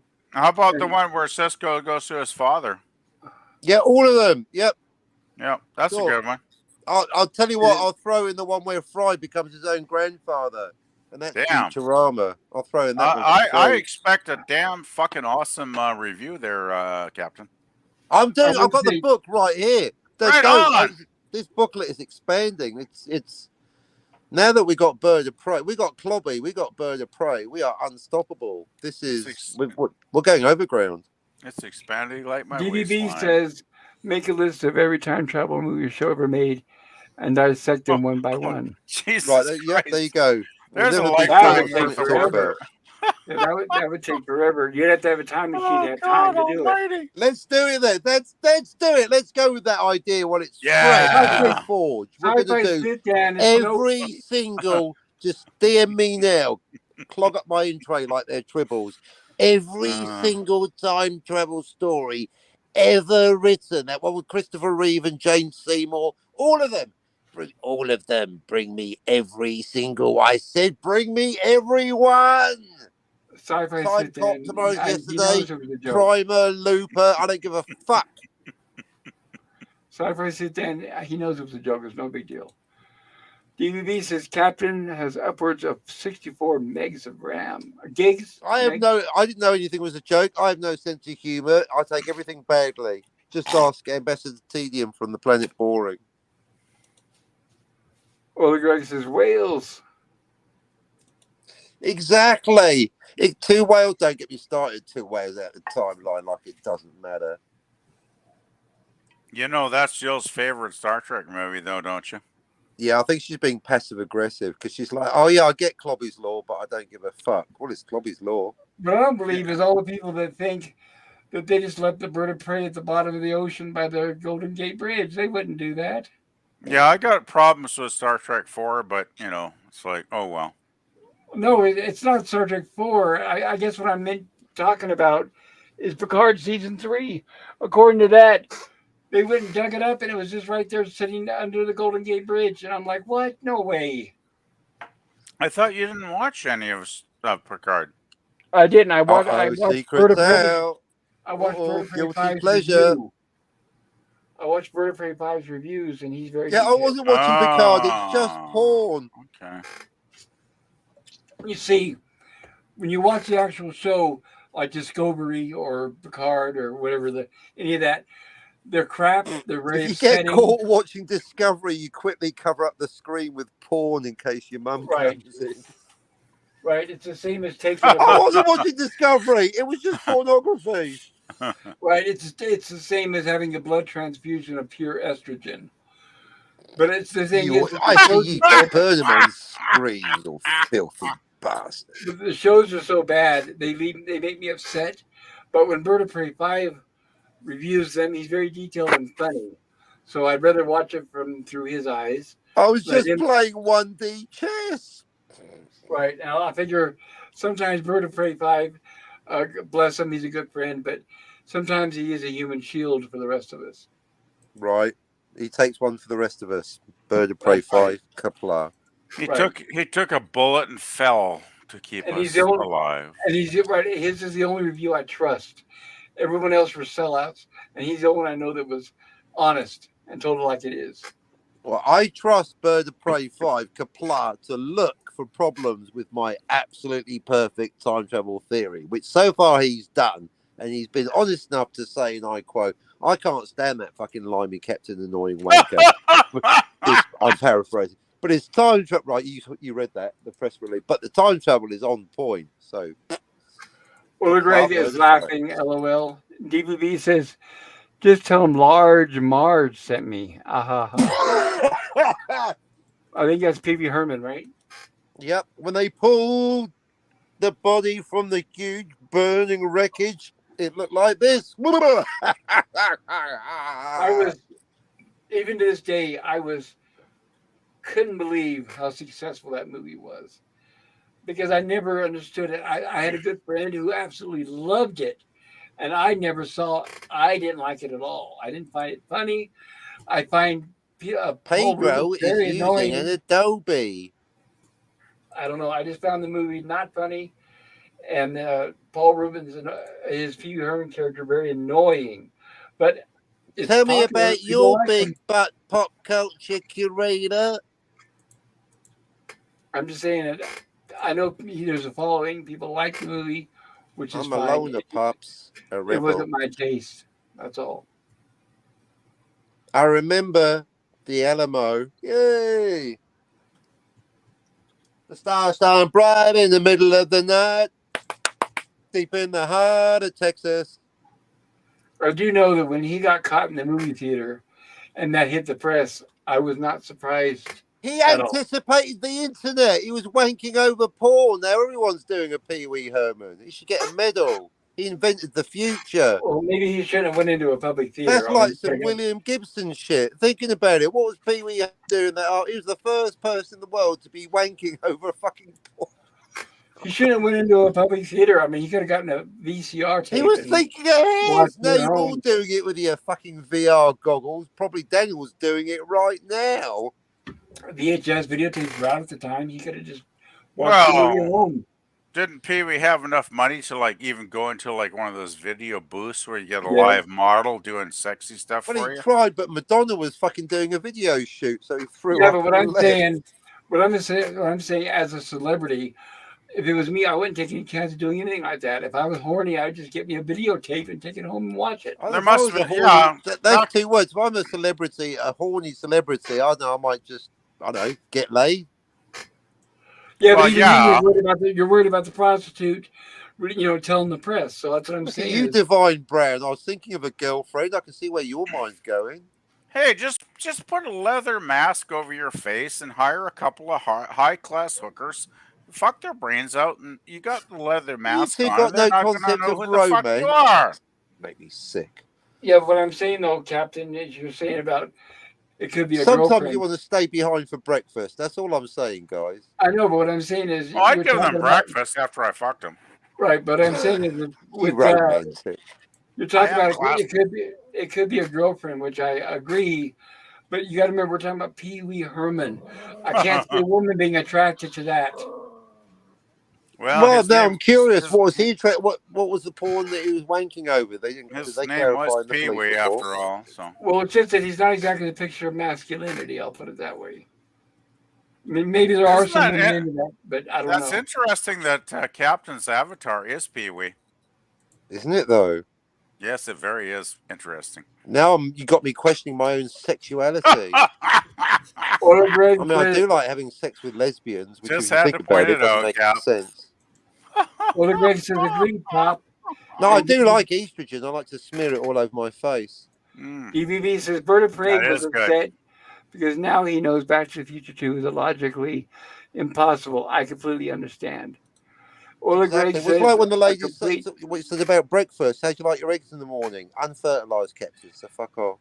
Ola Greg says, a complete state of shock, DVV. DVV says, it was a shock to me at first as well. Finding out Back to the Future 2 made no logical sense. I don't understand why anybody could take a movie so seriously. To me, it's like, okay, doesn't matter. DVV says there's no basement at the Alamo. Pop, hang on, whoa! Pop, I know this is your channel, sir. I can't let that What? go unchallenged. Hang on a minute. Whoa, What? whoa. This is a pop culture channel, right? You're literally called Pop Culture Curator.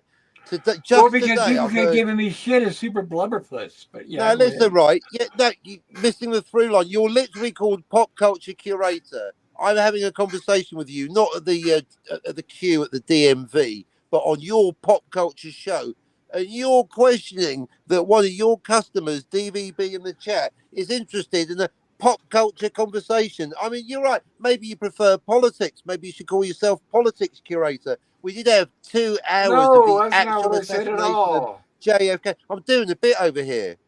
So you're a pop culture saying that we're interested in Back to the Future. You're literally we're curating pop culture. What do you want? A cheesecake recipe?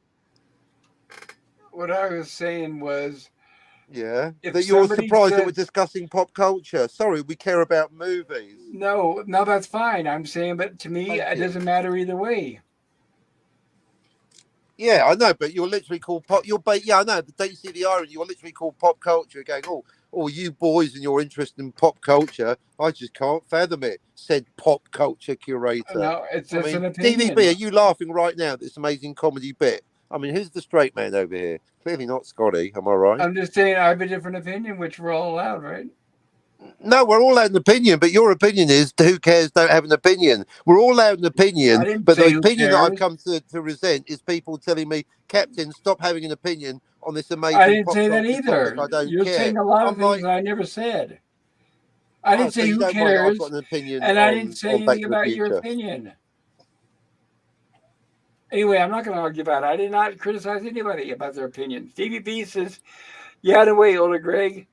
Ola Greg says, it's comedy bit pop. There's a difference between comedy and criticism. And I didn't, Yeah, especially when criticism's somebody's funny. saying, no, especially when somebody's saying something that I did not say.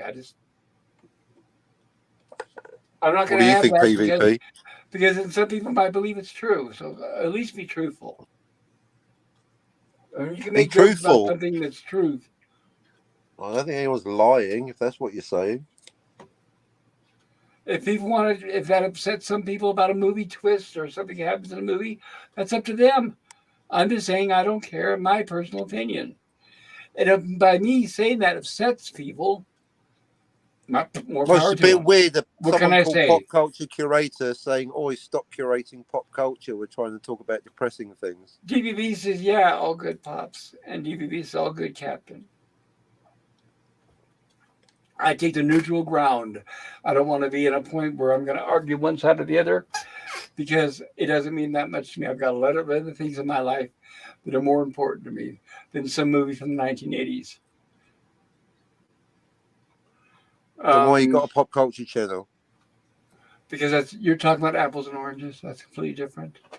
What are you I saying could- that analyzing a movie is completely different from No, pop I could culture? I could talk about a movie whether I like it or not. I'll tell Why you are if I you like it or not. complaining that I'm talking about a movie? I had to put up with 2 hours of Ambassador Boring talking about some president getting his Captain. brains blown out all All right, over the fucking Captain, car, tell me which I'm quite verbatim. frankly not remotely interested in murder. Sorry, What do you like words? interrupting? Is that how you do polite No. conversation? I'm What trying to have words did I interactive conversation. say? Yeah, You're looking for a fight, you Captain, carry on and you're not going to interrupting. find it Pop here. culture, I find you complain about interrupting, but you like to do it yourself, don't you? No, because You you just accused me of self-righteous something. fucking prick. Stop interrupting me when I'm fucking talking, thank you. Captain, you accused Who me do of you something that I think never you said. are? Talking over me. Are you Who serious? the fuck do you think you are, pal?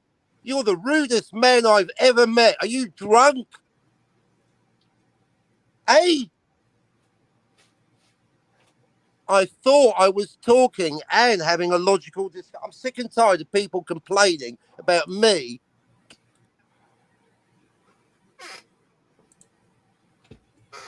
I'm not going to talk to somebody. If anybody comes to my channel wanting to start fights, guess what? You're not welcome. Simple as that. You think I'm desperate for subs that much? You're wrong. You start saying things that I did not say. I never criticized him on his opinion about that fucking movie. And then start saying a bunch of stuff that I said that I never said. So no, I'm not going to do it. I don't know if he's drinking or what the fuck he's doing, but he came to the wrong place. If somebody's going to criticize me, at least tell the truth. When you got to start embellishing and adding a bunch of shit for sensationalism, that means you're fucked and you don't have a leg to stand on. Pop, I just want to say I'm very sad about what just happened. I muted myself some time ago because there was no fucking way I was going to get involved with that shit. And I have told you privately I'm not a big fan of the captain for exactly that kind of reason. Because sometimes he just goes Maybe he's off drinking. and I don't know what the attacks hell's going people, on. and it's not Well, cool, right? Right. What he doesn't understand is as he's talking, he's throwing accusations about me at me, saying that I said things. And when I'm trying to refute it, you won't even let me do that. He just keeps going on, piling more shit, and then not even let me defend myself. In a He's fair done that to world, me. right? In a fair world, if you're going to accuse me of something, at least allow me to defend myself. Oh, he's done that to me too. When someone goes on and on and on and on and on and on and doesn't let the other person talk, that does not make them right. It's the opposite. It makes them wrong because they're afraid of hearing the truth. I've said it before and I'll say it again. He's a bully. I hate bullies. I grew up with bullies as a kid and a teenager. I had horrible. That's one of the things that scarred me for life was the bullies I had to deal with when back in those days when I was young. And I do not like bullies and I do not like the captain because in my humble opinion, I do think at his heart he is a bully because says so much shit. I mean, he's posted nasty videos on his channel about me several times. I know we He's don't. I don't want posted. to go into that, PvP. I know that you and I have discussed this before. Yeah, okay, but you know what he's done, right? Yes, I do. But I'm talking about only specifically what just happened here a few minutes ago. Okay, that's fine. That's fine. Right. When he's accusing me of saying things that I never said. If I did, tell me, you guys tell me right now if I'm wrong. Did I criticize him for his opinion on that movie? I mean, I don't remember saying that, and I'm not drunk. Oh, you're definitely it's not like- drunk. That All was I just said weird. was, yeah, all I said was, I said, fine. If I don't, if it affects, some of you guys on what your opinion about the future is, I said that's fine. But for me, I personally don't care. And that was the trigger right there. He went off. He's fixated on time travel, it seems, Bob, but for some odd reason. Or certain movies, I don't know, but I don't care. I don't care. He's mentally imbalanced, and that's not my issue. You need to see a psychiatrist. Well, let's put it this way, Pop. There's no movie in the world that would make me react to that level. I know, and I wouldn't care. And if I picked out my favorite movie, like Fantastic Planet, I like it, you don't like it. And that's it. I don't want to go. Well, yeah. What's the point? That's exactly it. Like when I came on Joe's stream and talked to you guys yesterday in the chat, I was completely rational. I didn't go crazy about a movie I did not enjoy. And I'm glad you guys loved it. I mean, that's great. But there's no way I'm going to react like that to any movie, right? Exactly. And Sci-Fi Nation, Sci-Fi Dan, yes, we can move on. You don't have to type it in the chat. You could talk in the panel. I just don't want to interrupt you and get your wrath on me. That's why. I wouldn't. I don't, because what happened with Captain and myself, I have no reason to take that out on you.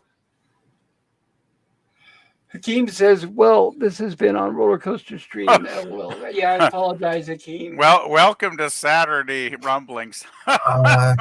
No, my streams don't usually end up like this. It's just that it happens when Yeah. I get a toxic person on the panel who's wanting to pick fights with practically everybody on the panel. Oh yeah. He basically tried to start a fight with everybody on the panel tonight, and I'm just not going to have any of it. I'm not going to. Yeah, he made a couple insults at me, which I chose to ignore because I'm above that. But yeah, He even insulted Daniel, who never talks. Go ahead, Daniel. it's just yeah, that was weird. Yeah, that was very. I weird. I just got back. What happened? Okay, Captain acts like an asshole. I booted him. Simple as that. And Basil says, "Words for the wise. Never drink wild turkey whiskey straight. It will make you regret it in a big way." Oh, I never Thank drink you for whiskey that word. straight. And that's what I told you. That's what I bought. I have whiskey, and I bought it with whatever that peach stuff is. And I figure I'll mix the two. And the whiskey is supposedly, what is it, like coconut pecan flavor or something? Caramel, coconut or something. That sounds yummy. That sounds interesting. That Actually, sounds Bob. good. Yum yum yum. Give Yeah, it, and I give it a ordered shot. Yeah. Speaking of a shot, I ordered a shot glass from Amazon. I'm getting two of them for like $3, which is not bad. Not bad. Well, Greg, what we have here is a failure to communicate. Well, that's exactly what it was. When one side doesn't let the other one talk, and all they're doing is throwing accusations and falsehoods, I'll put it nicely. I don't understand it because I don't do it. I've never done it. If I'm going to call somebody out on something that they said, I will say verbatim what they said. I won't just start embellishing and adding stuff just to be a sensationalist. But anyway, that's in the past. DVB says, some men you just can't reach, Ola Greg. I agree. Yes. DVB says, Guns N' Roses, great band. True. I Basil don't like them, Dragon but says, that's me. oh, yes, indeed. Guns N' Roses is great. Good quality hard rock, unlike the garbage of today. Pops, They got some good songs, but I'm not a big fan of them. Pops, I hate to sound like a pessimist, but do not be surprised if that guy does do a video about you and. Oh, and I'm sure he is right now. Yeah, he's probably. You know, I right bet now. he's. How don't much you want to care. bet he's live streaming about us right now? He is, and it's going to go on for 5 or 6 hours. And what Yeah. he's going to do is he's going to start adding a whole bunch of more lies, like I'm racist and all this other stuff. That's why I don't care. He does it all the time. He's a And very then he'll bitter, take the video miserable, down in lonely- 2 or 3 days because he's gutless, right? Right, he's a very bitter, miserable, lonely person, and all I Yeah. can do is wish him luck, and I hope he seeks help. I try to give him. Well, I did. I not try to give him respect tonight, guys. Like he made a couple of comments at me that I could have reacted to in I a know, but negative way. right, but let's move on. Yeah. Okay. Let's have fun, right? Let's have Ola fun, Greg sending music notes. Bob. There you go. Yeah, and usually guys like that are out for attention mostly too, or Oh yeah, that's sensations. what Oh, he that's loves right. attention. Yeah. That's what it all is. Yeah, and he wonders why he loses subs left and right. You know, it's hilarious though. When he does live streams, he usually gets like maybe 20 people watching my live stream. So he's not like a huge celebrity on here. Just saying.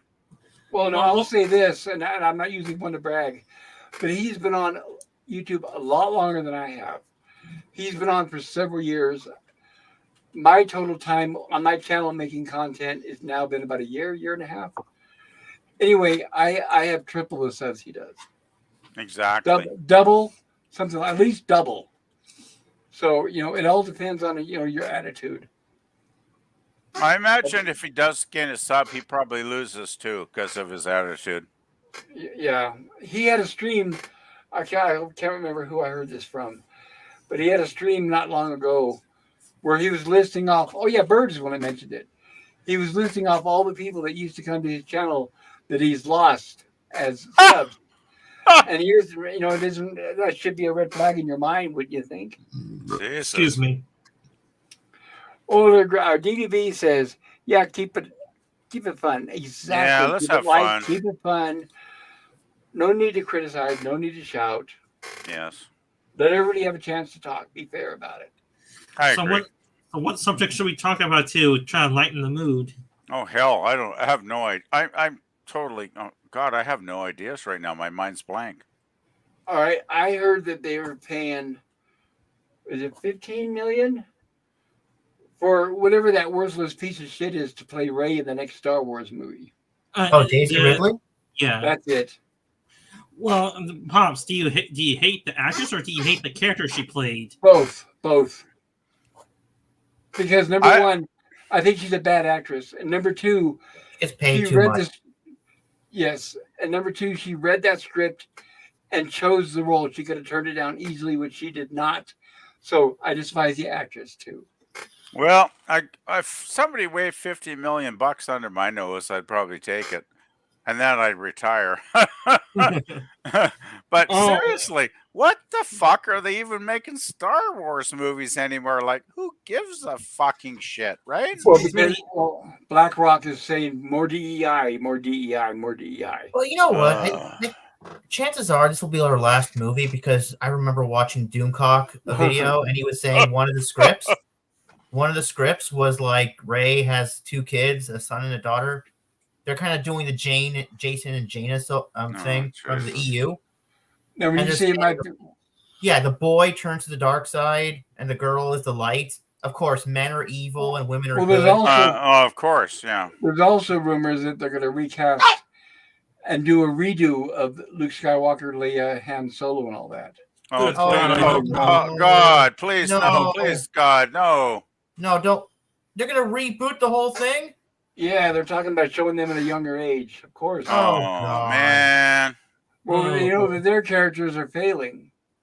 But Daniel, my question is, when you said that this may be whatever her face's last movie, you mean last Star Wars movie or last movie of her career? Last Star Wars movie because like Doomcock did say one of the scripts. One of the scripts was the boy turns to the dark side and kills Rey. So this is the way to kind of please the fans who don't like Rey and start new. In my opinion, if she makes the movie, it'll be the last movie of her career. Because in my opinion, if she doesn't make the movie, then the last movie will be the last movie of her career. Think about her career since the last movie. Since I don't even want to remember the name of the last movie, but look how popular she's been since then, huh? Not very. No, I haven't seen her in anything. exactly. Well, she even did an interview where she said it ruined her career. Oh, because really? Right, because no matter how anybody looks at it, those were three bad movies, and they were progressively unsuccessful. Each one lost more money than the one before it. That's a fact. And she admitted that. And she Well, said the that first, not only that, but the public hated her. So Yeah, and, that was an interview with her that said that. yeah, and then there's also the curse of being typecast, which Star Wars actors are known for that. No, not that. This is something different. This is something different. Harrison Ford could have been typecast as Han Solo, but he wasn't. She even said that her portrayal as the character and that character itself angered the fans so much that she can't get an acting role. Nobody is willing to gamble and bank on her because she's pissed off at least 50% of the public. And she Well, acknowledged that. Han Solo was probably one of the lucky Star Wars actors that weren't typecast. He probably was. I mean, Harrison Ford was. He probably was one of the lucky ones that did not get typecast. I think it depends on their choice, their choices of what they pick after the movie. Like after Star Wars, the original trilogy. What's his name? Harrison Ford. Mark Hamill. Mark Hamill made a few movies like Corvette Summer and all those, but they were all B movies that really didn't go anywhere. Carrie Fisher made, there's that small bit role in the Blues Brothers. And other than that, she didn't really make any good choices either. And she went into mostly writing. I think she wrote Postcards from the Edge. And wait, she had. was that And she was had. that the movie? No, go ahead, Daniel. Sorry. Oh, sorry about Go that. ahead. Was that the movie where she, in the Blues Brothers, that bit role where she got out of the car with a flamethrower? Yes. Oh, Oh yeah. Yeah, and don't forget. she was dating Dan Aykroyd at the time. Yeah, and don't forget, she was in Austin Powers. She played a bit role in Austin Powers, The Spy Who Shagged Me. No, wait. I didn't know that. Yeah, I didn't know that because I didn't see that movie. Yeah, she was like the psychiatrist. I was surprised when I saw her. I was like, "Oh my god, it's Carrie Fisher!" You know, it was so cool. Right, Yeah, but the thing is, like with Harrison Ford, he picked the right thing. He picked Raiders of the Lost Ark, which was a good decision, and it kept his career going. I think it all depends on if they pick good roles after they make whatever their whatever their main thing is. But that's my opinion. It was interesting that Harrison was the only one of the major stars in Star Wars that actually made those good decisions and picked something like Raiders, Pop. Because let's face Yeah. it, Carrie Fisher and I mean, the rest of them are like they were basically forgotten after Star Wars. Well, yeah. Another thing too is when you think about it, if you look at the three of them, out of the three of them, Harrison Ford is the only one who's really leading material. And That's believe me, true. I am a Star Wars fan.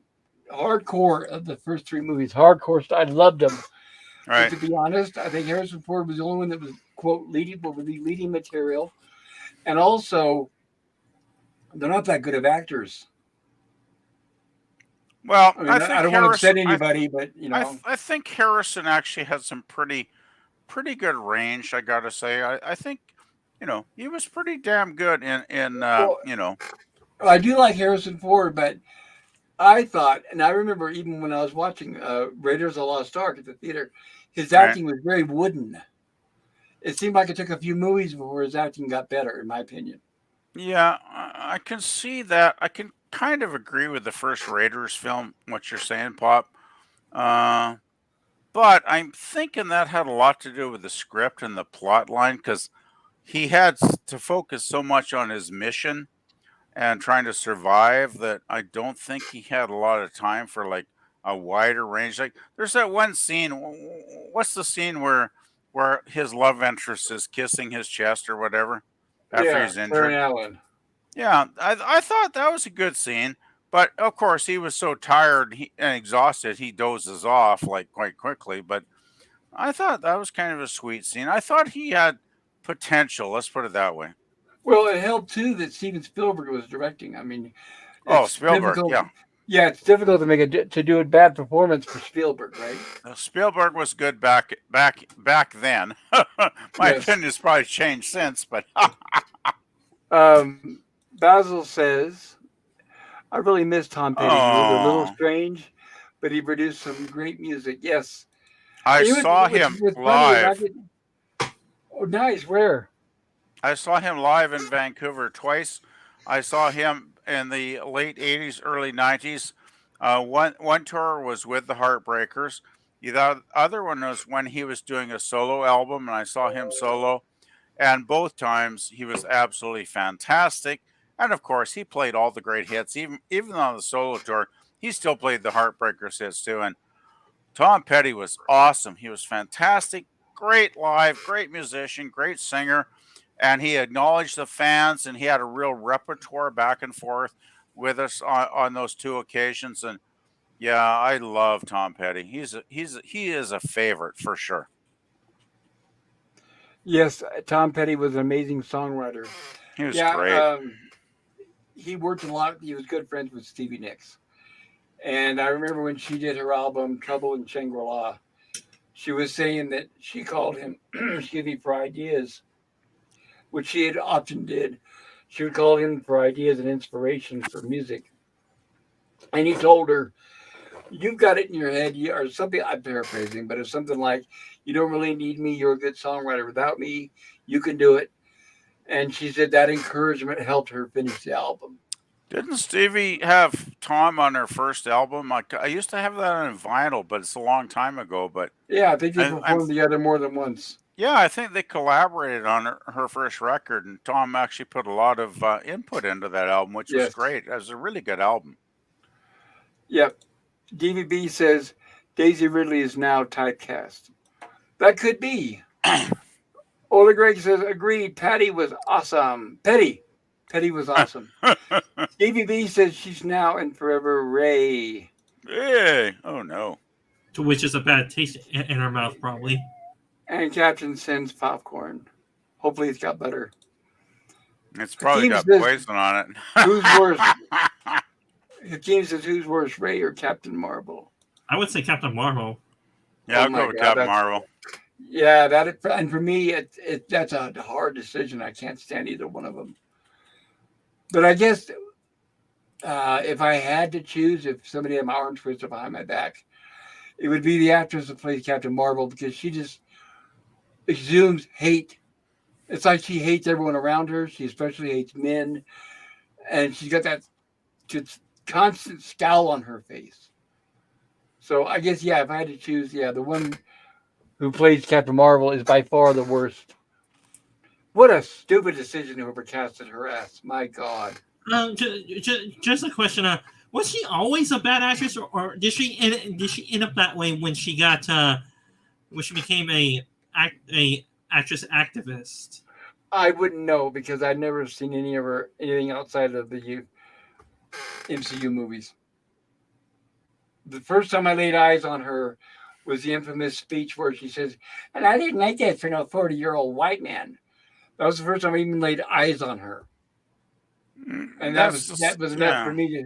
That was enough for me to decide I'm never gonna like her. That's the sad thing with a lot of the young actors in Hollywood now. It's like they're just agenda driven, like message, Yep. the message, and that's all they care about. It's like, well, you hate white men, you hate old white men especially.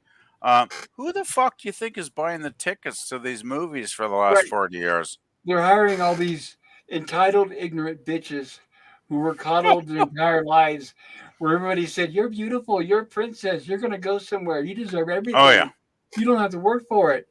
And they go to these gender studies. That's a big killer right there. They a need to get gender that studies shit, class. they need to get that shit out of the colleges and any kind of public education. That is bullshit. Marxism and gender studies should not be allowed in the schools, in my opinion. Oh, And the sad yeah. and the sad Totally. thing is that they're the next generation actors and actresses. The sad thing is that is. Well, yeah, it's just it. And writers and directors and producers and actors, they're all exactly right. But we keep this in mind. What do they have against them? All these projects are failing. They're all losing money. The public doesn't like any of that, as we've all seen. The movies are bombing left and right. So, yes, we may be getting a slew of activists coming out and people with no talent, but at the same time, they can't continue making these movies and losing money. So, what are they going to do, right? Well, they have a few options. Either tell the actress slash activist to shut their mouth and then act, and then do what they're told, Right. or do the other thing, lose money, and then let them shoot out their mouth, and then the movie even loses even more money. Well, how about But this? How about if you're when you're doing the casting, if you even get the slightest hint that that person is an activist, don't hire them. doesn't Pirates of the Caribbean #6 prove though that Hollywood doesn't give a fuck and they don't get it? Absolutely. No, all they It's care like about is pushing the agenda. it's like, well, let's fucking get rid of Jack Sparrow because he had a court case and he's not politically cool anymore. Even though he won the court case, he's still like blackballed by Hollywood. You mean So blacklisted? well, basically, because it seems like it, right? Because why wouldn't they want to bring? Well, I guess he refused because he has common sense in his mind. But then it's like, okay, we'll base the next pirate captain in the episode 6 on a actual real life person who was Irish back in like the 1800s, and she was a redhead and a white lady. So let's make her into a black lady, which makes no fucking sense at all. So it's like, oh man, I Strictly give up. DEI. I give up. Right. It's strictly DEI. Well, the biggest question is once again, why base the whole fucking movie on what amounts to be less than 13% of the American population? Because So talk about overrepresented. yeah. Well, they're going for woke or something. I don't They get are. it either, They Pop. are. I was like, That's what I'm saying. But there's got to be a tipping point where they're going to have to realize that they're losing too much money. well, Because even though they've got a lot of funding, like through BlackRock and those other horrible banking institutions, they do still have stockholders. So what the day's going to have to become where they're going to be held accountable to their stockholders. it'll bomb again, and I just hope one day the stockholders will, like the old Frankenstein movie, they'll light the torches, go out to the fucking office, and say, "Hey, assholes, get your fucking asses out of here. We want to burn you alive, Well, you dumb I'm fucking guessing pricks." I may be a little over optimistic, but I'm guessing that maybe sooner than later. Because remember, we've got Musk teaming up with Peltz now. So that's a Wasn't pretty Elon thinking about buying Disney? I heard. well. I don't think he's going to because who would want to? But he has the money. He has the money. I mean, everybody talks about well, maybe Disney might buy him, maybe this or that. One man, Elon Musk, has the power to buy that company if he wants to. But who would want to? Because they destroyed the brand name. Well, the thing is, he's a classic corporate strategist too, right?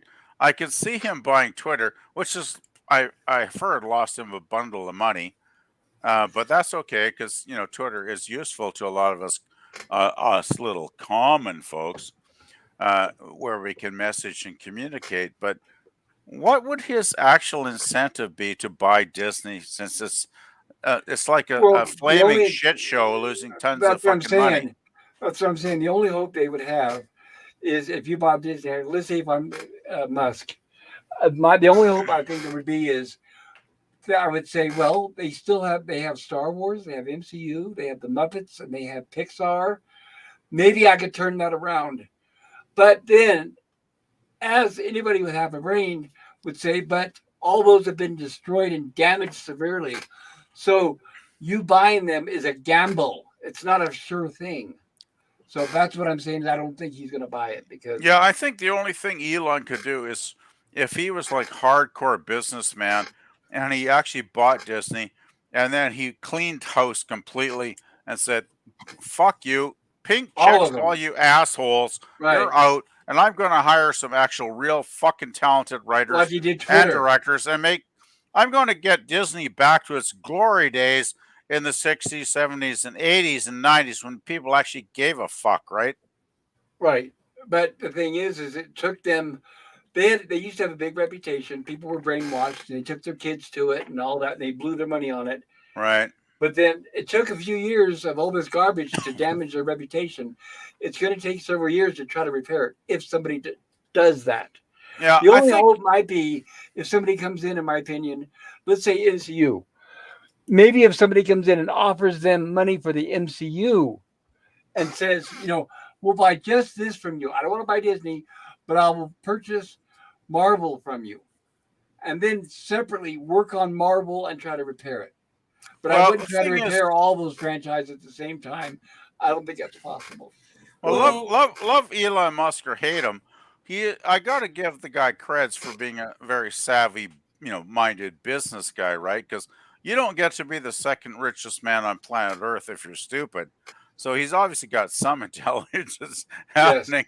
So I'm thinking he could like go ahead and buy Disney and then start selling off some of the assets, like you mentioned. He could sell off the NCU, he would you lose know, money. for He like would lose for money. like $1 billion to somebody, right? That's what I'm saying. Yeah. But if he bought it and then sold those, he would be losing money because he, like, let's say if he bought Disney right now, I don't Uh, know, 10 billion. He's only going to get 1 million or 1 billion maybe for MCU, 1 billion maybe for Star Wars, and that's I don't even think he get that much. Those brands are so poorly damaged.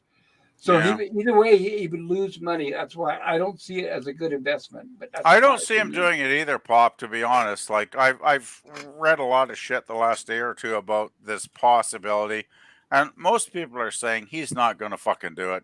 Just No, on the money wise, right? right. I think what they're doing is, which is the best way to do it, is not buy out Disney, but what they're doing is they're using a strategy by going to the board and trying to replace the bad apples. They're Could trying to be. get rid of the activists that are on the board. Once they do that, including Bob Iger, because all this is Bob Iger Oh, and the cronies that he hired, by the way. Elon hates him, doesn't he? Yes.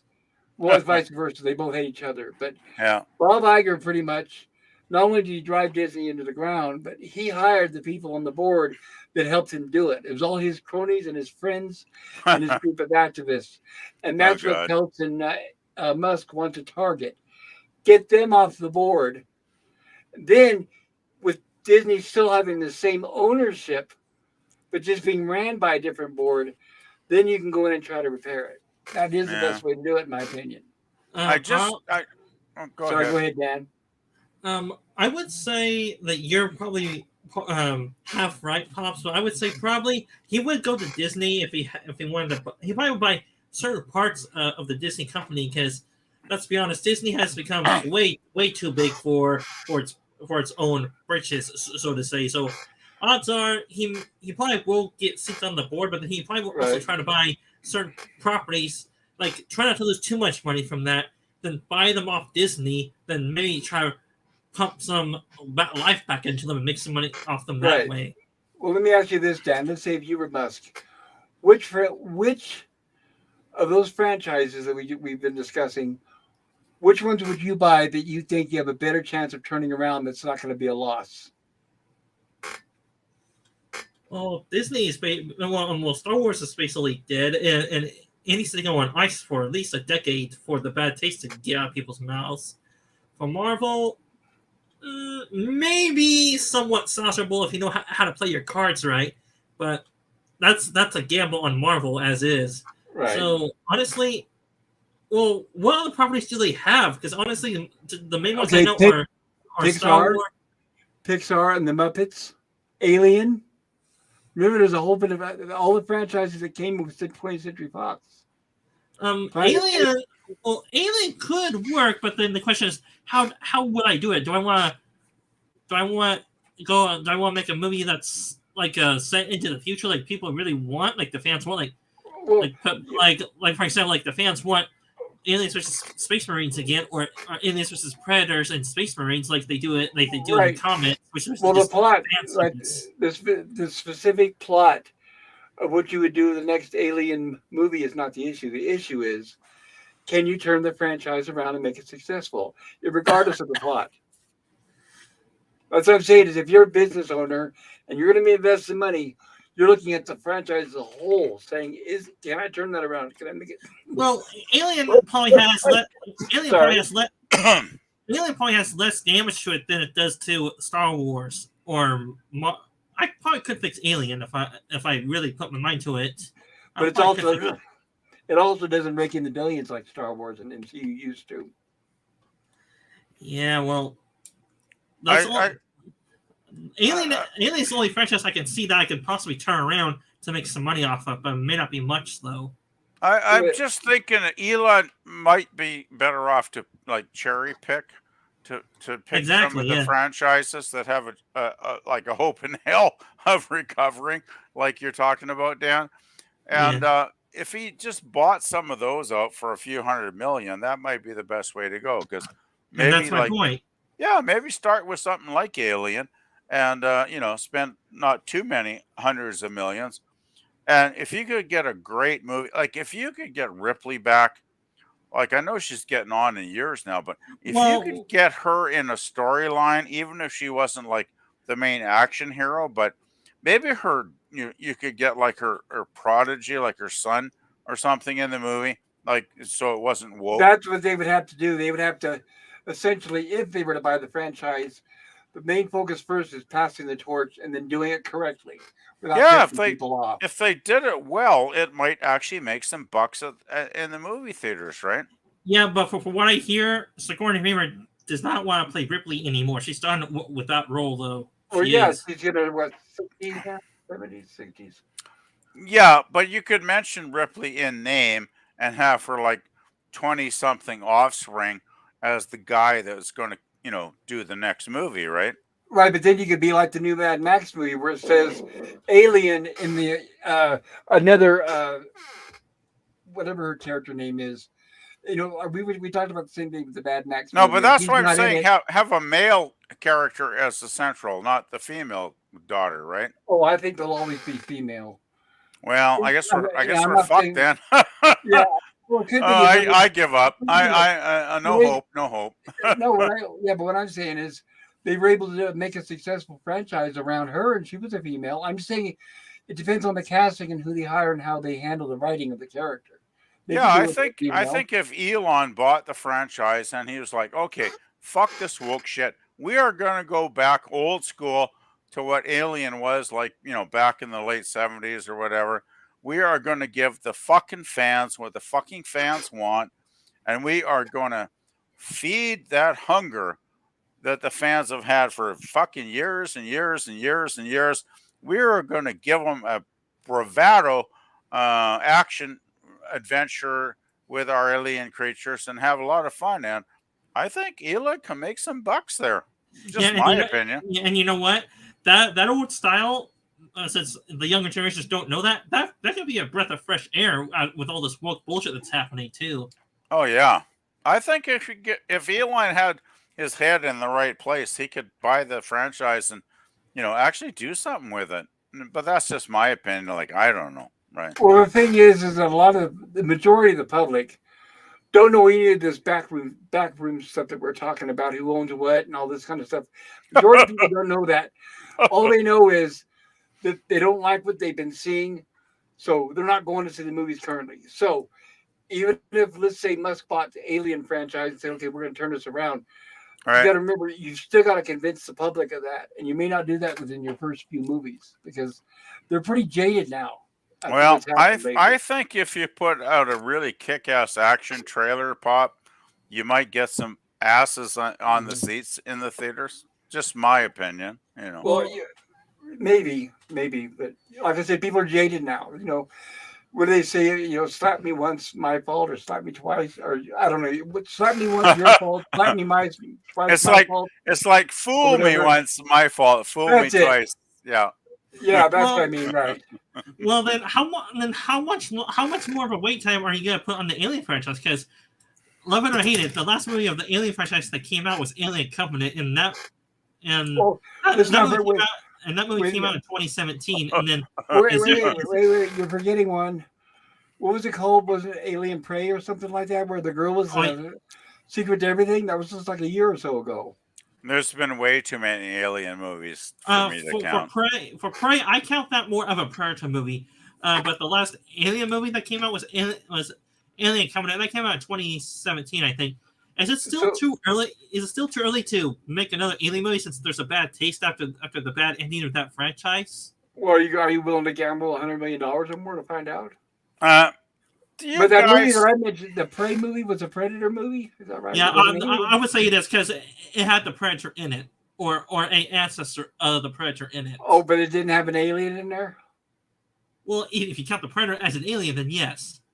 No, I mean alien. So that wasn't in there? No. Oh, okay.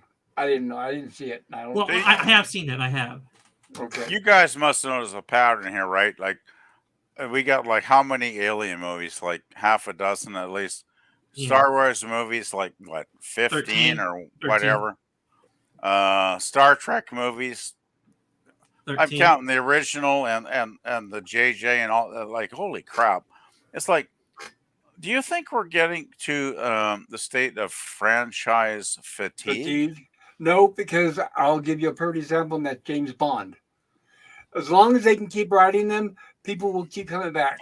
The problem is they hire shitty writers who write bad movies. They make bad movies, then blame the audience because they don't show up, and then say fatigue, which is not fatigue. Like superheroes, there's no superhero fatigue.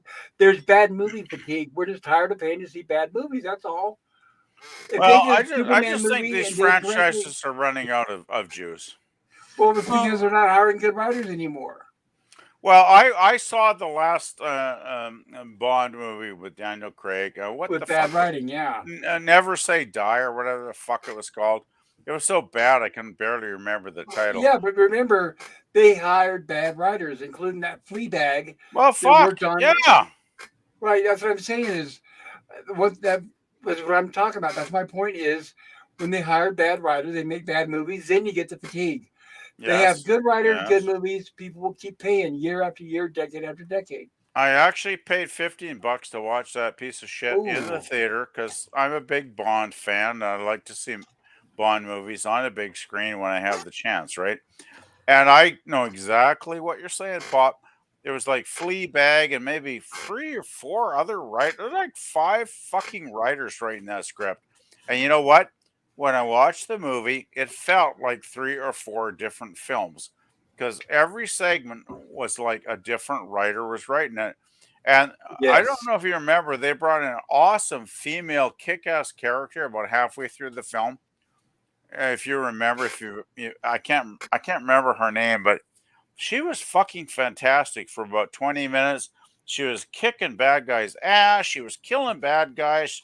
Lots of gunplay. With Bond, and she was totally fucking awesome. And then, of course, for some reason, after 20 minutes, she fucking left. And it's like, Of well, what course. the fuck? It's like if they had had her with Bond through the entire movie, it could have been a classic, right? But of course, they didn't. No, and Um, if you remember right, though, that Bond movie, like Disney movies, underwent many, many reshoots and reshoots and It reshoots was because it was so horrible. bad. It Yeah. was Sorry, so go ahead, bad. Dan. Go ahead, Dan. and just for the record of these franchises that have lasted for over 50 years, like the James Bond and what is another franchise that's been going on for about 50 years plus? Star Trek. Doctor Yeah. Who? Well, my point is, did they change up the formula a little bit? Not too much, but to add new elements to it to make new fans interested in them too, or not really? I think if they wrote it, they don't necessarily have to add new elements. I think if they wrote it in the vein of the original and stayed dedicated to the original and what fans liked, they would be successful. I think it's a very simple Yeah. formula. I agree. Yeah. I think, Dan, if the writers stay true to the original concept, they've got a better chance of maintaining the fan base. Because I think if the original, I'll use Star Trek TOS as my example. If you got a really good platform and a foundation that millions and millions of people love and adore, even after 60 years or whatever, that's what you want to continue, right? You want to build on that. You don't want to change too much, even though, I know some Trek obviously did, but, basically stay with the concept of the basic premise of, the show. And I think if you build on that, like with Doctor Who and other shows, you will get more young people coming in because they'll know this is really good and we can really love this. So And PvP, that's true, but do you want to try add some new elements to the premise of that movie too, though, to try to draw in some new fans too, though? Of course. It's like, look at Star Trek. I mean, you got Deep Space Nine and Next Generation and all Yeah, those but- follow-up shows. but- They added a yeah, lot of new those- stuff, right? Right, but those are spin-offs. I think he's talking about is adding something new within the shows themselves. So he's talking about similar to Jar Jar Binks or the Ewoks. well, nothing too cringe, but a little change, not too damn much to make it so damn different. I mean, just a little change to introduce, bring the old fans, but also bring some new fans in that are able to see, this movie's pretty good. I should see the other ones, and they see the old ones and like, this is pretty good also, but the new one's a little different. But I still like the new one's a little different though. It's like I that. think it's possible, but I think if you're going to introduce a new element into an old, okay, let's say you have a show or a movie. Let's say, okay, movies, franchise of movies. We all know, like, let's say Star Trek. We know the formula that the original fans fell in love with, right? Now, if you say, okay, but we want to add something new to that, it's like, yes, but I'd say be very careful and don't overdo it. And that's my Because point. Right, but because the fans see that you're trying to replace what they are in love with, then I don't think they're going to like it. And the reason why is now people are hypersensitive to that because that's all we've been getting is our loved characters that we love getting replaced and being downsstaged or upstaged. So people are very sensitive about that now.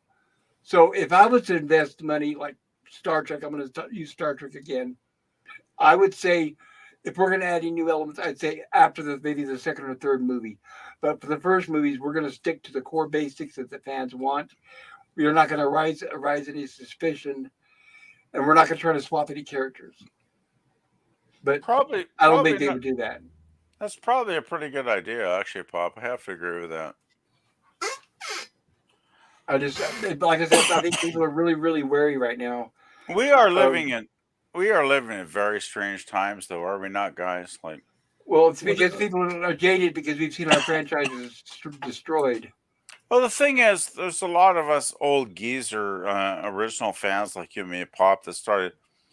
I started watching Star Trek in 1969 when it went into syndication that fall because it was never a hit show. So, of course, my one TV station that I had back then, and I only had one, they only showed hit shows like Wild Wild West or Mission Impossible or Man from Uncle. And Star Trek was not a hit, as we all know. So I finally got to see it in September of 1969. And of course, they showed every episode out of order because they didn't give a crap. But it didn't matter. It blew my frickin' mind, and I loved that show. And I fell in love so deeply. It was like my first love not my first love, but it was my deepest love as a TV show. Let's put it that way.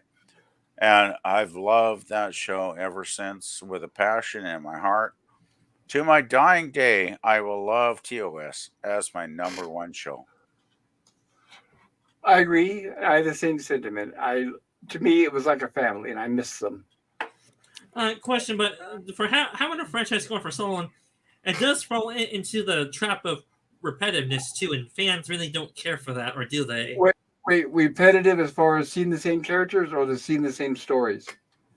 The same stories. Then that means bad writers. That's bad writers, and that I think is they could easily find better writers. Oh, here's one thing. Okay, and Star Trek, the good example for this one is with TOS.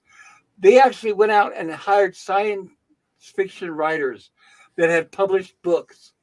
They have not done that since. They didn't do it for TNG or any of the movies going forward.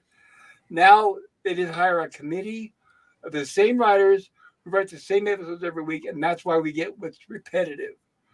That's why, in my opinion, that's why I don't like TNG or Voyager, DS9 or any of those, because they kept rehashing the same plots over and over and over because they weren't willing to hire new writers. So when people get tired of it, that means they're getting tired of the stories, not the characters. And it's time to fire the writers.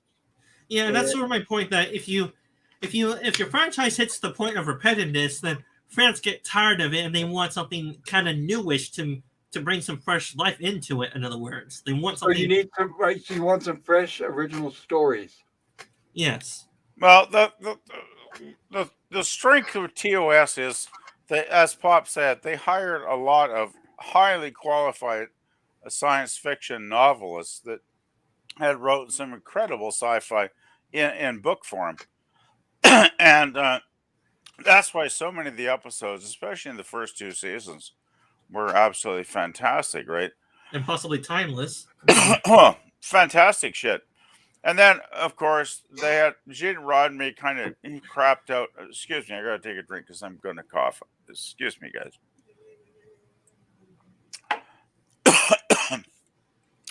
But season 3 suffered because Gene basically left the scene, and he wasn't very much involved anymore.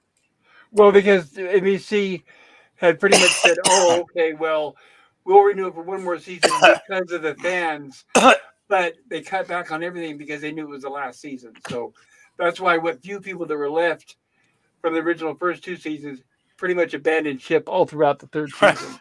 Well, NBC was determined to kill the show, weren't they, Pop? Yeah, they even moved it to the Friday night time slot, 10 p.m. The so-called death slot. Yeah, they did everything they could. It's like, yeah, they gave us one more season because the Yeah. fans, sent letters, but they'd already decided in their minds they were going to cancel it, so they treated it like the bastard stepchild during Yeah. that third season. I love the letter writing campaign by the fans, though. I still think that's legendary. It's passionate shit. But I another just reason think- why, when we're talking about specifically writers with TOS, another reason why they lost all the good writers was because Gene Roddenberry kept stealing their ideas and taking all the credit. Yeah. People don't want to say that, but that's exactly what happened every single time. Gene was not a prince that a lot of people want to make him out to be. I No. gotta say. No, people would write, they would submit good stories, but then he's not making any money off it, being a co-writer. So he would take stories, no matter how good they were, and rewrite them just so he could add his name onto the credits as co-written by. Yeah. And then, that was sad and that was terrible. I actually just saw a video today. I was watching earlier where Gene, when they were doing the episode, "Is There No Truth in Beauty" with the blind chick. Apparently, that was the first episode with the dick, the infinite diversity crest. If you know what I'm saying.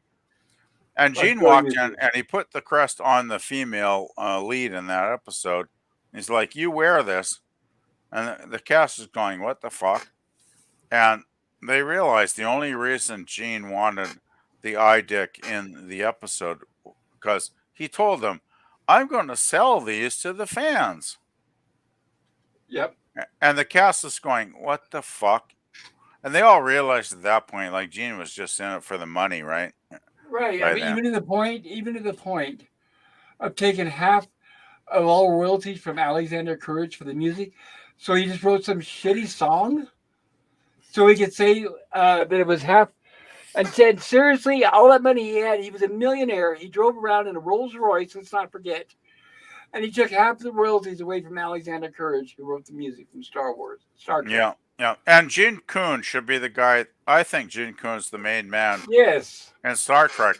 He created everything, right? He created I the think- Klingons and Yes, I think Star Trek, in my opinion, would have been successful without Gene Roddenberry. And I know there's probably somebody going to shoot me for saying that. But I think in a lot of instances, he was more of a hindrance. Can you imagine if Mud's Women had been the second pilot? We wouldn't be talking about Star Trek today, would we? Because I hate that fucking episode so much. No, Um, I think that episode is crap. I have to ahead. be honest. Go ahead, Dan. Just where was Gene's place in Star Trek? Like, did he develop the idea, sort of, or like, well, people say Gene Roddenberry Star Trek. What exactly did he put into the franchise? All What right, did he put Dan. into it?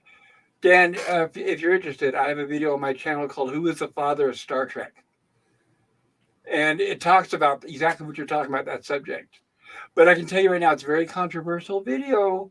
Some people have set them. Bird of Prey told me that he got very defensive watching it because they don't like to hear the truth. But in my video, and I back it up with proof, is where I down to the point of where he stole the idea of Star Trek from. Paul, I posted the evidence and everything in my video, the timeline, where he got it from, all that stuff.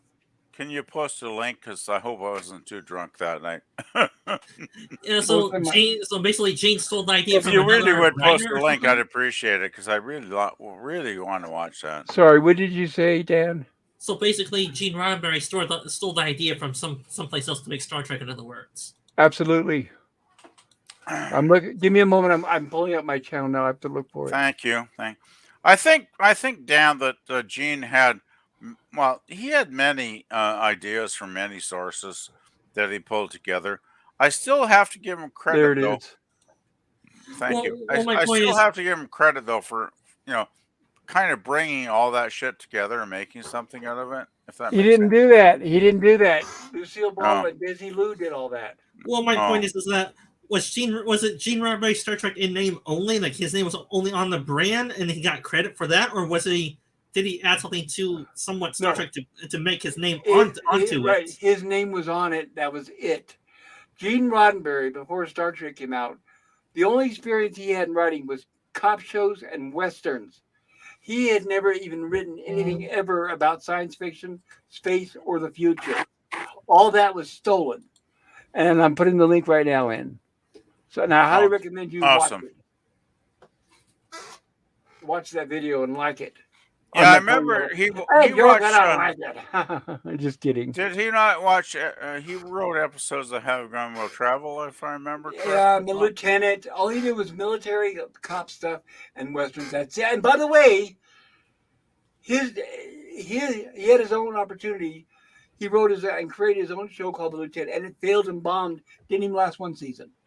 So everything By he the wrote way, by was by the not way, that had successful. Nicole Nichols in an episode, which was cool. Well, well, Leonard Nimoy, a lot of them were in that. But anyway, but the thing is he wasn't even a successful writer before Star Trek.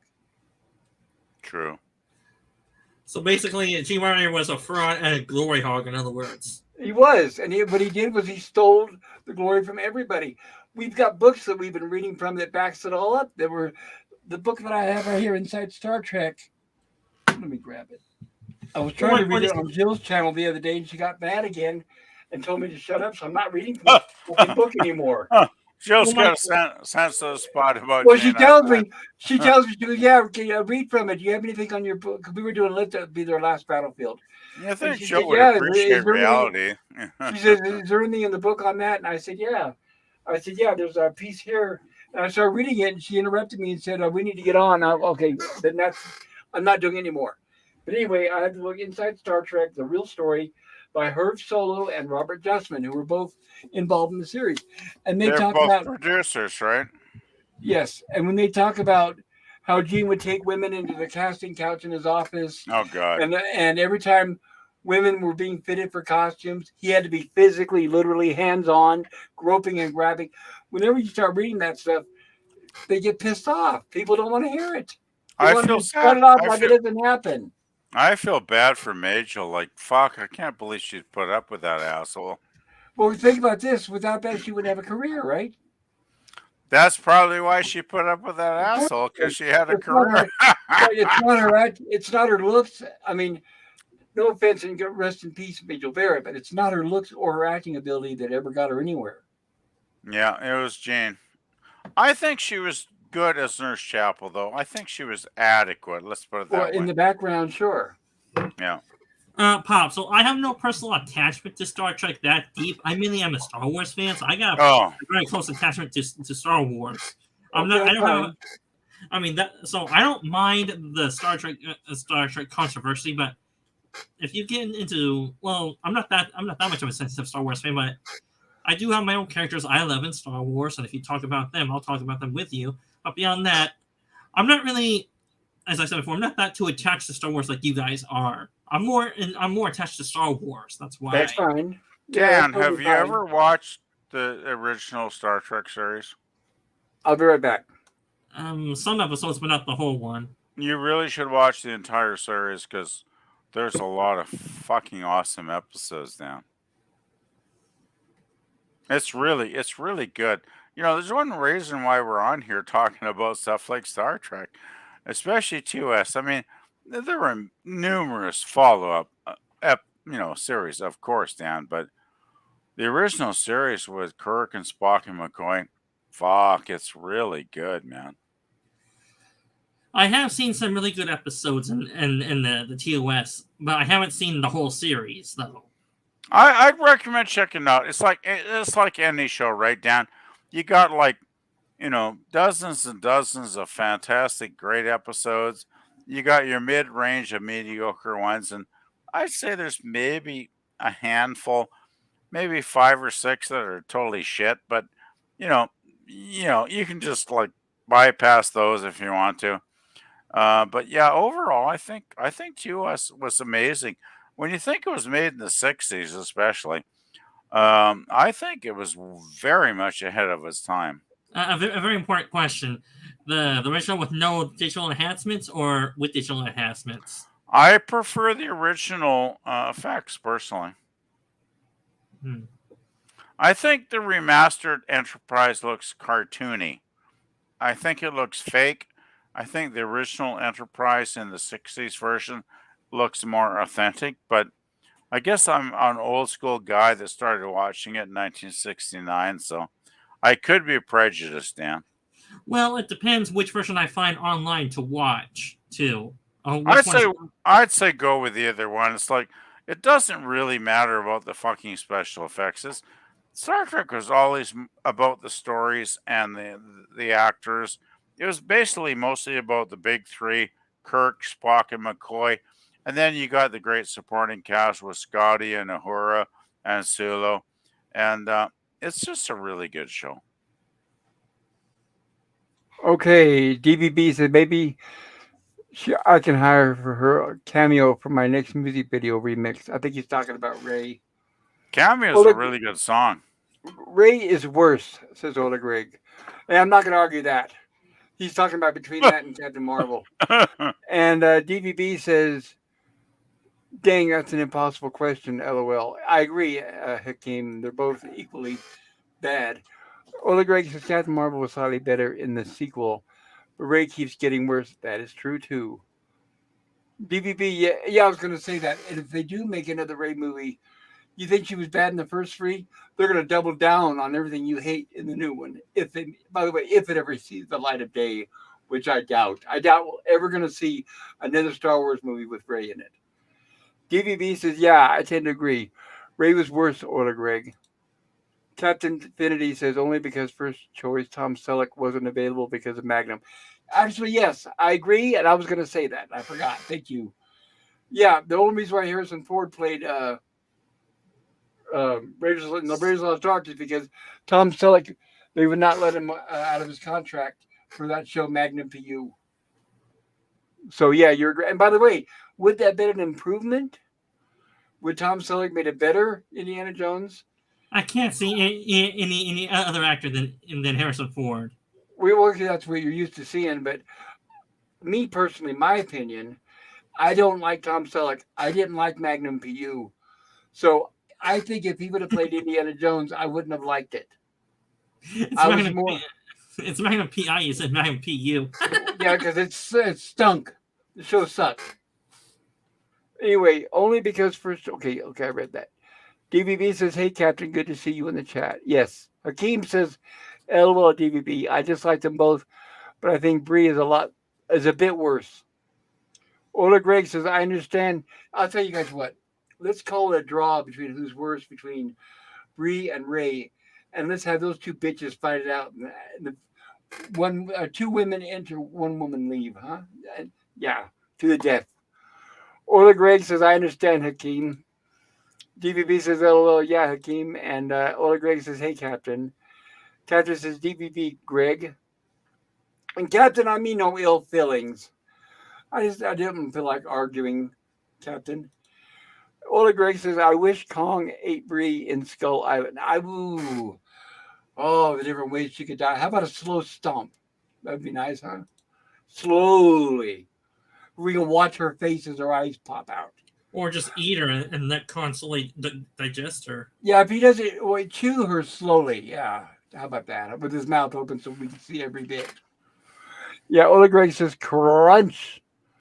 And Basil Battle Dragon says, absolutely. And I don't want stream elements. Captain Minity says, I picked a bad week to give up heavy indica. Oh, that sounds good right now. Wish I could if my lungs could handle it. My water line broke yesterday and I have no water. I hope you're talking about your car. That's not good. That's not good. Tom Petty and Stevie Nicks did that song together, Breakdown. Yes. Well, they also did, let's see, Stop Dragging My Heart Around? Oh, Leather and Lace. Can you hear me? Yeah, Yeah, that was the album I had was Stop Dragging My. That was the big hit. right. And Leather and Lace, I think, is another one they did together. That Okay. was kind of fun. It's fun to see Stevie and Tom doing some shit together. Yeah, they were great. DVB says great song, and Captain gives us a smoke fire. I think that's like a 40 Clover and Smiles, and I think Bacon maybe. DVB says, "What are you going to do, Ola Greg?" Ola Greg says, "Water is for wimps." There you go. Captain Infinity says, "I find mine looking chicks. I find mid-looking chicks on Hollywood annoying. Back to the coffee shop." Jennifer Lawrence. DVB says, "You need water to live, Ola Greg." Captivity says, "Stay away from the aqua." Ola Greg says, "I'm working on my water repairs. I've dug up the pipe and located the leak, but it is where metal pipes connect to PVC, so it's tricky." Those stupid plastic PVC. No, plumbing sucks. It does, especially when you got to start ripping things apart to get to it. Oh, fuck yeah. DVB says there's an obvious agenda over the last 10 to 15 years to degrade Western culture and art. That is true. Fucking have- rights. Right. Old culture. Think about this: culture, art.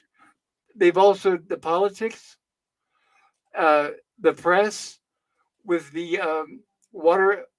Brainwashing, even down to opening the border wide open. Everything they're doing is to destroy and tear down the country, and that's why I don't understand the huge majority of the population that actually think that's a good thing. It boggles my mind. Well, I've mentioned before, guys, I have a 4-year bachelor's degree in fine arts, and I work my ass off. Anybody who thinks going to college is easy has never fucking gone to college. That's my comment. It's like it's a lot of goddamn hard work. I can't remember how many tests, essays, bullshit I had to write. It's like that strains your brain. But I'll tell you, I learned a hell of a lot in those 4 years, and as a guy that knows a little bit about art, it's like, yeah, I know when I see good shit, and I know when I see bad shit, but I'll keep it brief. No, it is. That's all we have now is shit. They replace everything good with shit. Yeah, Ola Greg says, exactly. Ola Greg says, "I should fix it by my birthday Tuesday, I hope." Well, Ola Greg, happy birthday, Ola Greg. Hey, If we you're gotta able play to, that Beatles song. It's your birthday. yeah, and Tuesday I'm doing the Planet of the Apes stream, so if you can hop on, we can say happy birthday to you. I'll be late as usual, but I don't know if I could sing it. Berta Frey will do that, but I personally can't sing, and especially I don't mind now. I don't have the lung capacity because of the medical treatments I'm undergoing. Taylor Swift sent us some steaks, I believe those are. yeah, Captivity thanks. sent us some eggplant, I believe those are, and some peaches, I think maybe. And Captivity sent us those. I'm not sure what those are. Sorry. I am looking and I'm trying. DVB sent us grapes, maybe. Grapes. And Captivity says, cheers, I'm guessing. Sent us some 24 bottles of beer on the wall. That's Which a lot of sounds really fucking drinks, good. Captain. I wish I could drink them right now. Captain I Infinity sent haven't us even an had that alarm many clock. drinks. Alarm clock. And all I've been drinking is Pepsi all night. And Basil says, I'm going to end this stream. It's been a long time since I got to hang out with you guys. I'm working the night shift. I'm the new kid on the block, so I don't have a choice. Well, good luck, Basil. Oh, And I appreciate you hanging out with us. Have a great day at work, huh? yeah. And we hope to see you soon. Yeah, you better end it if you're the new kid. You don't take any chances. Sci-Fi Sit Dan says, what does Sci-Fi Sit Dan have to say? You want to read that for me, Sit Dan? Oh, I guess he stepped away. Sit Dan says, hello there, Basil. And Basil says, hopefully in a few months a day shift slot will open up. And I can grab it. Yeah, I hope the best for you. I hope you can do that. And Sit Dan says, night, Basil. And DVB says, putting a chip in your brain is never a good idea. No, no, no. Not happening to this boy, I'll tell you that. Yeah, fortunately, well, for us old people, they probably don't want to invest the money. But we know they're focusing on the generation. What are they? Z's, Boomer? No, not Boomer. I hate those names. All I know is the young generation. That's their main focus. Ola Greg says, hopefully so, Basil. DVB says Elon Musk got schooled by David Ick. Yes. Wait, am I pronouncing it right? Didn't hear about that. I don't know who that is. If you could Yeah. enlighten us, DVB, that'd be great. Ola Greg says, I, for one, welcome a new chip in my brain. The one the aliens left is malfunctioning. There you go, right? You just need a new model. DVB says, putting a chip in your brain is unnatural and there's no need for it. Who wants to live forever anyway? I certainly That's a not. good Queen song, by the way. Right, from the Highlander. But I, for Great one, song. I do not want to live forever trapped in this ailing old body. So live forever only if I'm going to be either transferred to a new body or if I can progressively start getting younger and all my issues can get healed miraculously, which obviously none of those are going to happen. Yeah, if I could be 25 again and make none of the mistakes with the hot babes I made back in the day. I had chances. I had a few chances with some really nice women.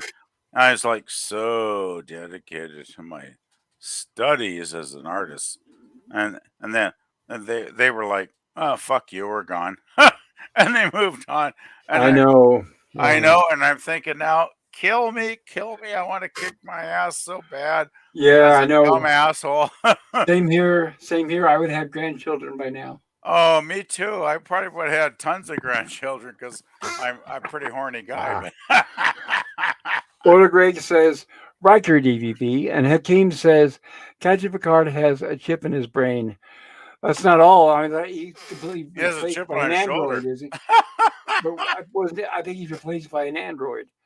Ola Greg says, fans wanted Hicks. Fans were right. Who's Hicks? I'm not sure who Hicks is. Sorry. Oh god. DVB says, no more sequels, PvP. I agree. DVB says, no more reboots. Yes, that's that too. So, that's another good point. We're talking about fatigue with franchises. Another thing, too, is that we're forgetting is Hollywood can't make anything good anymore. There's no more originality. Why don't they make some new franchises? But they're incapable of doing that. They're just taking the old stuff and killing it and bringing it up again and killing it again and bringing it up and killing it again. DVB says, just saying LOL. Ola Greg says, Hicks is the character that should have survived. Oh, I see. Ripley's story was played out. Okay, gotcha. Talking about Alien. Oh, I think you said the third alien, the doctor that got killed. Could be. Yeah, Hicks got died off in the beginning of Alien 3, which was a stupid choice. Yeah, I think. Yeah, okay, I got it. I got that reference now. There it is. Yeah, okay. LDG still awake. God bless you, sir. LOL says LDG. Slap me. Elon Musk is a front man, a salesman, says DVB. Slap me. LDG says LOL pop. And DVB says waving at LDG. DVB says Elon Musk is not our friend. No, I wish he was my friend, but no, he's not. DVB says he's friendly and incredibly intelligent, but it's a mask. But he's willing to buck the system and tell those other people literally fuck off like he did Disney. And for that, I'd be on his side. If I had to choose between him and Disney, it would be Elon Musk any day. And I'm not saying I'm a fan. It's just the fact that he wants to kill woke and buck the system. I'm all for it. Ola Greg says, what's that? Or at least keep the wokeness subtle. I think they need to eliminate it because that's what's destroying the country. Was he on a panel recently where he said Iger to just fuck himself? Like, yep, he said he can fuck off. And the audience, the audience was like quiet. They didn't know how to respond. That was great. They weren't sure how to respond. He should have gotten a standing ovation when he did that. When he said that. Yeah, he was like, if you want to bribe me with your fucking money, if you want to fuck me over, it's like, fuck you. It was great. Great. I've seen the video. It's pretty good. It is, and I give him credit for that. He's one of the few people on this entire planet that has the power to say it and mean it. Well, he has the money backing his ass up, right? So that's he right. can. And he's not afraid. Oleg Greg says, "Uh-oh, DVB, watch out." And DVB says, "Bad movie fatigue." You said it, Pop. Yes, I agree with myself. I don't like usually doing that, but yes. Captain Von Infinity. If I have a chip in my brain, I want fish too. DVB I don't says, understand I that. am, Oleg Greg. You need the gorilla chip because gorilla is always fishing. He said, yeah, he's a good fisherman. He's always catching a whole bunch of shit. He's a talented man, I gotta say. And yet Well, he can't. And yet he can't catch the right woman. Well, he's got a couple kids, so he did it. Well, one he's got a point. couple of kids. He must have caught a few women, but they decided to swim away. Oleg Greg says, my stupid comment has been on the screen for an hour. I apologize, Oleg Greg. DVB says, if you do the research on the satanic singularity, Satanists have been wanting to merge man and machine for several decades at least. It's interesting. I've heard something about that. So DVB we're all says, going to LOL. hell? Well, I think he's saying that it's been in the making for many years, which I would not be surprised. Okay. Because think about it, that was the whole Mark of the Beast thing, right? That's So- true. DVB says, your comment is fire, Oleg Greg. And Oleg Greg says, You're not putting anything in me. fish and chips, says Oleg Greg. Credit for continuing to make jokes, Captain. I do like fish and chips. And Captain says, is it though? You don't want to mention that. When I was a kid, my mother used to buy fish sticks. Fish sticks. You know, Ate it. Yes? I gotta say, I hope we're, as a civilization, we're wise enough and smart enough to prevent such things from happening, at least for a good long while. Well, yeah, but my fear, I could be wrong, I hope I am, is the people who are smart enough to realize this, like you and I, we're not in charge. That's the problem, is the control of Yeah. everything has been taken away from us, and we have no control over what's going on anymore. And that's exactly the problem, right? Right. We've been watching sci-fi movies for decades that are like warning us, like, don't put your trust in computers. Don't put your trust in AI The mechanisms. government. And the fucking assholes are doing everything we've been warning them about for like 50 years, right? That's right. Yeah. Captain says, is it though? And Captain says, I am going above and beyond the call of duty. Yes, sir. Captain says, being a professional comedian is a serious business. Yeah, DVB right. says, hey, Captain, where's my script? And Oleg Greg says, interesting point, DVB. DVB says, my Pulp Fiction script. Captain says, who knows, DVB? And Oleg Greg says, comedy is tricky nowadays. Yeah, it's impossible. Everyone's going to get offended. Captain Infinity says, I don't really discuss pop culture anymore. Okay. DVB says, you're supposed to say, it's on the way, Captain. And DVB says, I've got my scotch tape and vinyl binder with the clear cover ready, Captain. I Captain got my glasses with a Scotch tape bridge holding them together too. Captain says, I find discussing movies to be a little passe. Mm. I know, but what else are we going to talk about, right? We don't want to talk about politics or religion. Captain Exactly. Infinity says, I don't want to even think about movies for a few weeks. Okay. That sounds good to me. Oleg Greg says, Roddenberry's ghost hands are choking him. Right? DVB says, Captain, maybe you should read a book. Lol, what you reading for? LOL. Fo? I've been reading The Secret Teachings of All Ages by Manly P. Hall. Sorry. I was thinking Monty Hall's dead. Yeah, I'm glad it wasn't Monty Hall because my mind was going to game shows. Yeah, exactly, right? Let's make a deal. Yeah, exactly. DVB says, it's pretty amazing, Captain. I highly recommend it, man. And Captain Vinny says, I am too busy writing. Sure you And are, Captain. Captain says, yeah, Secret Teaching is literally holding it in my hand now. Yeah, the captain is so talented, he doesn't have time to hang out with us idiots. DVB says, what you writing for, Captain? And DVB says, awesome, Captain. And Captain says, to reshape reality, DVB, and also to blow your mind with an incredible story. That'd be nice. And Oleg Greg says, it's slightly different every time, Captain. And Captain says, exactly. And he also says, it doesn't change, you change. Oligrig says, indeed you do, Captain. DVB says, and the paradox is that you're it, Captain. And Captain says, I know you are, but what am I? And DVB says, I know you are, but what am I? Infinity. Oh, oh, so mature. That's an interesting back and forth, I gotta say. Oligrig says, a question, Guardian of Forever voice. Captain Infinity says, top influences. Sorry, top influencers on YouTube have already finally accepted the PPP. Captain says, here we go. And Captain says, ask him about Ben Kenobi wearing Jedi robes on Mos Eisley. I think he's talking to me about that or something, since I'm a Star Wars fan. What do you think about that question? I really don't mind. It's a former attire as a Jedi Knight.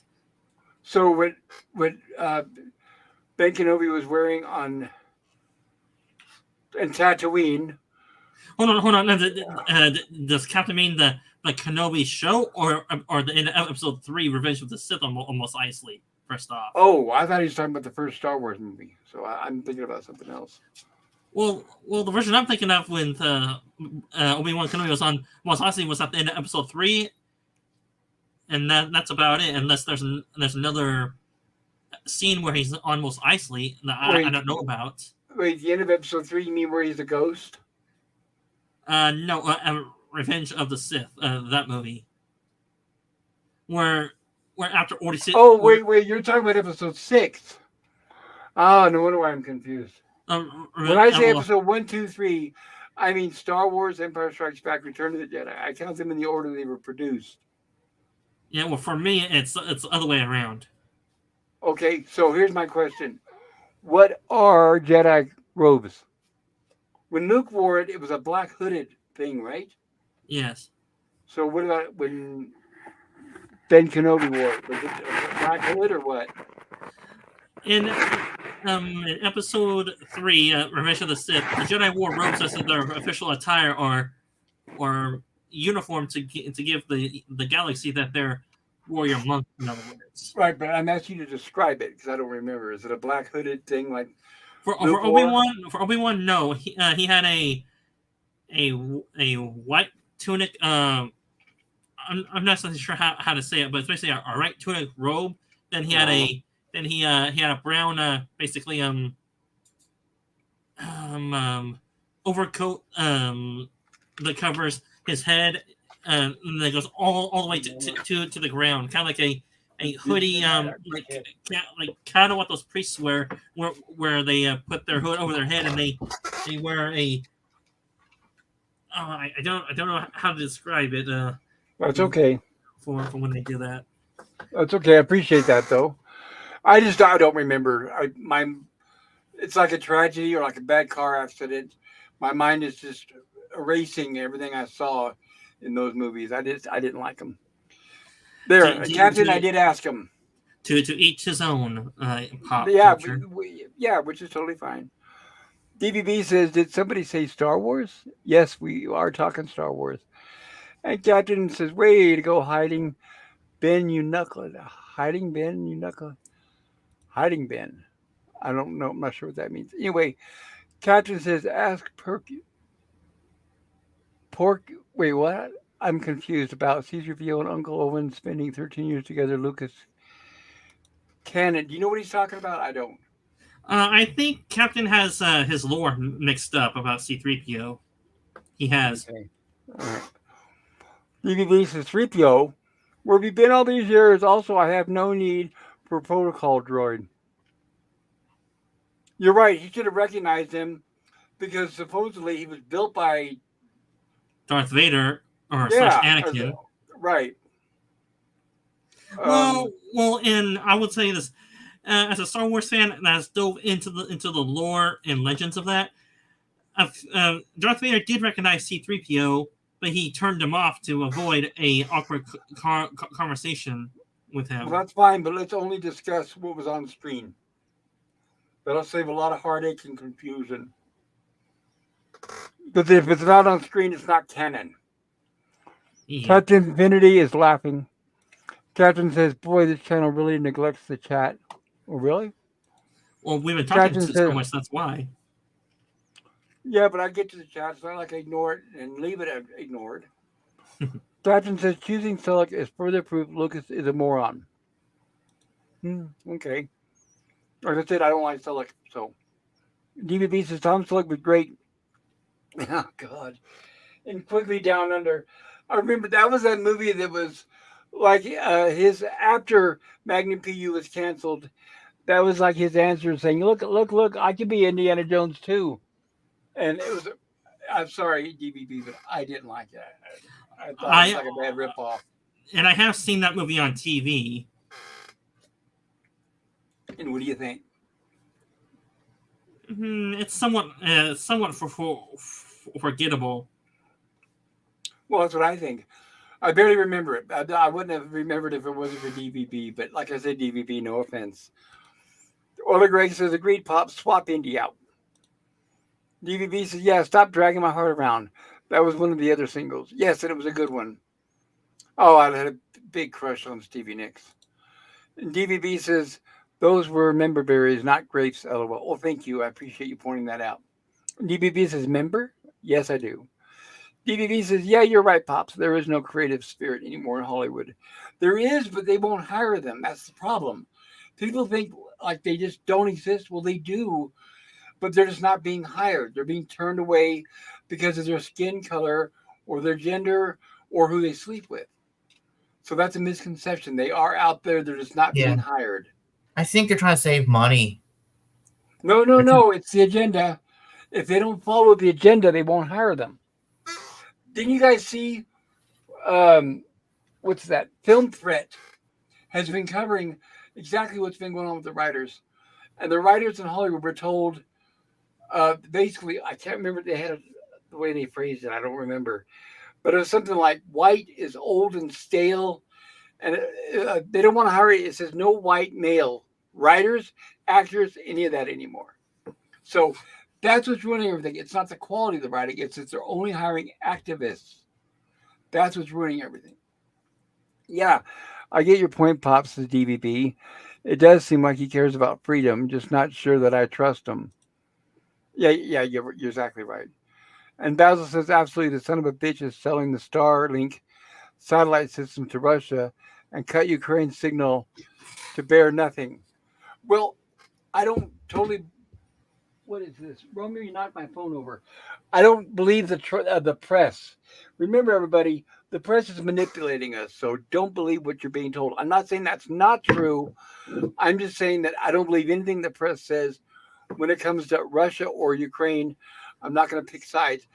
I don't think we should be involved in any of that shit at all, and we shouldn't be sending them any of our fucking money because we have too many families in this country struggling. So dumping it and just giving all of our money to them wholesale without them ever having to pay it back is bullshit. But that's my opinion. And DVB What says do they get out of it? What does America get out of it for helping these people? Absolutely nothing. Well, actually, Why are they doing this? Actually, in theory, we weaken an adversary that's been our enemy for the past 50 or so years. We bleed them dry of their strength and their geopolitical influence. Oh, but without causing World War III, is it worth the risk? I don't think so. And besides, right now, China's a bigger threat than Russia. Everybody knows that. But unfortunately, our president sleeps with China in bed, literally. DVB says at least somebody is pushing back on the agenda, so he does have that going for him. Yeah, but if I had to pick the two right now, China is our biggest threat, not Russia. Orla Gregg says prevent fish sticks. Yeah, well, I didn't get to finish what I was saying, but when we were kids, we were poor, and my mom used to buy these things called fish sticks, where they were like maybe an inch wide. I hated them. They had no flavor, and I had to smother them in ketchup or tartar sauce. So now that I'm older, I buy, what do they call it? Fish. Well, they're like big pieces, big wedges of fish. Fish they're like chips or something? What's that? Fish chips or something? They could be called chips. I can't remember. Yeah, So I remember fish chips are fries. But I'm talking about fish. I can't remember what it's called, but they're the big wedges. They're like 3 or 4 inches wide, right? And those taste delicious. They're like beer battered, and those are good. And I'm thinking, wow, these I like.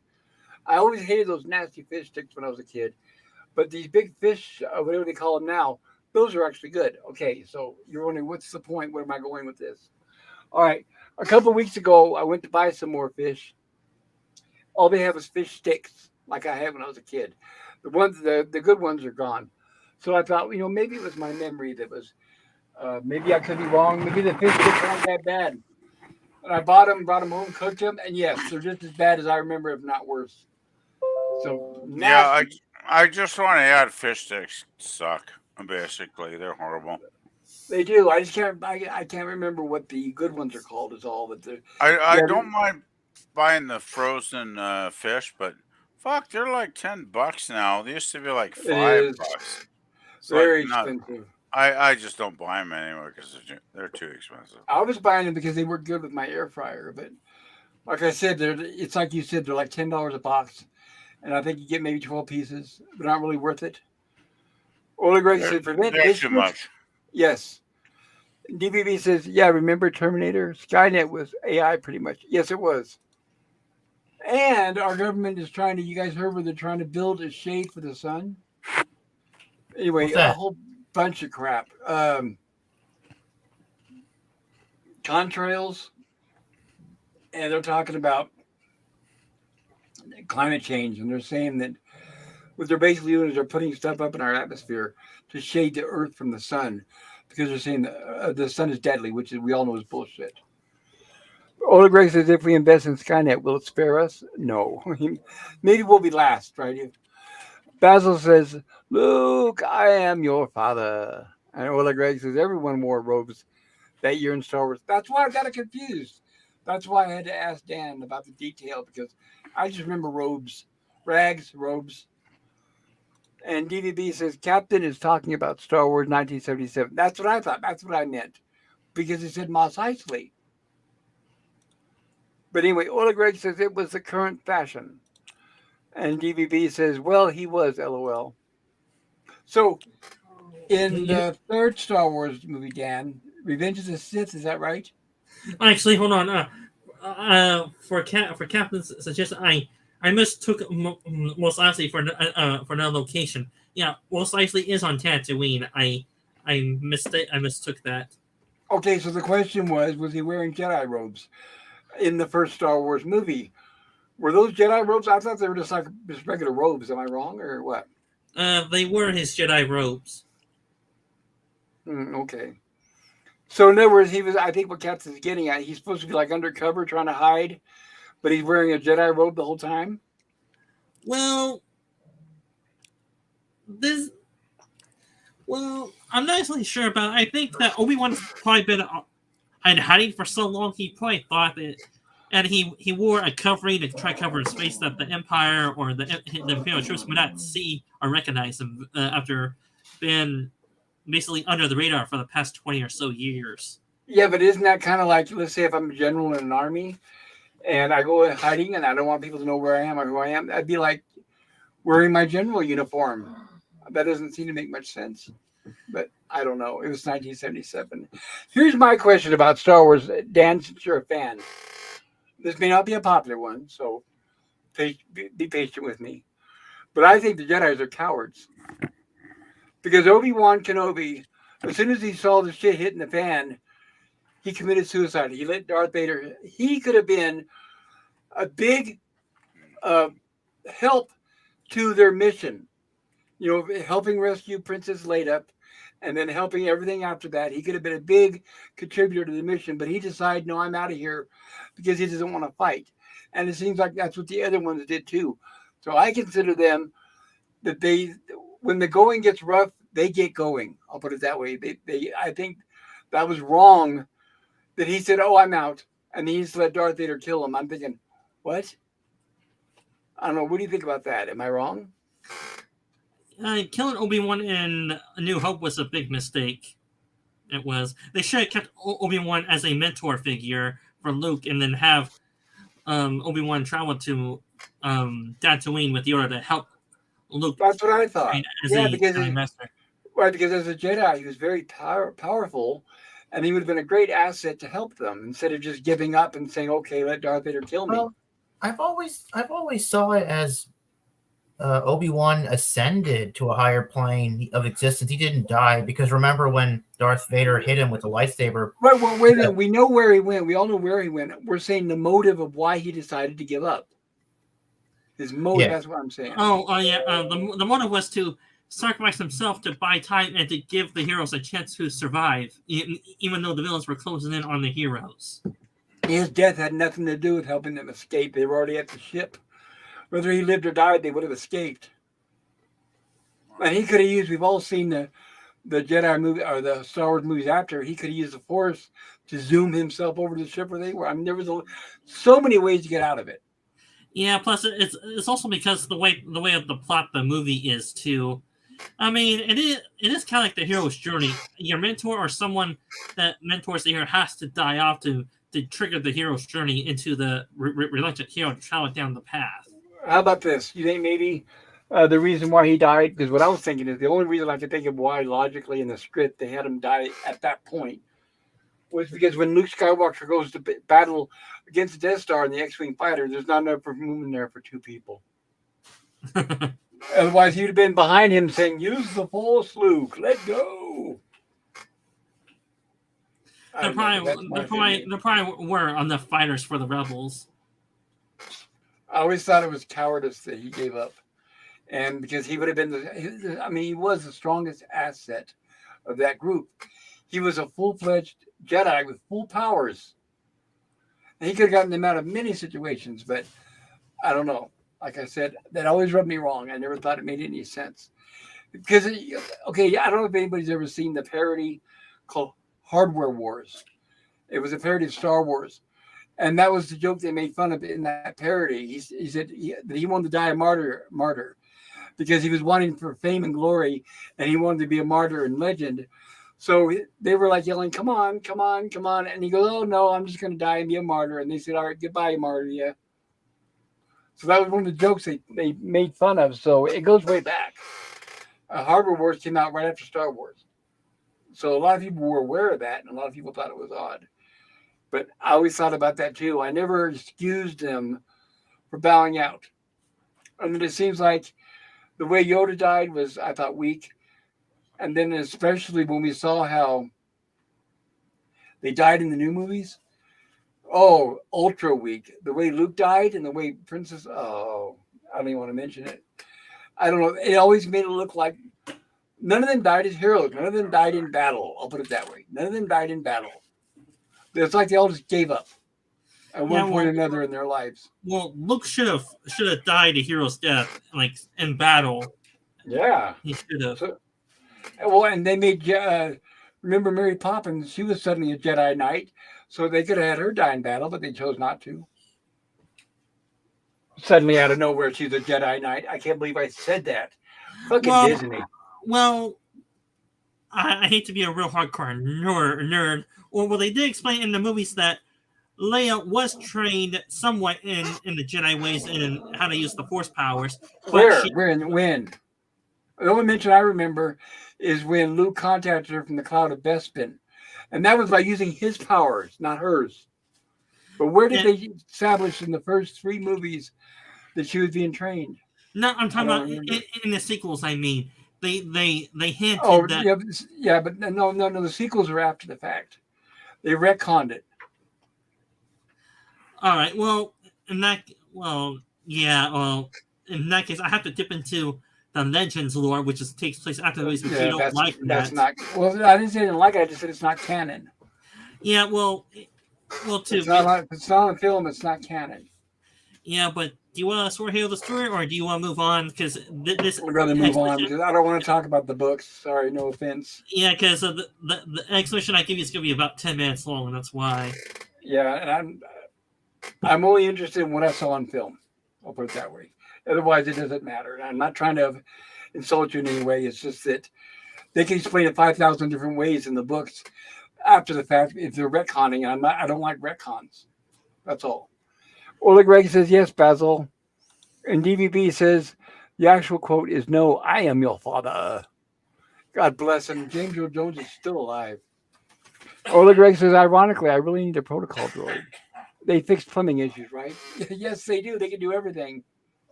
Ola Greg, except they don't have hands, so the dexterity might be a little limited. Ola Greg says, correct for this dimension DVB. And Ola Greg says, your dimensions may vary. And Basil says, Ola Greg, I think we've shifted dimensions again. Cheers. And he's laughing. Ola Greg says, Basil. And DVB says, dimensions may vary, batteries sold separately. Ola Greg says, exactly, DVB. And Captain says, why are Jedi robes the fashion on Tatooine? Yeah, that's what I was wondering. It doesn't make sense, but I don't know. Maybe he wasn't really hiding. Maybe he was just there because when Luke said, I don't know, some old geezer named Ben, and he goes, well, that's me.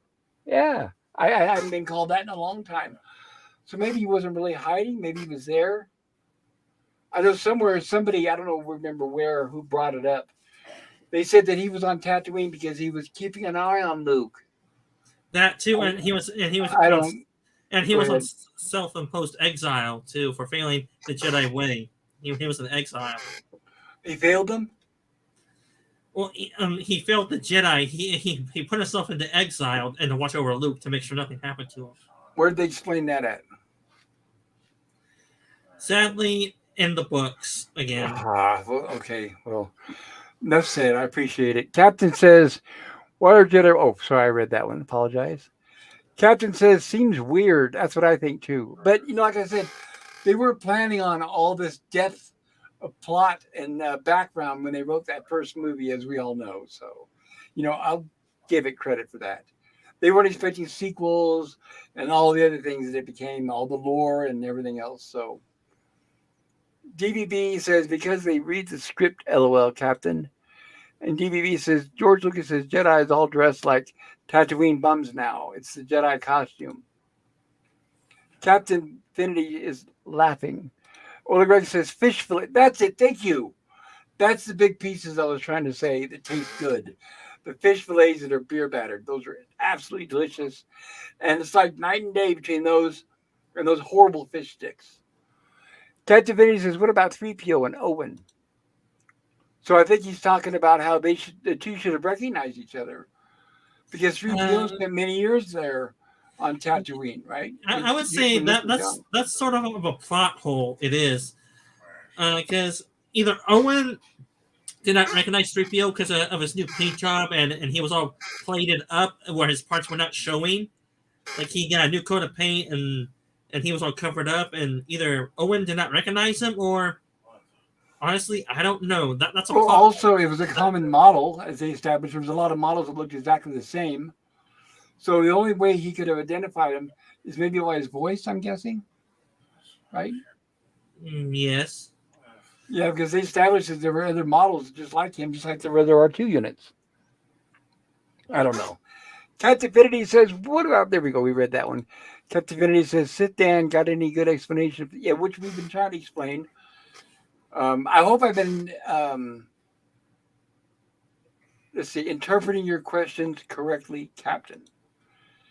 Because those are things I've wondered about too. But like I said, the first movie, I don't expect a lot because, it was a $9 million for what they thought was going to be a one movie, and that was it. Basil Battle Dragon says, true, DVB, I had to give up on frozen fish. It's too damn expensive, and the fillets are too small for the price. Yep, that's just it. The price keeps going up, and they get smaller. Captain says, and if C-3PO's memory was literally erased, how did he find his way back to the Lars homestead? Wasn't that by sheer luck? What do you think? Yeah, They plot convenience. it It was plot convenience plus. If you watch A New Hope, they were above Tatooine. A Star Destroyer was chasing Leia's ship. They were fighting, and then Leia put the plans in R2D2. Then 3PO is R2's companion, and then they went down to the planet. And then they got captured by basically scrap metalers that salvaged droids and all that. And yes, by some coincidence, they haven't been taken to the Lars compound. Yes, because they were looking for droids and all that. Right. So I guess you could say that it's all coincidence. They happened to be right outside of Tatooine when the ship was being attacked. when they evacuated the ship, they happened to land on Tatooine, and they happened to land very close, not far from Mos Eisley, because the Java picked them up and happened to take them to the Lars homestead. So yeah, I would say coincidence after coincidence, because I mean the planet's supposed to be fairly big, right? Yeah, planet sized, but but in the universe, they make planets off to be big, but in reality, there's only a few cities on planets, and they consider that a civilization. And warfare in Star Wars Yes. really does not make any sense because if you look at wars on Earth, we got wars within the millions of combatants, and that's just on one planet. Meanwhile, in Star Wars, a army about 50,000 strong Yes. going on a large planet versus 4,000 soldiers on a massive planet. Then what? Yes. I would say it's probably more of a strategic move in warfare with Star Wars because they're probably trying to just defend a certain amount of cities on planets, and then if that city's taken, then the enemy sort of gives up, and they say the planet's yours because the cities are vulnerable and all that. It depends on the type of warfare there is. Right, like Earth, for example, we have several continents, countries, and cities. But it seems like within the Star Wars lore, whenever they land on a planet, they're all at the same city every single time. Yeah, plus the galaxy is vast, so there will be planets that are sparsely populated too, because very few people travel to planets sometimes. That's why too. Well, that's true. Basil says, "Good question, Captain."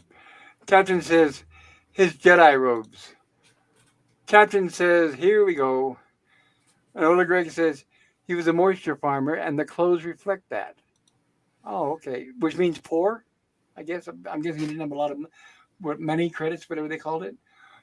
Captain says, "Those stormtroopers are combing Mos Eisley for those droids." Yes, they are. But I'm guessing since they were picked up by the Jawa and taken to the Lars homestead, that it was fairly within the vicinity, because the sand crawlers, those ships or whatever those things called the Jawas had, I think they were sand crawlers. Yes, they were. Yes. They did not move very fast. So that's why I'm guessing this all happened within a relatively short amount of time, in my opinion.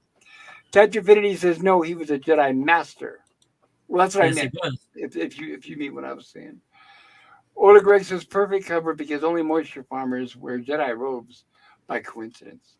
That's right, because Obi-Wan Kenobi was wearing pretty much the same clothes as Uncle Owen, right?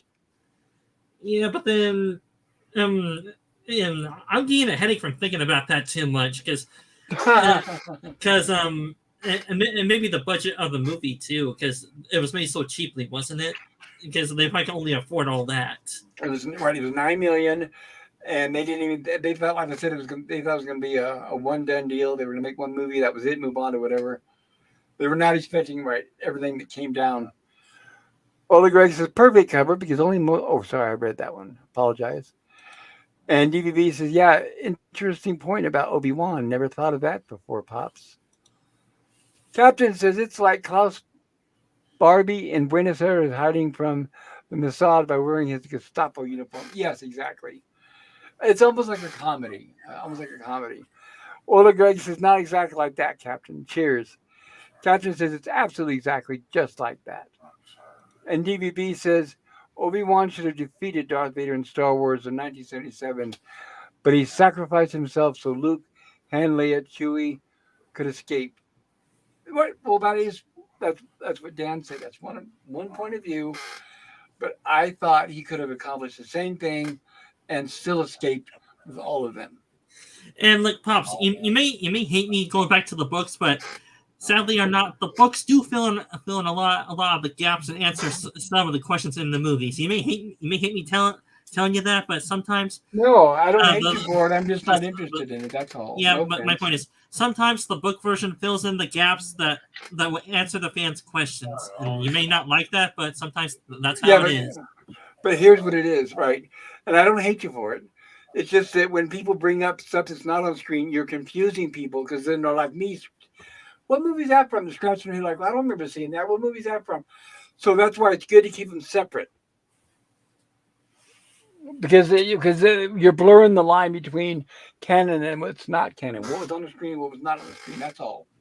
I don't hate you for it. I mean, I know there's fans, lots and lots of fans of the books and all the other stuff, which is totally fine. But I just try to keep myself separate to avoid confusion. That's all. And Ola Greg says similarities exist. Yes, they do. And Captain says good argument, very well thought out. I thought so. DVV says that's an interesting point, though, Pops. Maybe Obi-Wan could have slayed Darth Vader right then and there. Well, yeah, supposedly he could have. He said that he was more powerful than what, quote, Darth Vader could possibly imagine. We never saw proof of that. Never did. So he's also, I don't want to use the word, but he's also a liar. Order Greg says he sacrificed. In fact, it should have showed when Darth Vader hit him with the saber, and he should have laughed, ha ha ha ha, where's your power now, Obi-Wan? That's what I would have done. Ola Greg says he sacrificed himself so his student would have a chance at redemption. Well, that is possible, but was that the only way? Is my question. Captain says, fancy retiring on this weird planet where everyone cosplays as a Jedi. Well, that's what I was talking about. Their clothing was similar. DVV says Leia Poppins in space. Yes, we all remember that. Because in space, all you got to do is hold your breath. Ola Greg says, exactly, Captain. Hide in plain sight. And Captain says, or was a fashion on Coruscant for the highest Jedi Knights to dress like bums? That's a good question because Coruscant seemed like a fairly rich city. I don't know. Captain Infinity, but books. Yeah, Captain. You should try it. Maybe read a book or two. Maybe it will expand your horizon and expose you to different viewpoints. No, I think he's read books before. I just think he maybe hasn't read the Star Wars ones, which is okay. I have read lots and lots of books, but I didn't read the Star Wars books because I prefer to see Star Wars on the screen. But that's just my opinion. But I've read lots of books. I love books. I have my favorite authors, my favorite writers. I still read. Captain Infinity says hiding in plain sight. Ha ha ha. Yes. And Ola Greg says, nice catch, Pop. In the back. Or in the book. 9. And Ola Greg says, books don't have Ray and crew. Books win. I'm sure they probably do. I know Disney had to make books with Ray in them. Unfortunately, I've been spared the pain. Captain Infinity says, so you dropped me on Earth, and I just happened to land on DVB's house. Yeah, that's what I was saying, but I guess you could say, well, they've only got 6 movies to tell these stories, so that's why they keep landing in the same cities. Maybe because they have to say words that are familiar to the audience, maybe to not confuse the audience. Otherwise, the audience is going to keep scratching their head and say, where are we again? What planet is this? Maybe that's why they keep using the same, Tatooine and Coruscant and all that over and over and over and over. But I don't know. Like I said, I'm just trying to fill in blanks with my mind. Coincidence equals bad writing, says Captain. And I'm not going to argue that. Lazy, also. Captain Infinity says it's a house of cards. And Ola Greg says, to be fair, Captain, DVB has so many houses, you are bound to land on one. Captain Infinity says, I got 500 more Lucas self-contradictions. Oh, yeah, we could go on forever. And DVB says it's called Star Wars, not A New Hope. Yes. That's why I said that right. It was renamed A New Hope, so I call it A New Hope. I know, and I know the younger generations do, but us old-fashioned folks, we still call it Star Wars. I call it Star, and then I know it's probably now not factually correct, but I call it Star Wars, Empire Strikes Back, Return of the Jedi. That's only because I sat there in the theater when they were brand new. That was the titles I was given. They could change the title 50 times, 100 times. I'm going to go by the original title.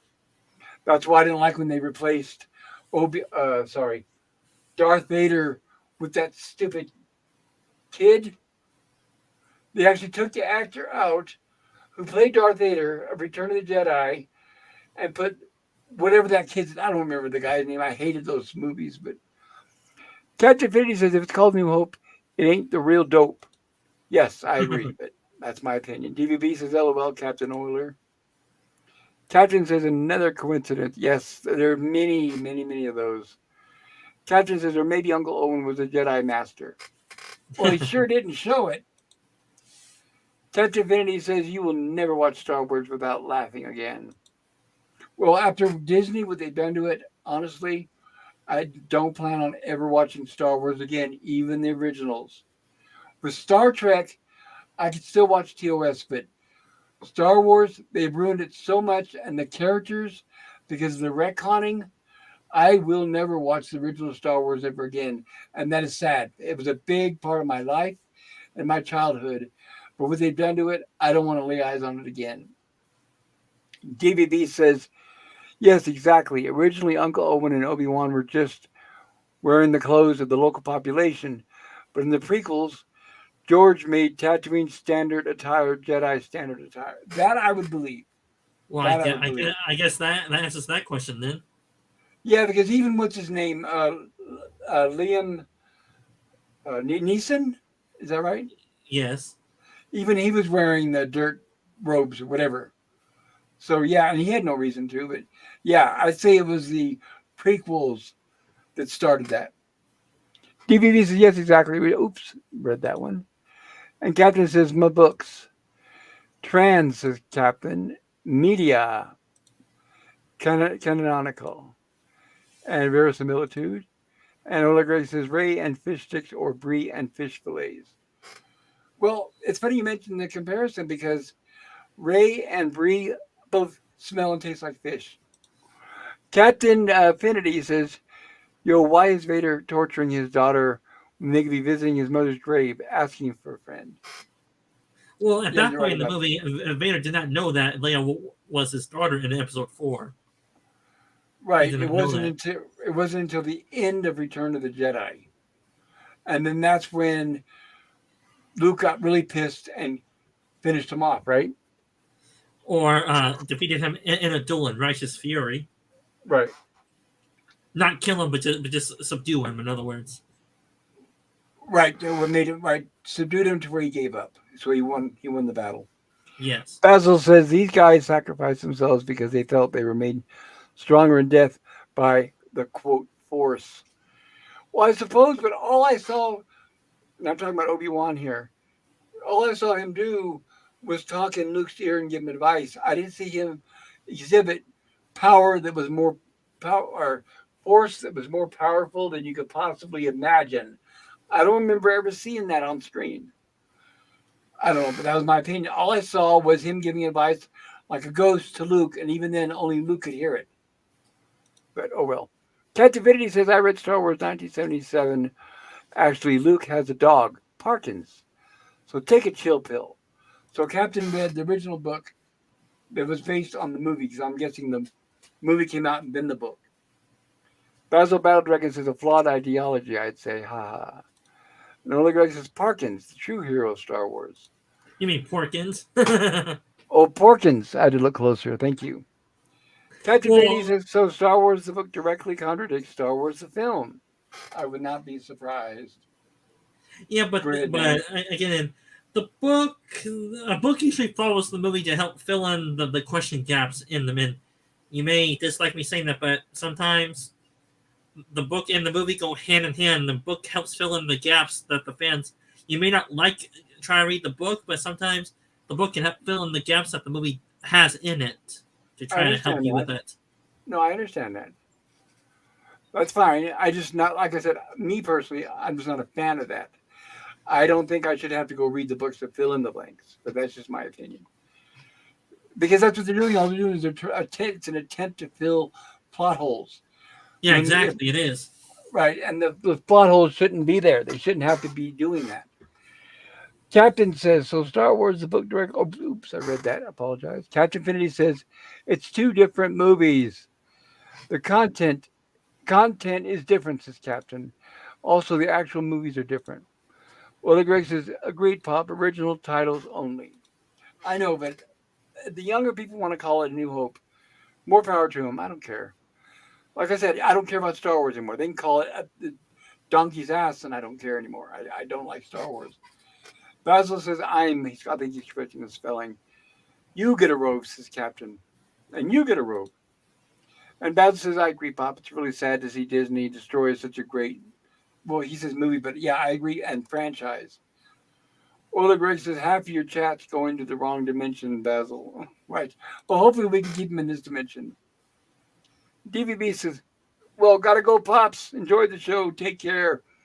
Likewise, DVB, thank you for spending time with us tonight. Have a great night. And I hope to see you soon. I'm starting to lose my voice. Which means it's getting close to calling a night and Pops. You know, but Probably. Ola Greg says, night, DVB. Sorry. Captain says, even though Padme had those giant twin bumps. Wait a minute, I'm trying to think. I hated her costumes in those 3 movies. I looked at them, they were so god awfully ugly. And I'm thinking, if this is supposed to be a princess who's undercover, and she's even got security surrounding her, why is she dressed like a neon sign saying, shoot me, everybody? She reminds me of that fat redhead on Starship Discovery, whatever the hell that is. They land on alien planets. They don't know what's going to happen, what kind of monsters or what they're going to run across. But you got that fat thing with the red hair who's like 400 pounds, and she's got her hair all, I don't know what they call it, but the style is where she looks like Bozo the Clown. And obviously, if they land on an alien planet, if alien's going to shoot anybody, they're going to start with the fat one. So it's like, no, that. I'll give you an example. In war, whenever you have a platoon and it's being led by a superior officer, be it a captain, a general, a major, whatever, they do not wear that uniform because they know they'll be either shot first or kidnapped first. And not only that, but they tell everyone else in the platoon, do not salute me. I don't want anybody to know who I am. So they dress just like everybody else in the platoon, like a private or like, whatever the ranks are of the platoon. But the point is to blend in with everybody so they don't stand out like a target. And that's what that is, I knew that when I was a kid. I didn't have to go in the military to know that. So when I see Star Wars dressing up Padme like some god awful, I can't even describe it. It was horrible, and it just showed that they were just burning through money for that movie. They had no reason to justify her dressing like that. And like I said, it's also a thing that really irks me about Discovery with that 400-pound redhead clown. When she walks around the alien planet, why they don't shoot her first? It makes no sense. But anyway, I digress. Sorry, guys. Captain Infinity says, and Anakin's a Force user. Okay, Anakin, yeah, that's right. He's Darth Vader, right? So I think I got that right. I'm sorry, guys. I have to struggle to remember the prequels. I did see the prequels once and never again, and same with the sequels, actually, once and never again. Captain Infinity says couldn't detect his own daughter. Yeah, I guess not, right? Not till the end of Return of the Jedi, I guess. Well, at that time in that movie, just like Pop said, they did not know that this one Star Wars movie will become a phenomenon, and they have to make sequels to it. So it wasn't in the script originally. That's why. Or maybe possibly this. Do you think maybe when Luke and Darth Vader were fighting at Return of the Jedi at the end, where he says, "A sister, you have a sister," maybe he was reading Luke's mind. Yeah, he was. I don't know. And again, yeah, I hate to go back to the books, but the book explains that Vader was mind probing Luke's mind, and Luke was trying to resist Darth Vader's mind probe, and yet somehow Darth Vader was able to get into Luke's mind a little bit, and he was able to grab the information from his mind, saying, so you have a sister, Leia. So right. So okay, so the books confirm what I was thinking, because that's what I thought, right? Captain says, "Sure, Jan. Sure, Marsha. But my books," says Captain, "my books." And Ola Greg is laughing, and Captain says, "So what happened to Luke's dog? The book is creating more plot holes, Dan. Help me." Oh, well, I keep saying to go to the books, but I'm like, you may hate this and me telling you this, but I did not really exactly read the Force, a New Hope book that came with it. I watch other Star Wars fans that go into the lore of that. They explain it in their videos. So honestly, I don't know what happens to the dog, but if you think logically into it, either Luke's dog died when the Imperial troops came into the Loras homestead and killed his dog, or maybe Luke sold him off when he was leaving from Tatooine to never come back to a new owner. Oh, that's possible. And I can offer no input because I didn't read the book, so I have no idea. All I do is take the word Guesses, from yes. somebody Take who has guesses. read the books. Yeah, speculate. Yes, Yeah. and I have no idea. I didn't know Luke had a dog. Um, all right. I am going to be wrapping this up in a couple minutes. I don't know who's left on the panel. Daniel, are you still there? Are you with us? Yeah, I'm here. I'm here. Well, did you hear what I said earlier, Daniel? I just wanted to say once again, I'm sorry about what happened and your loss, and I hope you're good. You're doing okay and holding up there, Daniel. Yeah, thanks. Thank you. Anytime. I'm glad to see you here because maybe this might. I know it's not going to make you forget, but I hope this keeps your mind off it maybe a little bit. Because that way you're not just constantly thinking about it all the time. Ola Greg says it's always best to get your information secondhand from YouTube reviews. Yeah, exactly right. Ain't that a Well, fact? from Star Wars fans that actually love Star Wars and have read the books and explain the lore to you on YouTube to help you understand it, then yes. Well, yeah, and some people they like to hear that from explained from the books and everything, which is totally fine. Me myself, I'm just not like you. You've heard me talk about Star Trek. I love Star Trek first and foremost. But when people bring up, oh well, Kirk didn't really do that because in the books he did this, I'm like, no, I understand and I appreciate it, but I keep the two things separately. There's a lot of books that I love, a lot of books that I read, but I keep those separate from the movies and the TV shows. I don't know why my mind. I don't like to blur between the two because I'll give you an example like Star Wars. The books they're not written by George Lucas. So I think that's one factor. They're not written by George Lucas. They're not produced by the same people that made the movies at all. And I think that's one reason why I cannot, in my mind, accept them as canon. It's just some writer, basically almost like a fan, hired later on to just write a book about Star Wars. And I think that's, when I think about it, I think that's why I don't read the books. Because they're not produced by the same people who made the movies. And a lot of times, like I can go up and meet George Lucas and say, "What about in this book where Luke did this and Leia did that?" He's going to be like, "I don't know what you're talking about. That wasn't any of the movies." And I'd say, "No, I'm talking about this book here." And he'd be like, "I don't know what you're talking about. That was just some writer for hire that wrote the book and moved on." So I think that's why. I think that's it. I think it's because I think that's why my mind separates them. Well, Greg says, Yeah, "Just kidding." Sorry, go ahead, Dan. yes, and you may hate me, you may dislike me keep saying this, but sometimes a book or another source from the movie, away from the movies or TV shows, can help you fill in the gaps too. Though sometimes they can, but sometimes speculating and trying to solve the plot holes yourself on that is more entertaining and more interesting too. On that hand, too, though. Well, it is. I'll talk about it lightly, but I won't go into depth detail. Like if there's a plot hole, I'm not going to try to make up something in my mind to fill in that plot hole. I'll accept it as a plot hole and move on. I don't want to dwell on it. Uh, Ola Greg says, "Sorry for your loss, Daniel. Yeah, it's terrible. And you have all of our condolences, Daniel." And Ola Greg says, "I've read Yes, thank many you. Star Wars books." See, so Ola Greg, you need to check out Sci-Fi Sith Dan's channel because it's exactly what he has the streams about.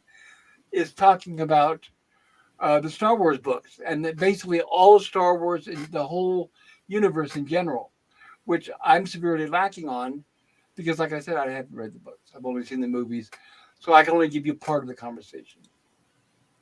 And Ola Greg says the Thrawn trilogy, for instance. Yes, and that trilogy introduced one of the most cunning and tactical and strategic minds the galaxy has ever seen in Star Wars, Thrawn. Okay, so Thrawn's a person. Yes, he was a captain, then a fleet admiral, and this takes place after the original trilogy. In your case, takes place after that. All right, gotcha. So with that, thank you, everybody in the chat. I love you guys, and sorry about the little roller coaster ride earlier.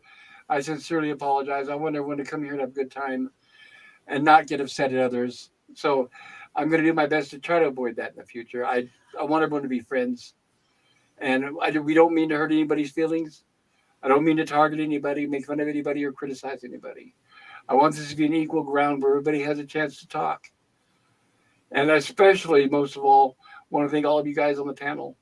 Thank you for keeping me company and such a varied topics tonight. All these things we've talked about, I find them very interesting and very fascinating. Ola Greg says, good night, everyone. You too, Ola Greg. Sorry, go ahead. Do you want us to give us some self promotion for ourselves, or do you just want in the stream right away? No, hold on. I got a cough. No, I always, unless something arises where I'm not able to, like last Tuesday night, that was something that I was upset because people were arguing and nobody was listening to me. So that's why I ended the stream. I don't usually do that. That's a rarity. I usually always give everybody a chance to plug their channels. I started that trend, but after you said to try to stay on topic, I decided to hold back and then just try to stay on topic for you. Well, when I tell people I'm wrapping this up, and I start thanking the chat and thanking people on the panel, when I say I'm going to wrap it up, I mean wrap it up. But that night, when I was trying to we usually have reviews, and I was trying to give everybody a chance to review the movie. But the problem is that everybody kept interrupting everybody's reviews. Nobody could get a word in edgewise, especially the people that had already reviewed the movie. When I was moving on to somebody new who hadn't reviewed it yet, the people who already reviewed it kept interrupting the ones who hadn't reviewed it yet. So that was my issue. It's like when people are doing reviews, you need to let them talk. But that didn't happen. People were constantly interrupting. They were getting off topic. You guys kept talking about the books. And I even said, I go, come on, guys, we need to stay on topic. We're giving our reviews. And you said, well, somebody shouldn't have asked me. And then you said, and anyways, with Star Wars, blah, blah, blah. And you went on with Star Wars again, even though I had asked you to stay on topic. So everybody was guilty equally. Everybody, by the time you're right. But everybody was equally guilty. I'll put it that way. I'm not pointing the finger at anybody in particular. But I don't know why, but there was like 3 or 4 people that were all at the same time, almost like a concerted effort of not letting anybody give a review. I felt really bad for Nemesis because it was his turn to give a review. And I even said, everybody, please, everybody. And I said, okay, Nemesis, go ahead. And as soon as I said that, blah, blah, blah, blah, blah, blah, blah, blah, blah, everybody started talking over me again or over him. And that's why I ended the stream. I'm hoping that doesn't happen again. So essentially, in a nutshell, if you're wondering where's he going with this, is when I tell everybody I'm going to wrap it up.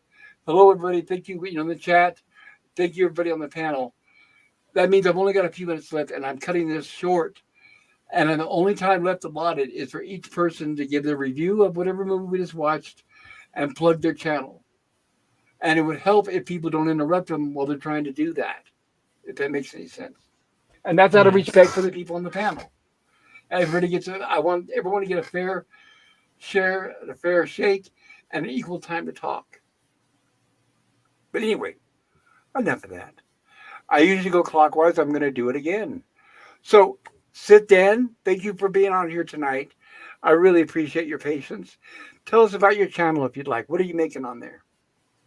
Well, over the next few days, starting on Monday, either tomorrow or Monday, I may put out a few more videos about a few other franchise movies that I've seen. I won't go into spoilers, but you guys may like them. You can check the videos out when they come out.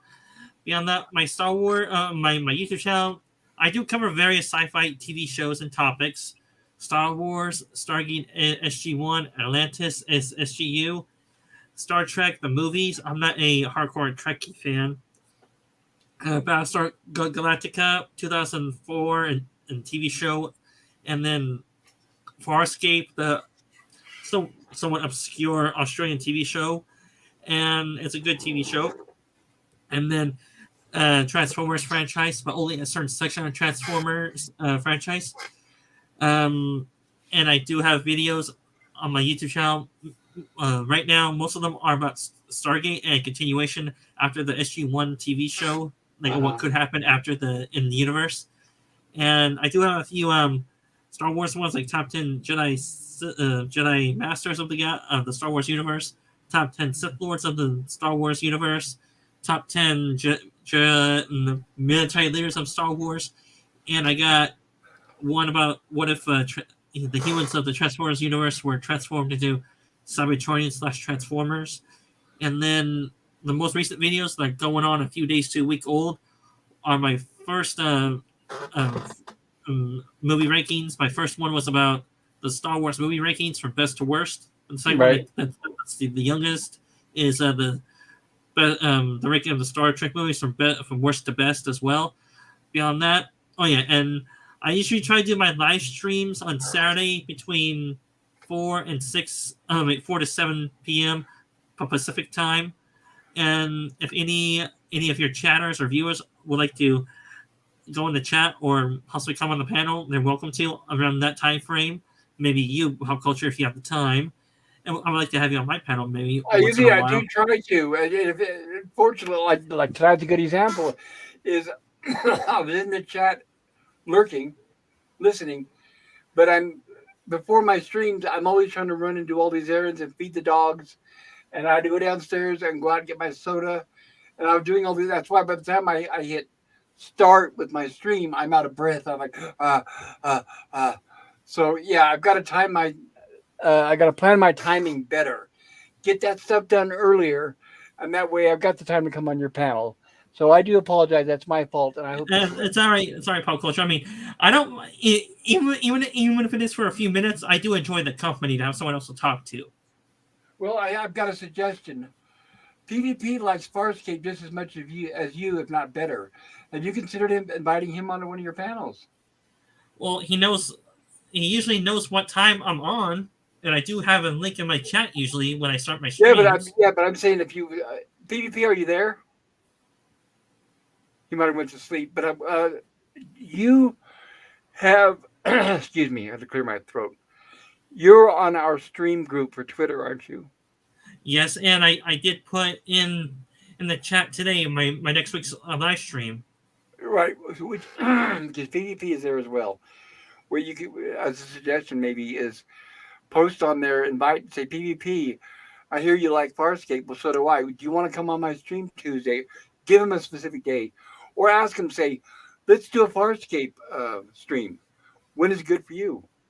And then do that. That way, because you both like the show. Is there a message him directly and not just in the group, or just No, that's what I'm saying. I don't know if you have his direct connection on Twitter. If not, you could do it in the group. Whatever's easier for you. I usually put it in the group chat usually. That's okay. Yeah, because he'd be a good one for you to invite. He loves Farscape. He loves to talk about it. Yeah, and so does Resolute Germ. I had him in my comment section today, and we talked about Farscape for at least an hour or 45 minutes. Right, and PvP is on Gorilla streams many times with Resolute Germ. So yeah, plan on doing a Farscape stream and invite those two. I think it'll be a very fruitful for you. Well, first I have to figure it out. If I want to figure that out. Talk to them. Just say, I have an idea. I'd like to do this. When would you be available? And then that gives you the time to figure out and get a time more secured. But bring up the idea first to them. Say, I want to do a stream on Farscape. Are you interested? I'm sure PvP will be interested. Like I said, he loves this show. He's always trying to get me to watch it. I'm not a fan. And I told him before, I said, I appreciate that, but it's just not my thing. I don't like the puppet. But he likes it, and he's willing to talk about it. Right. Ola Greg says, put your link in the chat. There you go, everybody. If there's if you're not able to put your link in the chat, let me know and I'll do it. Ola Greg says he fell asleep, LOL. Yes, that's okay. It's just rather late right now. I have not yet figured out how to put my link in the chat without screwing it up. Let me know next time you're on one of my streams and I'll help you do it, okay? Mm-hmm. Daniel, are you still there? Daniel, is there anything you want to talk about or share before we close this? Yeah. I was just thinking. Wait, you haven't seen Picard season 3, right? Nope. Okay, so I don't know. Okay, well, I won't say it. Well, that's okay. I'm just saying that if you have any questions, I wouldn't be able to answer because I had not seen it. That's I all. mean, to whoever watched the show, they really missed the ball. They had a really good storyline, and they missed it. They had this like new version of Data, where they had like it was Data and lore inside the same body, That's what I right? heard. And they missed a really good storyline where they could have had a Jekyll and Hyde story where at first it's Data, and then all of a sudden, out of nowhere, it could be lore, and you could be killing people. They could have had a really cool Jekyll and Hyde story, but then they just didn't do it because they were afraid that the fans might think it's too dark. That's Plus, dumb. it's too. That's treating the audience like they're stupid. They shouldn't have done that. Plus, it's too. For them, it's too much effort. It's too much creative freedom for them too. I think that's more of the issue right there. But I do agree with you, yeah. And they should never underestimate their audience and treat them like they're dumb. Yeah, but I have a friend like that who doesn't like Dark Trek and who wants it to be light and happy, and he wouldn't have liked that storyline either. And I'm just like, I am so sick and tired. Star Trek is catering to people like him, and it really shouldn't. I agree with that. I totally agree with that. Well, Greg says he fell asleep, LOL. He's talking about PvP. And Ola Greg says, I'm surprised I'm awake. Yeah, me too. For me, it's 1:30 in the evening or morning or whatever you want to call it. But tomorrow's Sunday. I can sleep in if my it's another story, but my back hurts so much I can't sleep anyway, so that's the reason why I'm awake, honestly. Normally I should be asleep by now, but too much pain. But you can always do the easy masking option. Just try to take a pain pill and have the pain mask away. I did actually. I took an oxycodone and 2 Tylenol before the stream started, and Did it help at all? It helps a little bit, and then what I'll do actually, and also something called gabapentin. So I've got to take like 5 pills. But anyway, and I'm going to take them as soon as the stream is over, because when I do lay down and try to sleep, it's the only way I could get any sleep at all is they do alleviate the pain some. Like when I sleep, I used to sleep. Okay, I know you guys don't want to hear this garbage, but all my life, whenever I sleep in a bed, I am used to sleeping on my sides: left side, right side, left side, right side, left side, right side.